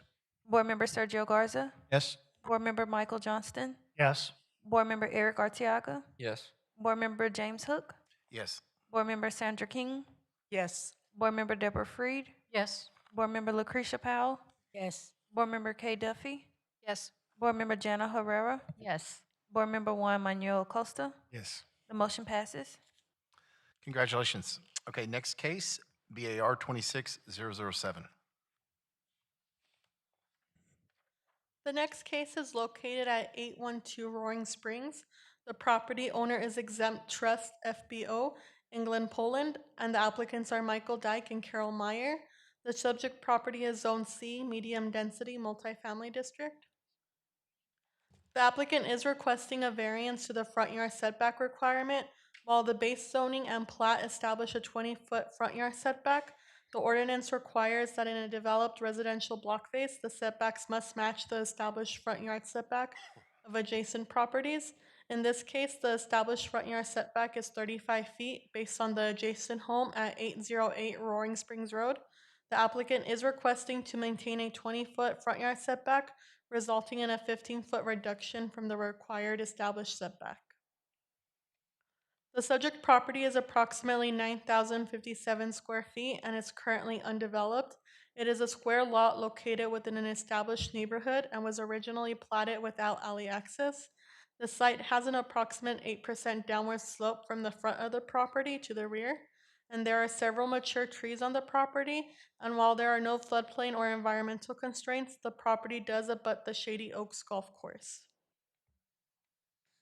The applicant is proposing to construct a new single-family residence. Although the zoning district and plat both allow for a 20-foot front yard setback, the property is subject to the established front yard setback rule, as more than 40% of the block face is developed. The setback is based on the adjacent property with the greatest setback, which in this case is approximately 35.4 feet. The variance request would allow the applicant to build at the 30-foot setback rather than complying with the established setback. If approved, the applicant would still be required to comply with all other applicable development standards. These are the regulations that pertain to the case. And this concludes staff's presentation, and I'm happy to answer any questions. Any questions for staff? Okay, we'll bring up the applicant. Please tell us your name and address. Good afternoon, ladies and gentlemen of the board. My name is Michael Dyke. I live at 209 Summersby Lane here in Fort Worth. I was actually here a few months ago, back in November, before this board, for the lot next door, which is 5R. At that time, I was not aware of the need on this lot or the opportunity. These two lots were originally owned by the same estate or by the same people. This neighborhood of about 11 homes was developed in the 1980s, and these are the last two vacant lots. And they're just, it's kind of an unfortunate series of events because the hardship is these lots are shallower than any of the other 11 lots. Most of the other lots are 120 to 130 feet deep. These lots are just over 100 feet, as you can see. And then the other issue that is a real hardship is the grade. They mentioned 8% grade. We've got about 10 feet of fall, from the back property line to the front property line. The other mitigating factor, there's two of them actually. One is the back setback, which is 10 feet because there's an easement back there, utility easement, so that further squeezes the pad depth. And this is not your traditional street frontage that you would see in a neighborhood. It does have a very busy street there in front. Roaring Springs gets a lot of traffic, especially from the military base there, Naval Air Station. And the other mitigating factor is the wall.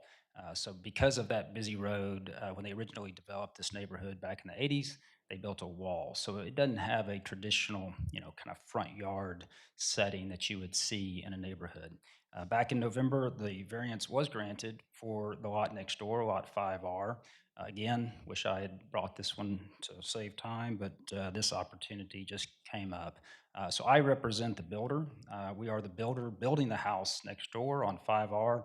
And our client was able to impress on his sister-in-law who decided to sell the house next door, the lot next door. And so that is what brings me here today. So I appreciate the opportunity to speak to you and will be available later for questions. Thank you. Is there anybody else here to speak in favor? Is there any opposition? Okay, seeing none, as the board may have questions for you. And I did forget to mention, I'm sorry, that I did get letters of support from the neighbor to the north and 3 other neighbors in the 11 unit neighborhood. Thank you. Any questions for the applicant? Yeah, and this is Michael Johnston. Listen, on the property that you're building on Lot 5R, Yes. What is this front setback on that one? So the variance there was to the 20-foot building line. That's what I. And on that property, I'm trying to remember, is it configured the same such that the garage is in front, so you swing in from the front? Yes, and that's kind of how we're making up the grade because it's got 8 to 10 feet of fall on the site. So the garage is actually dropped and is a swing entry garage. Right. On and both units. You really don't have enough width to do a side driveway down the back anyway. It makes it tough, yes. Yeah. Okay, thank you. Okay, well, no other questions for you. We'll go ahead and close the public hearing and open it up for the board discussion. I've got no problems with this. Some of it is that it is sort of a unique little, I guess you could call it a neighborhood. It's just a cluster of homes. And the issue visually with the setbacks are, I think, resolved by the fact that there's a fence there and the configuration of only a portion of the house coming forward. But that's my opinion. I'll be able to support this. I couldn't have said it any better. I agree with what you've stated, and I can support this. I'd like to make a motion. BA bar -26-007 as written. Second. I'll second the motion to approve BAR 26-007.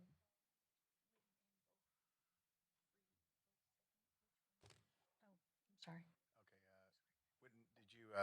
Did you second first? I don't know if I did it first, but We can tie. He seconded second and she seconded third. I'll be the third. Okay, Mr. Whitten. we should get little red lights that we can, Buzzer. Jeopardy. We have a motion to approve case BAR-26-007 as requested by the applicant. The motion was made by Board Member Garza and seconded by Board Member Whitten. Board Member Jim Whitten. Yes. Board Member Sergio Garza. Yes. Board Member Michael Johnston. Yes. Board Member Eric Arteaga. Yes. Board Member James Hook. Yes. Board Member Sandra King. Yes. Board Member Deborah Freed. Yes. Board Member Lucretia Powell. Yes. Board Member Kay Duffy. Yes. Board Member Jana Herrera. Yes. Board Member Juan Manuel Acosta. Yes. The motion passes. Okay, congratulations. Next case, BAR 26014.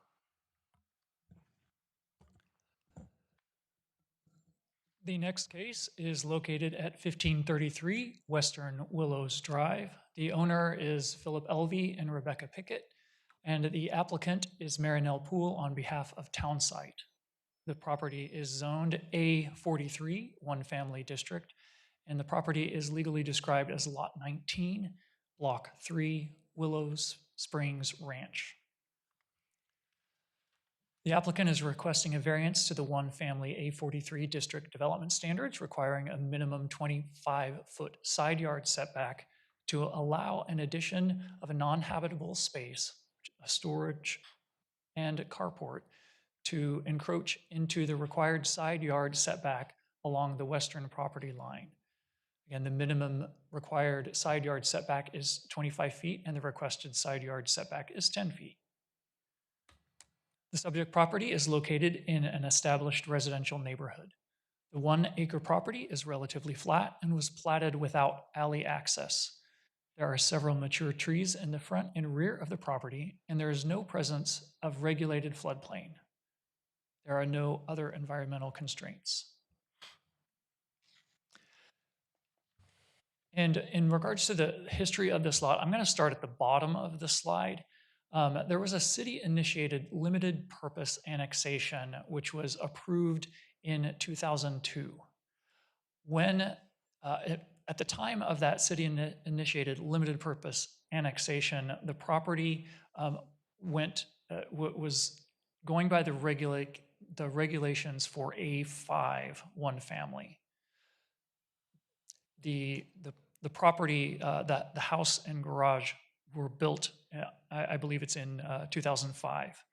Then in 2009, there was a city-initiated full-purpose annexation, which was approved in August of 2009. Shortly thereafter, there was a zoning change from A5 one family to A43 one family that was effective on October 29th, 2009. And because of that change from A5 one family to A43 one family, the development standards changed.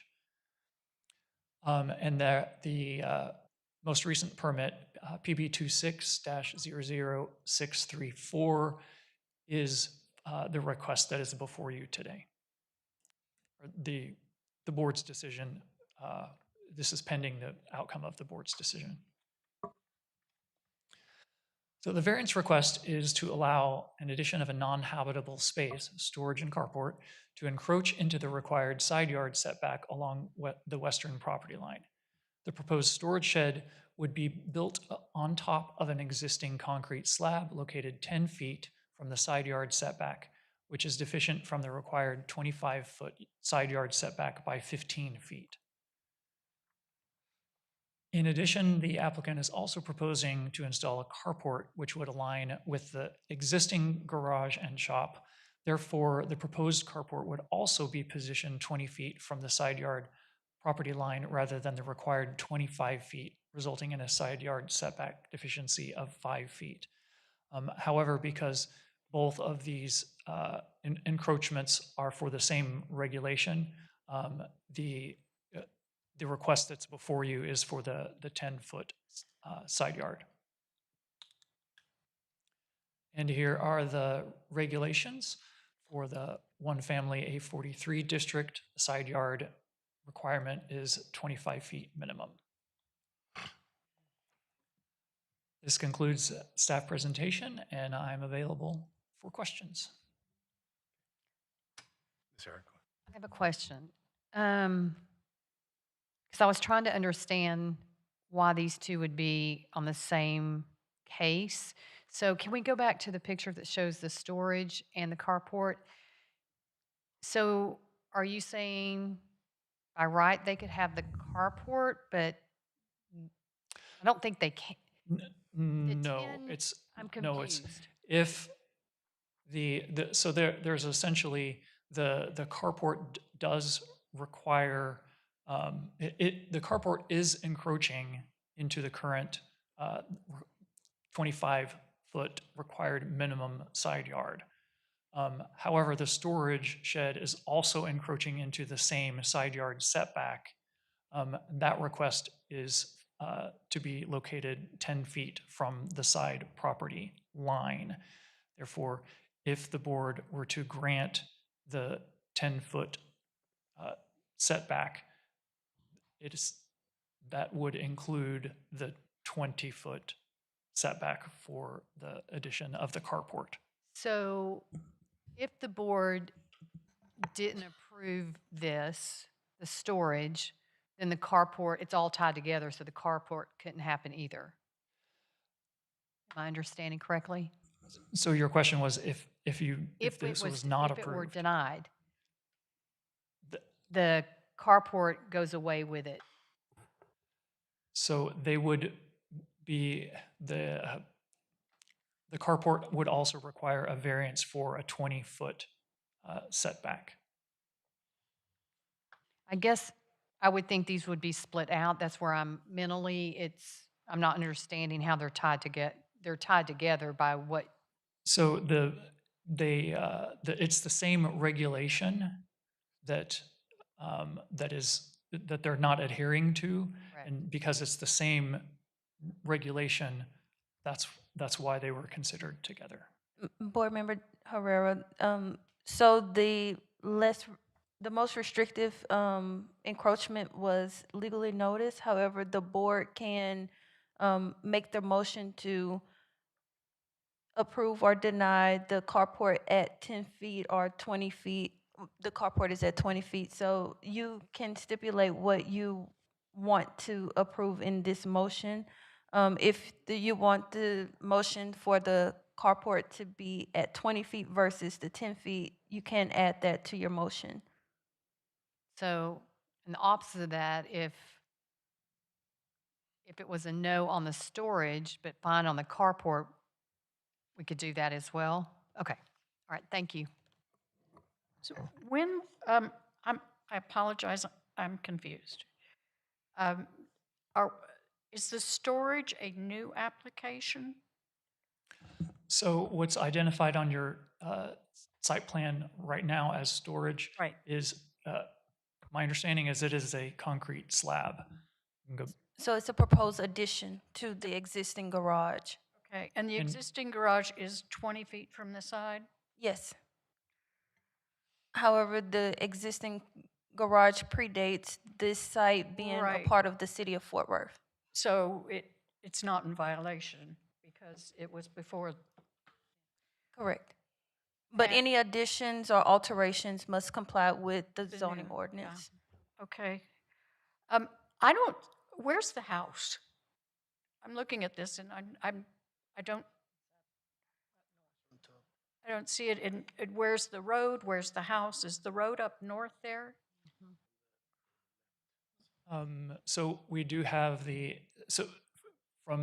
let me go back to, sorry. That helped. Yep, right there.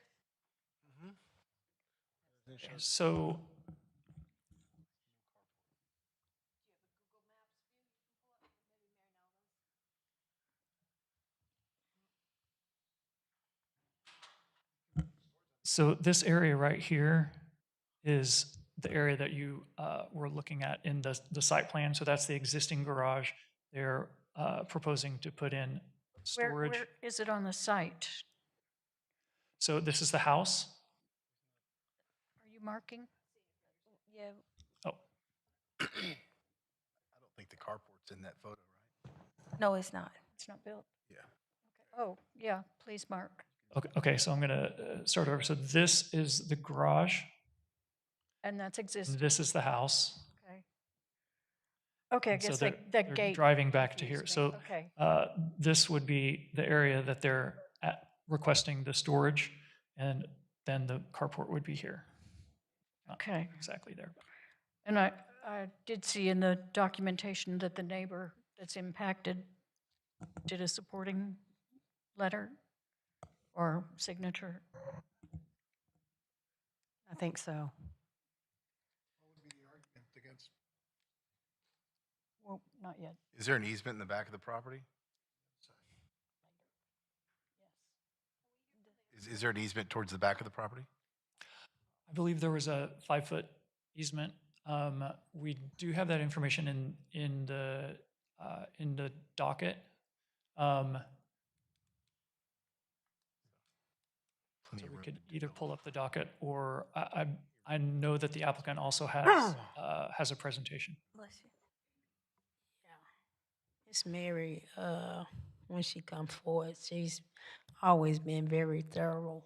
So any questions, I'm sure she can, not saying that staff is doing a wonderful job, but I believe that for the sake of time, Miss Mary She's very thorough in her presentation, so I believe any questions that we do have, she would be able to sufficiently answer them thorough. Okay. Any other questions for staff? Okay, let's go ahead and hear from the applicant. Hi, just tell us your name and your address, please. I do have a presentation. Could I?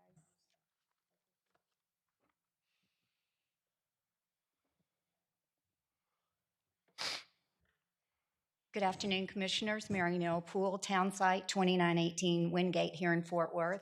I'm here today representing the owner of the property who would like to add a carport to the front of an existing detached garage and 350 feet of storage to the western side of the existing building.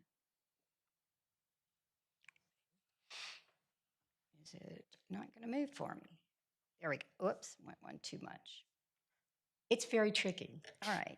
As staff stated in their presentation, this property was part of an annexation in 2009. The existing structure is 20 feet from the property line, which was in compliance with prior to annexation. As you can see in this aerial, having secondary detached garages, shops, if you will, is common in this area. Some of these structures are substantially taller and larger than this structure would be upon completion. You asked about the house. There's a house and a pool. The existing structure is 30 feet wide and 40 feet deep. It contains a garage with a shop on the back. The shop was added to the garage in 2024. The builder who constructed the addition was in his contract was to get a permit, and upon applying for a new permit for the carport and the storage, the new builder found out that that had not been done. So he is in the process of having that portion of the building permitted as well. The new addition, as shown here, is in dotted lines. To the front is the open carport, and to the western side is the 350 feet of storage, which will be constructed on an existing concrete pad that's been there and has had an RV store, big RV has been stored along the side of that property all of these years. Here you can see the existing garage constructed in hardy siding with a metal roof. If you look closely on either side of the photo, you'll be able to see the adjacent neighbors' garage shops in the background. This is an elevation of the back of the building, which is the unpermitted portion. This is the eastern side of the building, which includes a covered porch, which was part of the original building and roof line before the annexation, and also the reason that we are asking for storage on the opposite side. This is the western elevation, which shows the existing concrete pad that has been framed just to be able to show you the size of what the new storage would be.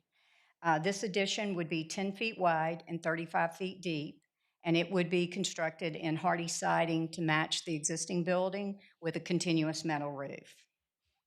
This gives you the elevation of the proposed new building. The carport is the peak to the front, and the second taller peak is the existing structure. The tallest peak is only 14.3 feet. You should have a copy of our petition signed by the adjacent and most affected neighbor who has no problem with the carport and storage. I would just ask for your approval, and I'm happy to answer any questions. Thank you very much. Is there anybody else here to speak in favor? Is there anybody here to speak in opposition? Okay, seeing none, the board may have some questions for you. Go ahead, Kay. You may have just said this, I apologize, it's way into the afternoon, but there's an HOA in this neighborhood, yes? I do not know that. Okay, so we don't know if the HOA... I did not hear from anyone, and the owner of the property had just talked to his neighbors, and no one had an issue with it, and he got the signature from the most affected neighbor. Can I ask a second question, Willem? So the reasons that this 350 square feet of storage couldn't be in the back of the garage? In the back of the garage is his shop. Pasted onto the back. Right. Well, I mean, if you look at let's go to the, Addition. I'm not getting it to go back up. Let's go. Well, if you look from this direction, maybe you can see. That's the shop. The shop is that, the portion from the, well, it's a little less than that because there was some addition there. Okay, thank you. I think the shop stops, it's like this portion back here, and that is just the shop area. The rest of the other portion was is the garage portion of this. So there wasn't enough room for storage in there. And so this is literally on the other side where there was 10 feet wide of where, as I said, they parked an RV, one of the real long ones. And he's just trying to put there so he has storage for more things for his lawnmower and, just those types of things, and he can get those out of the shop. Thank you. So one of the logical questions is we have to look at, is there an opportunity to put it within compliance?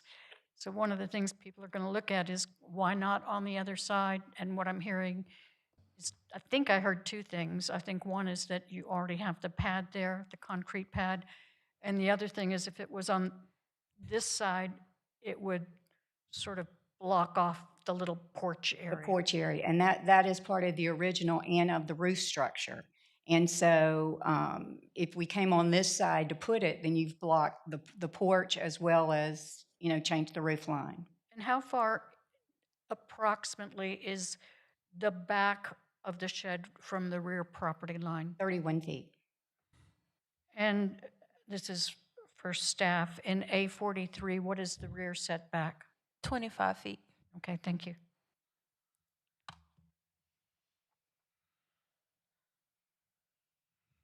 In some of these other petitioners, they don't have an option to build. You have a lot of real estate to the east, as she's saying, put the storage. It doesn't have to be in the same shape. No, well, I was just saying, if you put it on this side, then where they already have this porch, which they enjoy doing because that does give them some view to the swimming pool that is there too. And so you've just then essentially lost what they had at the porch area, which, as I said, was part of the original structure when it was built and is part of that roof line. So I guess, it would change all of that on this side, that side of the building. If you build it to match the existing storage straight out, you wouldn't lose the porch. You would lose the porch. In an L shape. But, I Attach it to the back instead of the one side of the garage. Yeah, You can still get 350 square feet. You could get. I don't think we can't go in the back because we don't have enough room. He's saying create an L shape out of it. The big yellow wall. You built Garages. off of that. Straight off. Left the porch. I think they were just trying to keep it the cleanest where as I said, what this building is going to look almost the same as having had that long RV parked there all the time. When I went back to the original aerials, back to 2005 and forward, I thought the building was already there, and I kept thinking, I don't understand what they were telling me we were doing. It's already there. Because with that RV parked, it looked like it's been there. So I think that's the other reason the neighbor never had any issue with it, was he's had an RV parked down the side of that building ever since he's lived there. So as far as he's concerned, now he's at least getting part of the building that is a consistent, nice look down his side. Is this building for the RV? Or is it No. the RV's gone? The RV's gone. These people just bought this, I think, 2 years ago. So, I got one more. Yes. So in our notes here, it says you're looking for storage and carport. So the storage is going to be car storage? Well, the carport, he has a big truck, and I don't think it fits well in the garage that's attached to the house, and he has a harder time getting it into this garage, and so I think the carport was really for his big truck. So in total, it's 350 square feet carport and what you're calling storage. You're talking two separate areas. Two separate areas. The carport extends directly in front of the garage, just like a carport would. If you look, well, let me see if I can take us to that. As you see, this is already down the side. this existing concrete pad is there, and it just is a curve that comes around there. That concrete pad's been there since the original building was built. So what they were doing was just trying to use the existing concrete pad that's there and just add the storage to this side, and then have the carport added to the front of the building. The thing about having that parking there is they might get an RV, and then As I said, they're looking for storage to be able to put their lawnmower and things in right now.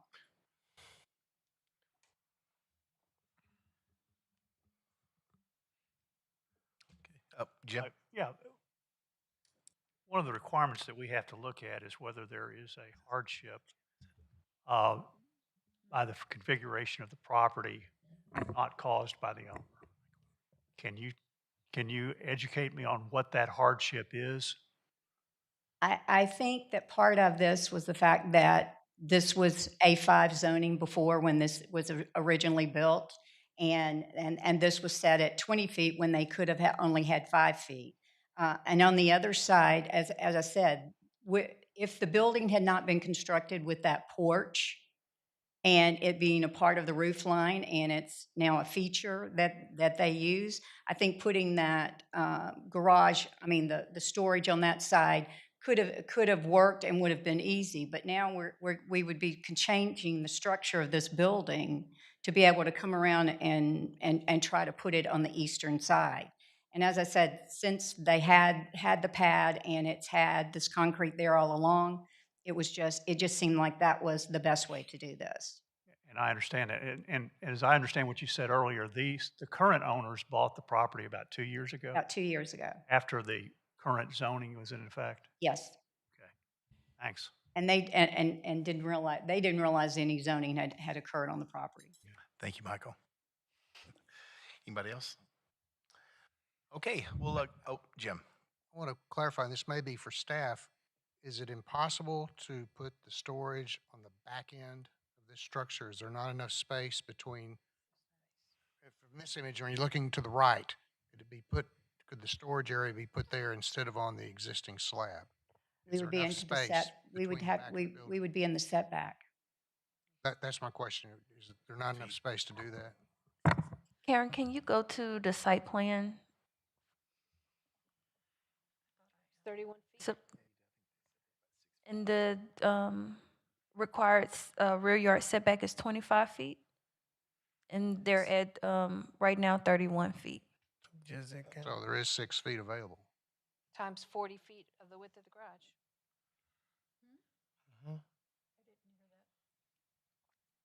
She said times 40 feet.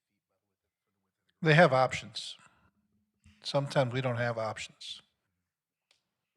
I think if you look at how these homes are all configured out there and how they all use them, this isn't intruding on this neighbor, and this is very far from even his. Well, let me go back. It's the wrong way. I'm not getting it to go back. I don't know why.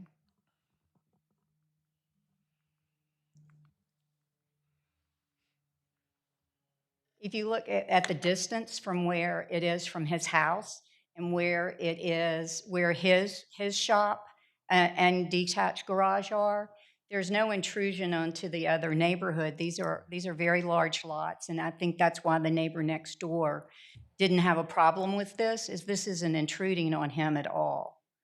And as I said, he's had this within that 20-foot setback. He's had something being parked there and filling that space. So I don't think he's felt it was any different. And if you look at even the two that are just to the right of that, if you look, those both look like they're closer than 25 feet too, as well. If you look at the two that are side by side, they look closer than 25 feet. One thing I noticed from this photo, there's a lot of consistency in the way these properties are laid out with their storage buildings in the back. Very consistent. So it leads me to believe there's some sort of neighborhood association, but I guess that our decision doesn't necessarily affect that. I do notice a consistency between property to property, and this is this will be a little bit different than what's going on in that area. Are there any other questions for the? Did you already add to this garage at one time? That's what I said, the shop that's on the back, it was before this owner. They had added the shop to this, to the back of it, and that was the unpermitted property, part of the building that's and it is in the process of being reviewed now too, so that it can be legally permitted. The city does that. I think there's some penalties to you, but they do allow that for them to correct it. And they didn't find that out until they went in to get these permits. Any other questions for the applicant? Did you already start building this? Did you already start building? No, they haven't started building. They went to get permits. And when they went to get the permits, that's when they looked at it and saw that there was a shop added to the building. But in the picture, it shows that there's some sort of concrete. Well, the concrete's always been there, and what I showed you in the picture, he just did a frame around it so that you could more clearly see how far out 10 feet was extending. That's all that was around it. There has been no building to it. It was just, they just put a frame around it so you could see where the shop was going to be in relation to the building. Since the rest of the building, you had specifically what it looks like, that was just giving you a better idea of what that would look like.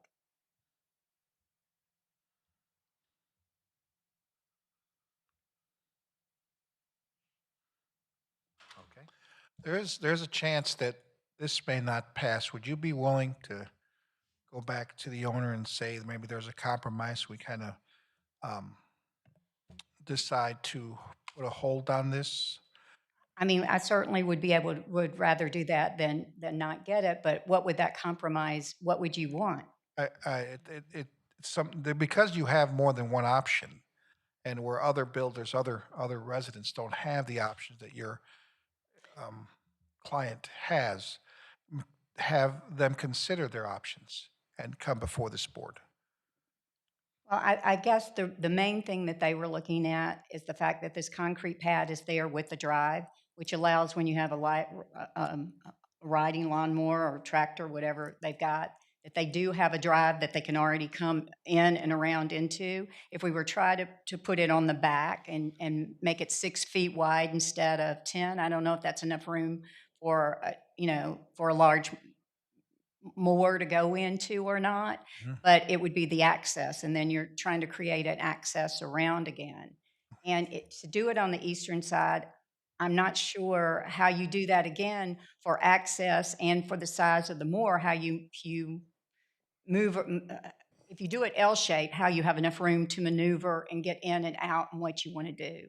No, I understand that this property belongs to them and they want to enjoy it, and they have a view of the swimming pool, and it's just. I'm just trying to think of a way that it would work. If I have a viable way to go back and say, can we do this? I was just. That would be up to the owners, and maybe a couple people know what they're doing.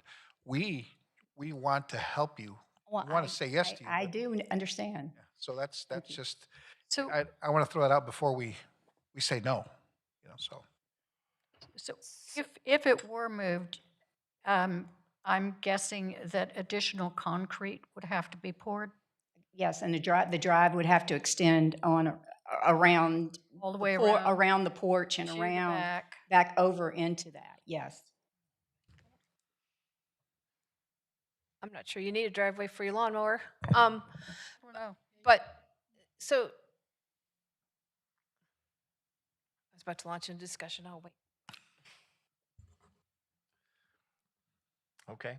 Well, let's go ahead and close the public hearing, and then we'll open it up for discussion. And I would be open to a continuance if y'all feel like that's what it needs to be. Yeah, that was his question. Okay, we'll discuss that. Thank you. I guess. You guys see what I see. We have options. We have. There's sometimes we come in here, we don't have nowhere to go. We have places to go with this particular property, and it's a blessing that they have that much property. But I think at the same time, it's already been extended one time to the back, and they want to extend it. And I'm okay with them doing what they want. It's just if they can go on the east side, they don't need our blessings so much. So that's what I'm thinking. But I don't see how I can support this. That's why I'm kind of mixed because the garage is already there, and it was not in violation when it was put there because the zoning changed. How that ever got, they put an acre lot as an A5 lot is kind of bizarre in the first place, but Yeah, it just defaults, but, I mean, it was what it was. So for me, where I have the hang up is the storage unit. So I would not approve the storage unit where they have it proposed, even though there is already a concrete pad there. There's more than ample room as you move past the little house throughout the backyard. The carport, I don't have an issue with. Which is the way that it's written. I don't know if we have the option to separate them out. I guess that's for legal.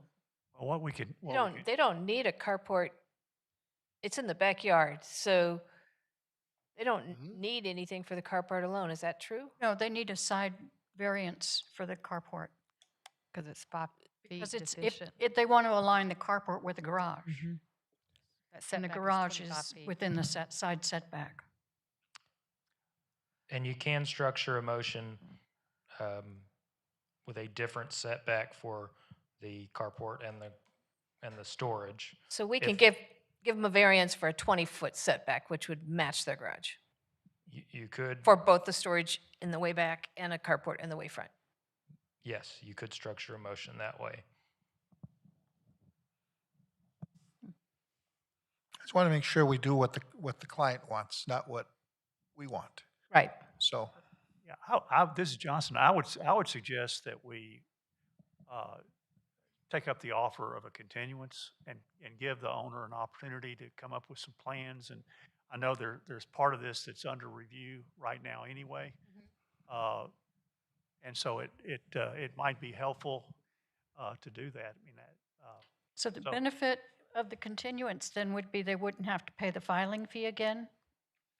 well, that was. I mean, if we could today, we could approve one and not approve the other one without prejudice or whatever, but then they would be imposed another filing fee. Is that correct? Yeah, I believe that's correct. It's same if you were to deny without prejudice, it would be similar to a continuance only, I believe, and staff can correct me. They would have to refile, pay another filing fee whenever they ultimately decided to refile. So what you're saying, continuance.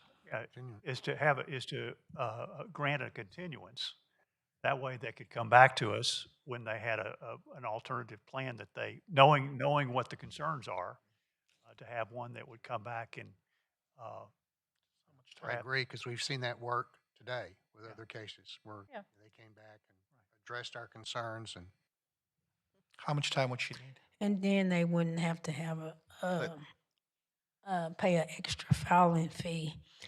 But we would have to get clarification from the applicant if 30 days or 60-day continuance would be suffice. Can I open up the public hearing and have the applicant come back up? We have a question for you. If you're asking about the continuance, 30 days would be adequate because I think they would either be willing to do that or not. So I think it's 30 days would be ample. well, they would need to not just say yes or no, but they might need to come back with a plan, a different plan. Right. Okay. So I would suggest if we are revising the plans, if staff would need to review, we've already ended our cycle for new applications for the April 15th meeting. So I would suggest a continuance to the May meeting. Will that work for you? I That's, think that'll work for them. I think that's longer than they wanted, but if that's what we need to do, then that's what we'll have to do. I think it would be in your best interest, Yes. probably. Okay, thank you. Would I'd like to make a motion for BAR 2601 for a 30-day continuance until 60 days? Can you I thought she said continuance 30. to the May To May? public hearing?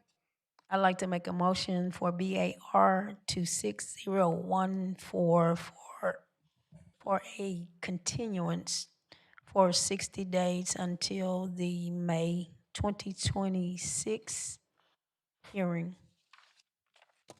Second?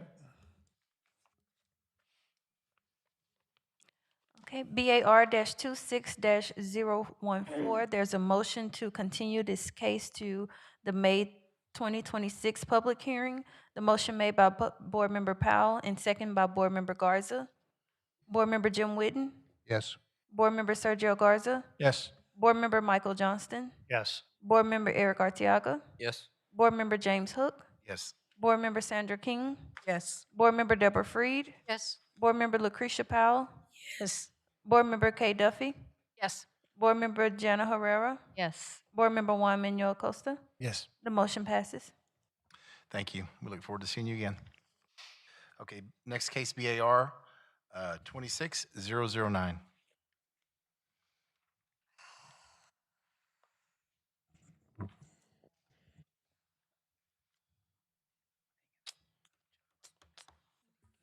The next item on the agenda is BAR-26-009, located at 3900 Birchman Avenue. The property owners are Jameer K. and Ayer K., and the applicant is Gary Chastain on behalf of Crestmont Custom Homes.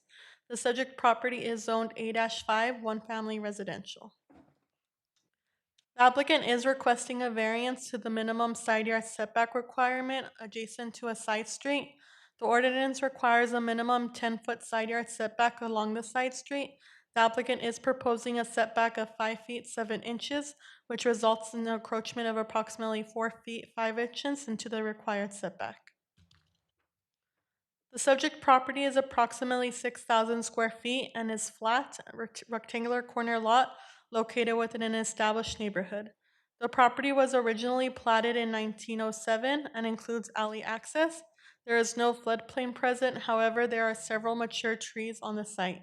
The property currently contains an existing single-family home that was constructed in 1939, which is proposed to be demolished, which it was demolished.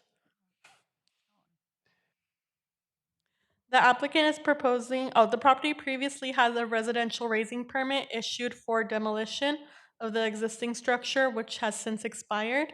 A new building permit application has been submitted and is currently awaiting client response. The applicant is proposing to construct a new single-family residence. The proposed home is approximately 2,107 square feet, consisting of 6 bedrooms, 6 full bathrooms, and 2 half bathrooms.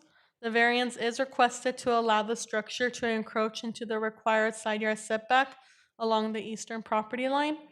The proposed development would result in approximately 41.3% of lot coverage, which is an increase from the existing 28.28%, but remains below the maximum 50% lot coverage permitted in the A-5 district.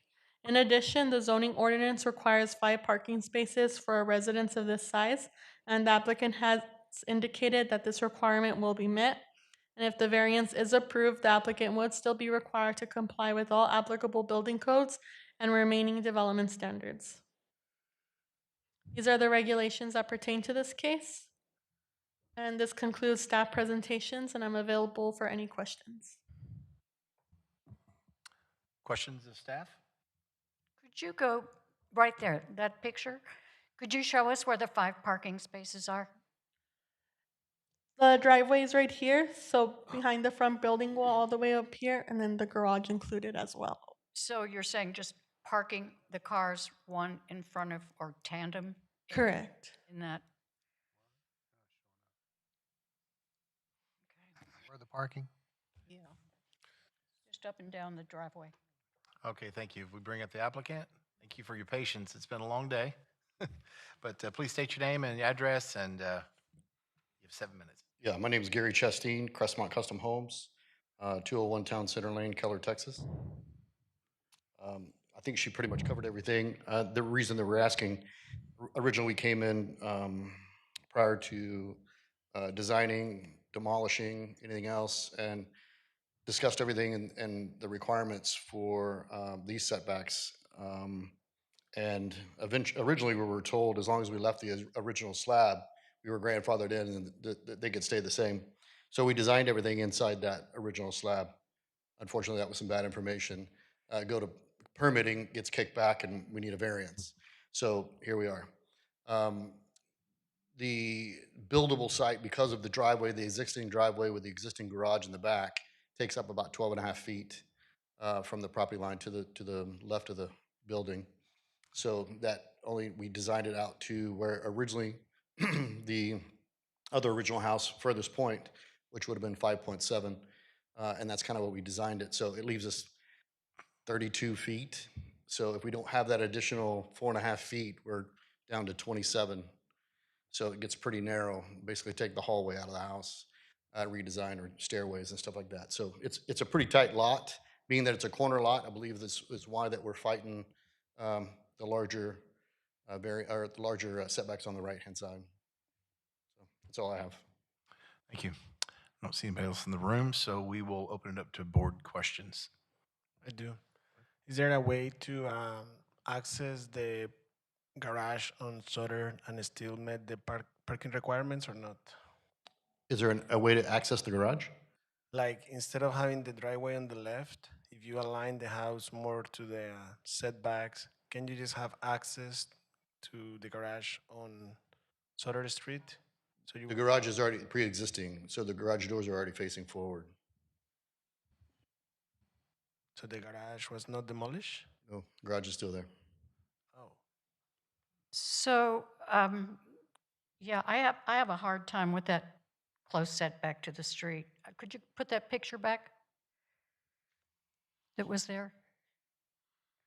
So if the house were moved, you know, you've got a 5-foot setback on the left.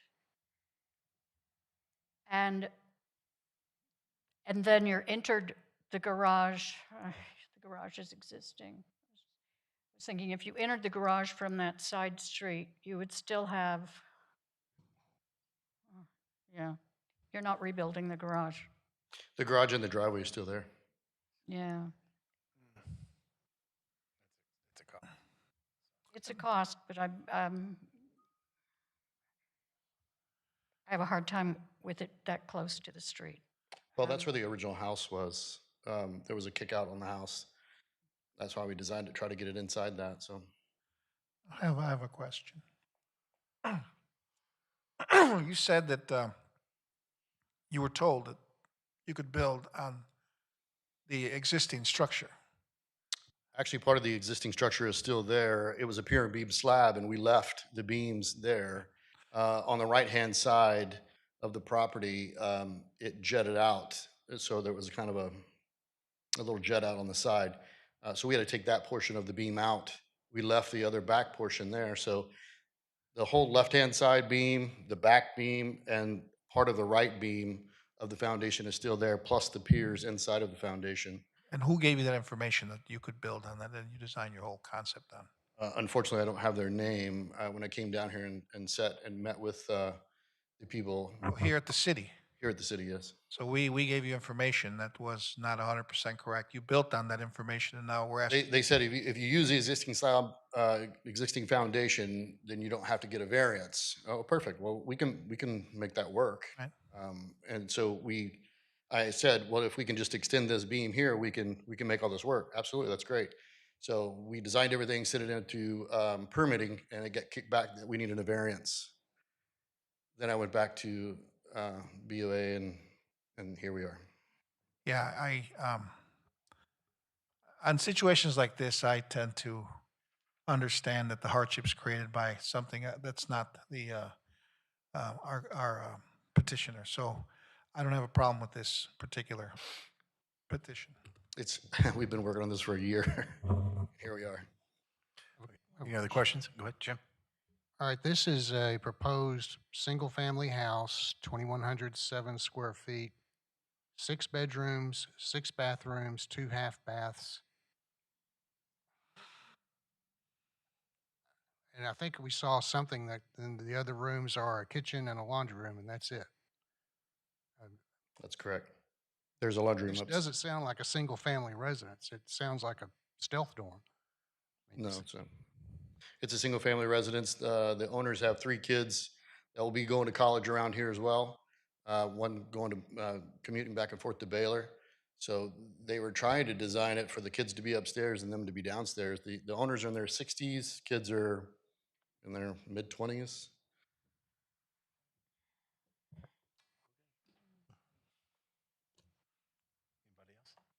Anybody else? Okay, we'll go ahead and close the public portion of this, and we'll open it up to the board. Got any discussion? It doesn't sound good. So there are options that he could do, move the house to the left, but he was invited to continue with his plan by information he got from the city. Not that the city's liable, but there's a situation where, you make a substantial investment in planning and architecture, and then all of a sudden we change the rules. And that's the only a glimmer of hope that we can, for me, would be a yes, but I feel that For that me, I feel like architects and builders in the city should know the code, and they should know the rules. But you're right, if they were given, this is a unique situation in that if the foundation is already there and they were told that about the foundation, it could be aware of the setback, in spite of. but then, hooray, hooray, get this new bit of information, yeah. I don't like it that far out, but. I think Arlington Heights is being taken over by builders who are building things. I mean, you don't replace a 2-bedroom house with a 6-bedroom house and expect to get, no. Yeah, no, It ruins the character of the neighborhood. I think that's happening far too often there.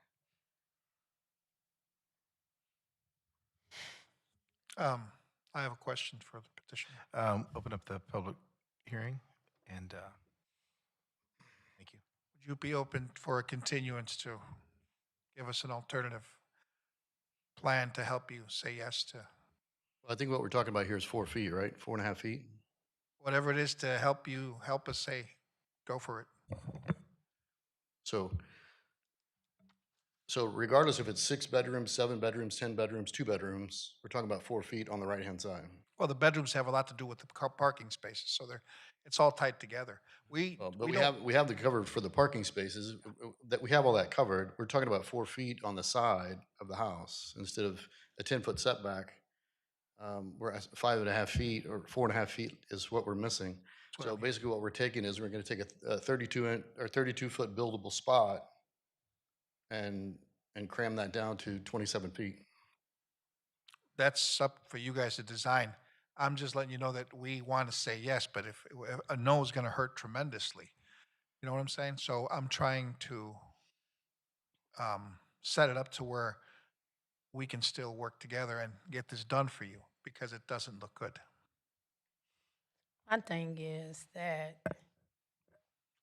you were told I was that told.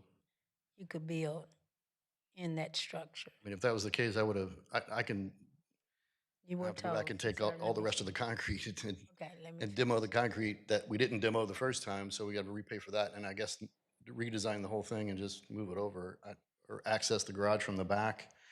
The garage is already pre-existing, do we just knock it down? If we knock it down, you see where that garage is right on the property line. It's not in standards either. Because if I knock the garage down, I've got to move it off the property line. Again. Exactly. So when I was Excuse told me, that that could sir. stay there and the driveway could stay Sir, there, we just redesign. excuse me. Yes, I'm going, sorry. I hear everything you saying. Mhm. And from my perspective,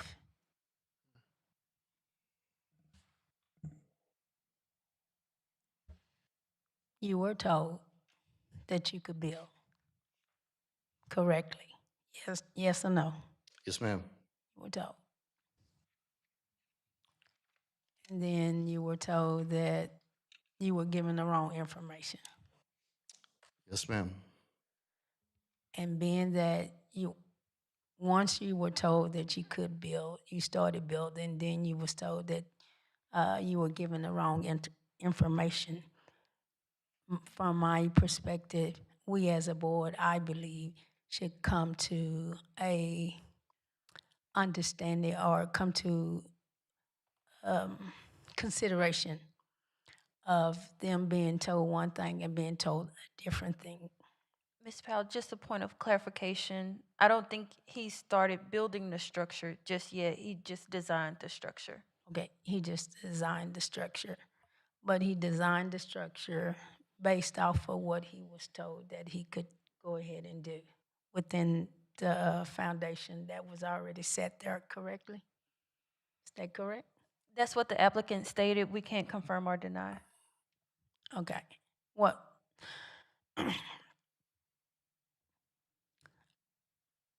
And be- I've heard cases before, and sometimes the majority of the people remember who they spoke with when they come to the city. But even from the stance of, I think everybody should be fairly. It should be fairly. Their case should be fairly heard and taken in considerations of the situation. Unfortunately, you can't tell us exactly who shared the information.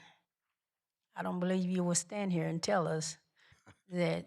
That was over a year ago, so when I came down here, I'm sorry, I didn't get. I don't part of the believe you name. will stand here and tell us that you received information from the city and then you went back and did a design for you to be standing here today and we hearing this case.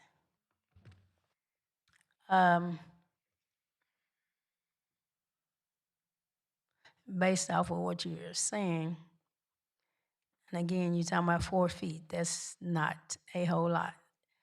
I understand my colleagues saying right now, it's not looking good, but I could support it because we're talking about 4 feet. Then on top of that, it's some other factors that I take in consideration and weigh in based off what the evidence that is before us. So are you willing to accept the continuance or not? 30 days or 60 days? That would have to be 60 days. Okay. All right. Got a couple more questions for you. Ms. Herrera.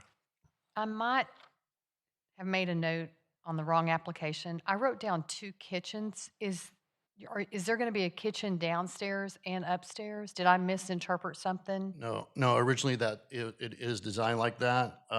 After going through this process with BOA, and that got brought up too as it was an issue in permitting for the same reason this gentleman over here mentioned, that we've decided to take that kitchen out and make that a laundry room, just a standard laundry room.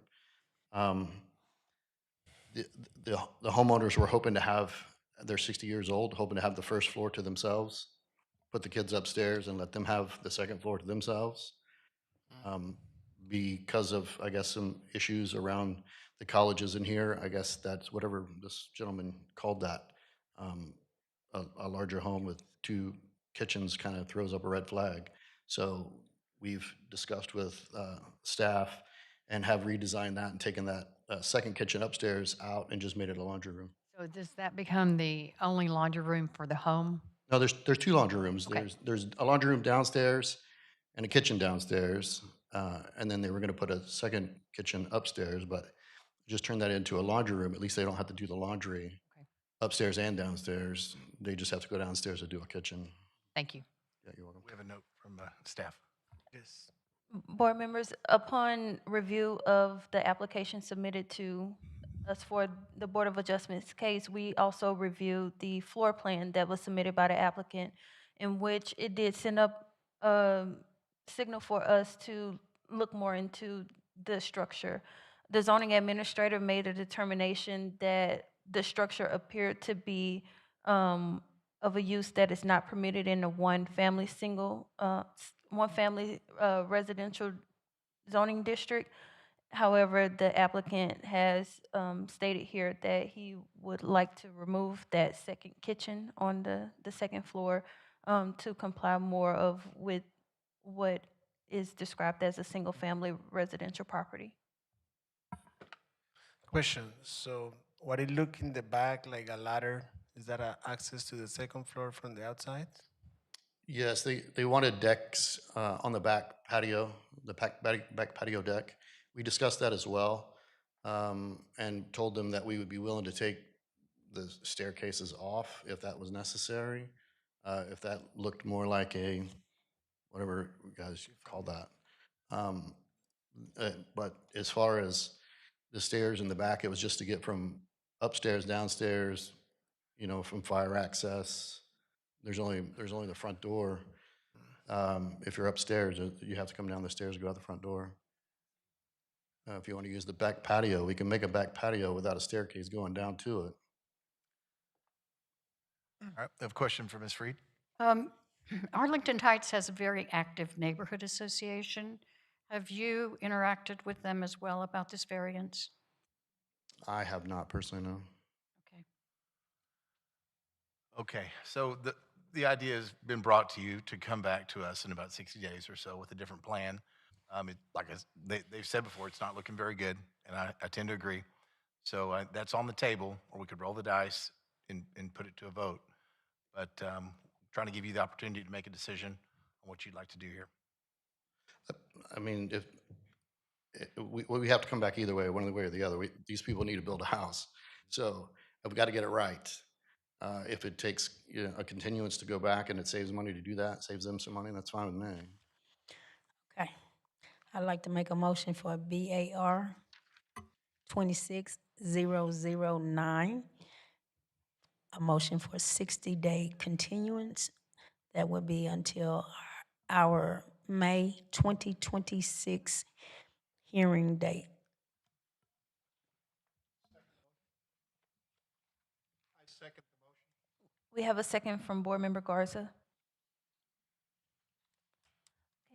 BAR-26-009, there's a motion on the floor to continue this case to the May 2026 Board of Adjustments public hearing. The motion made by Board Member Lucretia Powell and second by Board Member Sergio Garza. Board Member Jim Whitten? Yes. Board Member Sergio Garza? Yes.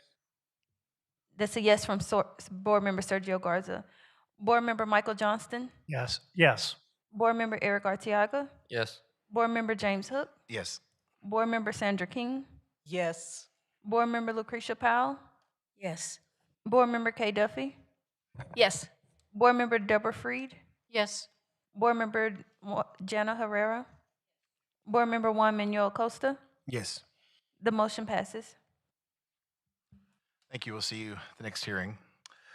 Okay, so we've had we put a couple of our cases towards the back, and we have one that's a legal notice error. No board actions needed on that. That's correct. Let's see. Case BAR-26-011 will appear before the board at our April 15th Board of Adjustments hearing. Okay. So our next case is case BAR-26-010.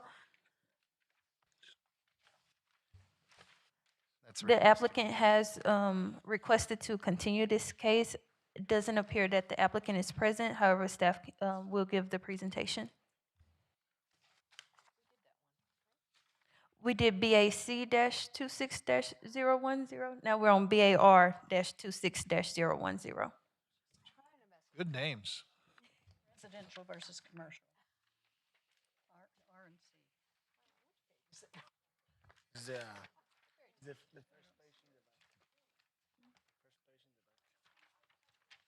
It's on the Oh, first, it's the very okay. first case. I'm sorry. This case is our translation case. We're not able to hear this case, and we can present the case, but the applicant is not present. We were not able to secure a licensed interpreter. So this case will come before the board next month. Yeah. Do we? Yeah, we can just wait. We don't have to open the case. It'll be continued to next month for administrative reasons. Do we have to take a vote on? No. Okay. Thank you. And our last case is case BAR-25-095. And for this case, the applicant has requested to withdraw this application. The applicant is not present. However, they were able to find a way to comply with the zoning ordinance. But we have the presentation here for the variances that were requested that were continued from the January public hearing.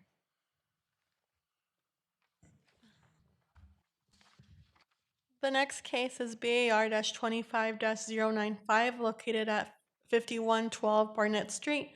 The property owners are Callie Tran and Corey Magri, and the applicant is Callie Tran. The property is zoned A-10, one family district. The applicant is requesting 3 variances related to the construction of a detached non-habitable accessory structure, specifically a detached garage. The first is a variance to the accessory use regulations that limit the number of garages permitted on residential lots less than 1/2 acre in size to allow the construction of a second detached garage. The second variance is to the A-10 district side yard setback requirement, which requires a minimum 5-foot side yard setback to allow the proposed detached garage to be located 3 feet from the eastern property line, resulting in a 2-foot encroachment into the required setback. Third is a variance to the A-10 district rear yard setback requirement, which requires a minimum 10-foot rear yard setback to allow the proposed detached garage to be located 8 feet from the rear property line, resulting in a 2-foot encroachment. The subject property is located on an interior lot within an established residential neighborhood. The property consists of 2 platted lots rectangular in shape and was platted without alley access. The site contains several mature trees, is not located within a floodplain, and has no other environmental constraints. The main house is in Lot 3 and is approximately 2,371 square feet in size and contains an attached garage that provides parking for 2 vehicles and was constructed in 2020. In April 2018, there was a residential raising permit that was finalized and a residential new building permit for the primary residence, finalized in June of 2020. And on March 9th, 2026, a residential accessory permit for a shed was approved. The first variance is to build a second garage on a lot less than 1/2 acre. The proposed secondary garage will be located at the rear of the property. A garage is defined from our city ordinance as a space in a principal building or an accessory building at the same lot used for the shelter or storage of occupant-owned motor vehicles as an accessory use only. The current lot size for Lot 3 is 14,723 square feet and does not meet the 1/2 acre minimum by approximately 7,057 square feet. The proposed structure would measure approximately 23 feet 3 inches in width by 22 feet in length, with a total area of approximately 512 square feet and a height of approximately 13 feet. The proposed garage would be accessed via a driveway from Barnett Street as shown on the submitted site plan. And as proposed, the detached garage would be located 3 feet from the eastern side property line and 8 feet from the rear property line, which represents 2-foot encroachments into both the required side and rear yard setback. The addition of the proposed garage would increase lot coverage from approximately 17.7% to 21.3%. The maximum allowable lot coverage in the A-10 district is 40%, and the proposal remains below that threshold.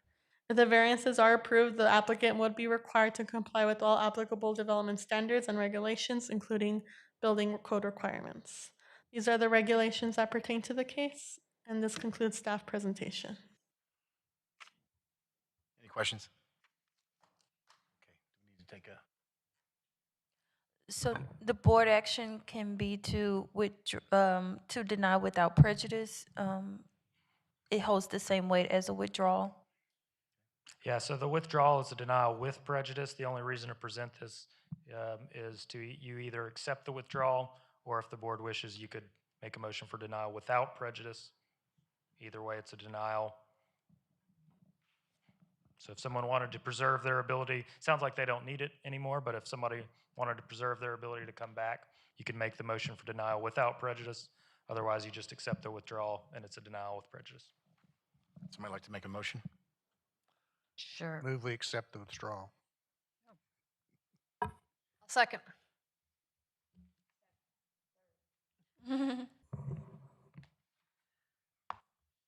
Okay, we have for case BAR-25-095, a motion to accept the withdrawal of the applicant. The motion was made by Board Member Jim Whitten and seconded by Board Member Kay Duffy. Board Member Jim Whitten, Yes. Board Member Sergio Garza, Yes.